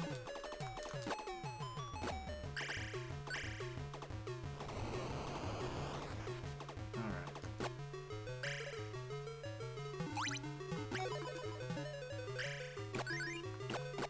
Alright. And I do, like, appreciate, like, this is such an intensely, like, Japanese game, if that makes sense. Like, you could just, like, almost anyone could look at this and tell, like, oh yeah, this game is definitely, like, from Japan, by Japan, and for Japan. Alright.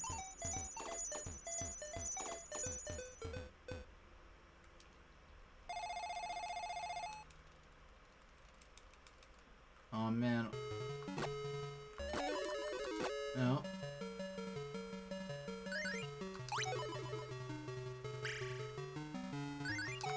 Yeah, they knocked him out like bowling pins. Look at that. Oh, gosh.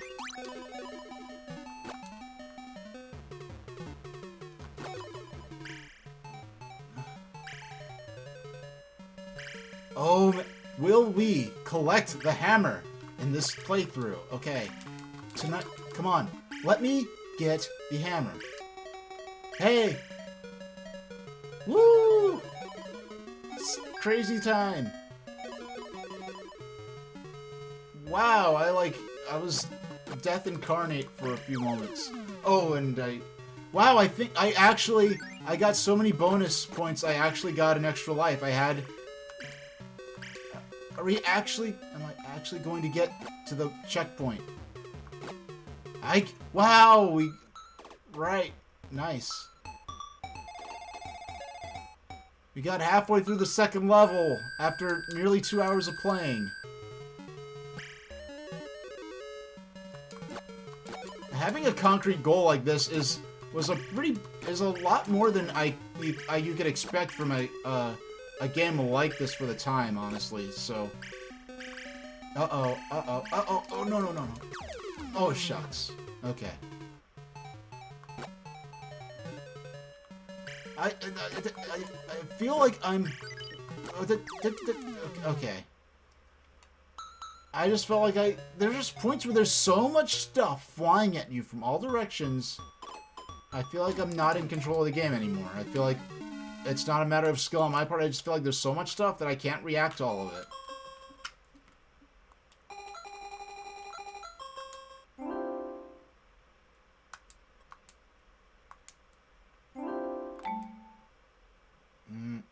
No. Okay, let's start. Can we get back to where we were in 8 minutes?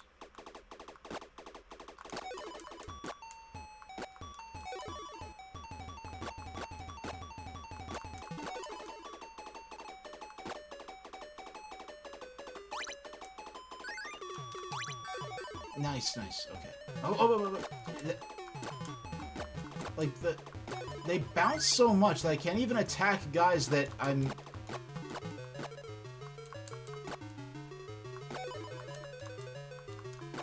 Yeah, I just feel like I'm mashing way too many... I have to mash buttons like crazy, but not...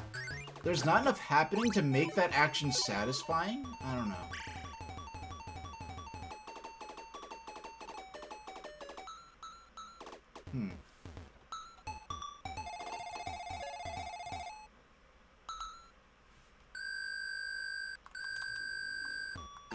Well, at least I'm getting good at...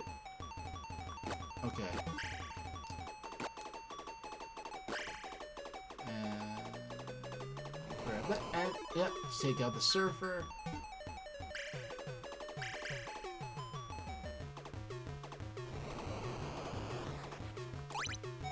Nice, okay.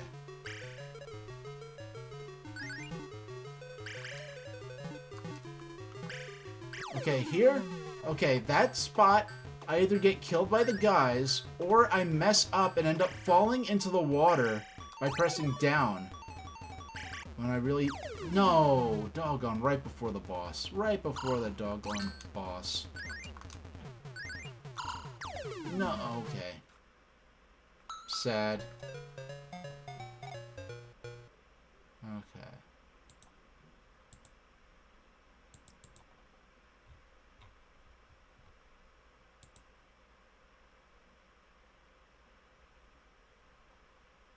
Is it? Wait, what? Where did my stuff go? Where does my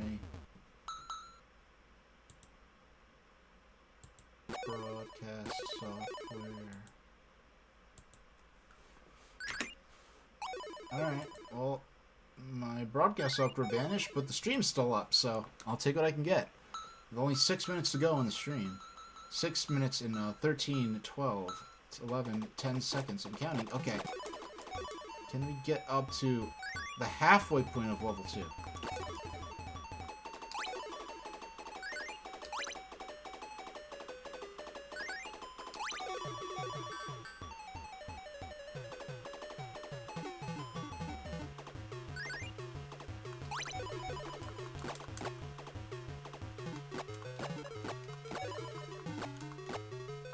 No.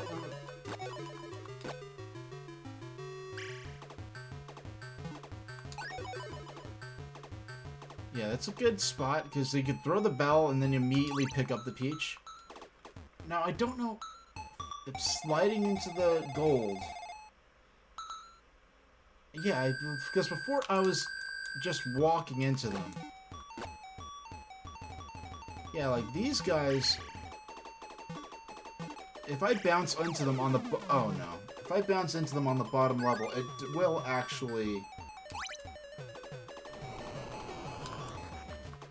No! Doggone. That was butt. Alright.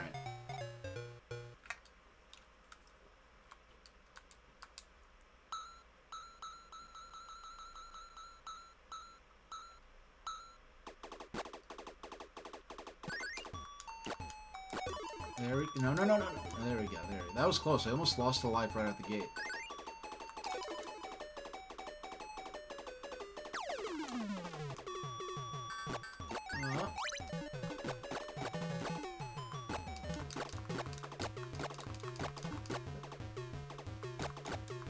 Man, I just jumped.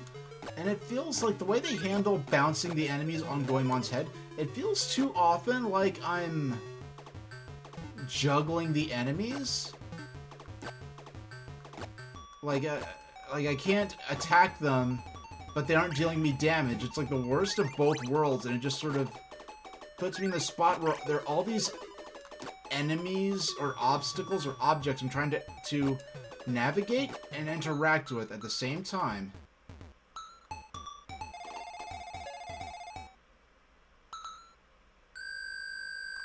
Alright.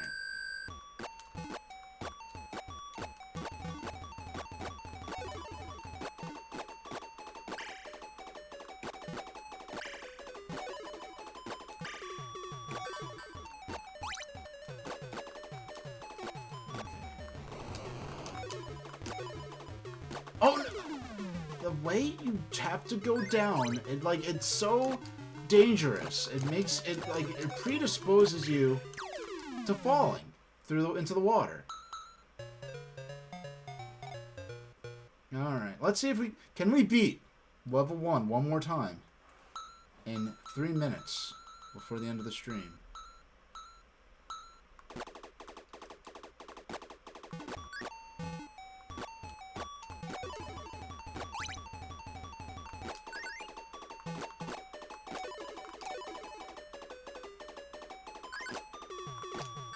Okay.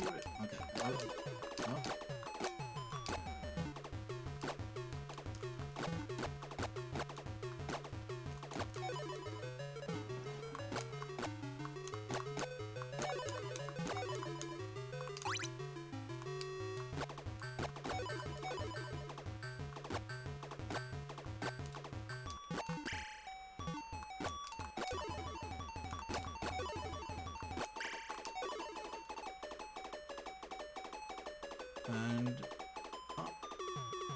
so if I'm gonna try to jump. No, I'm just trying to jump. No, okay. So I don't have to be holding an item on my head in order to get the max points for that mid-stage pile of gold bonus thing. Okay.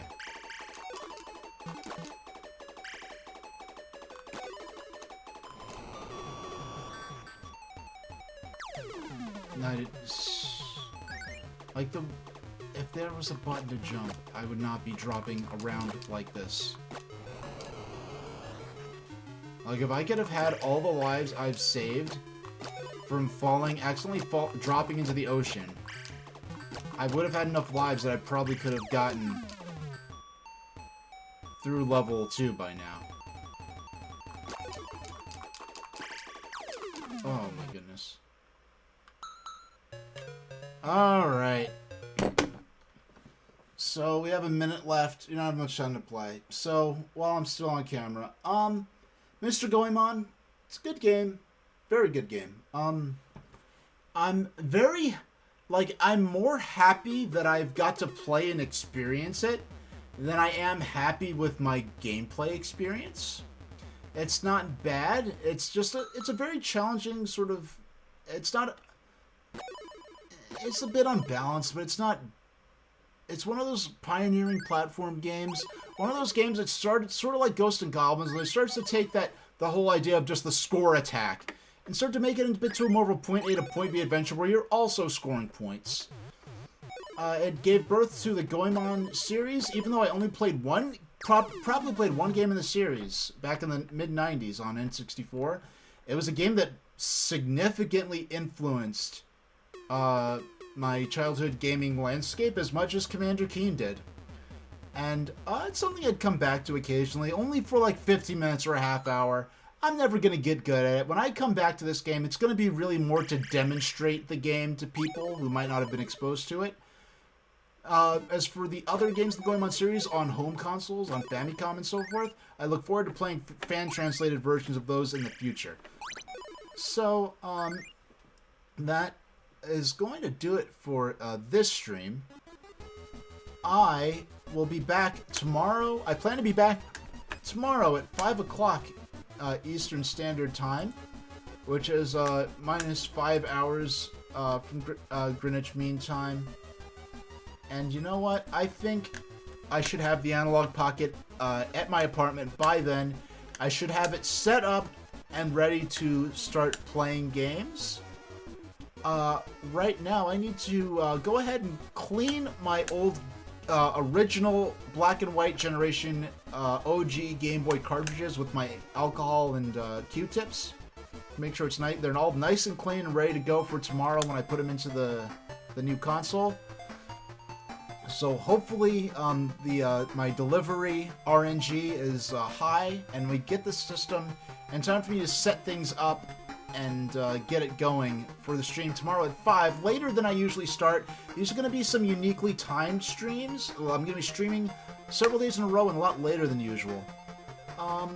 So thanks everyone who showed up. We're not going to do a raid tonight. We're just going to call it there. So I'll see you all next time, hopefully tomorrow, and thank you very much for watching.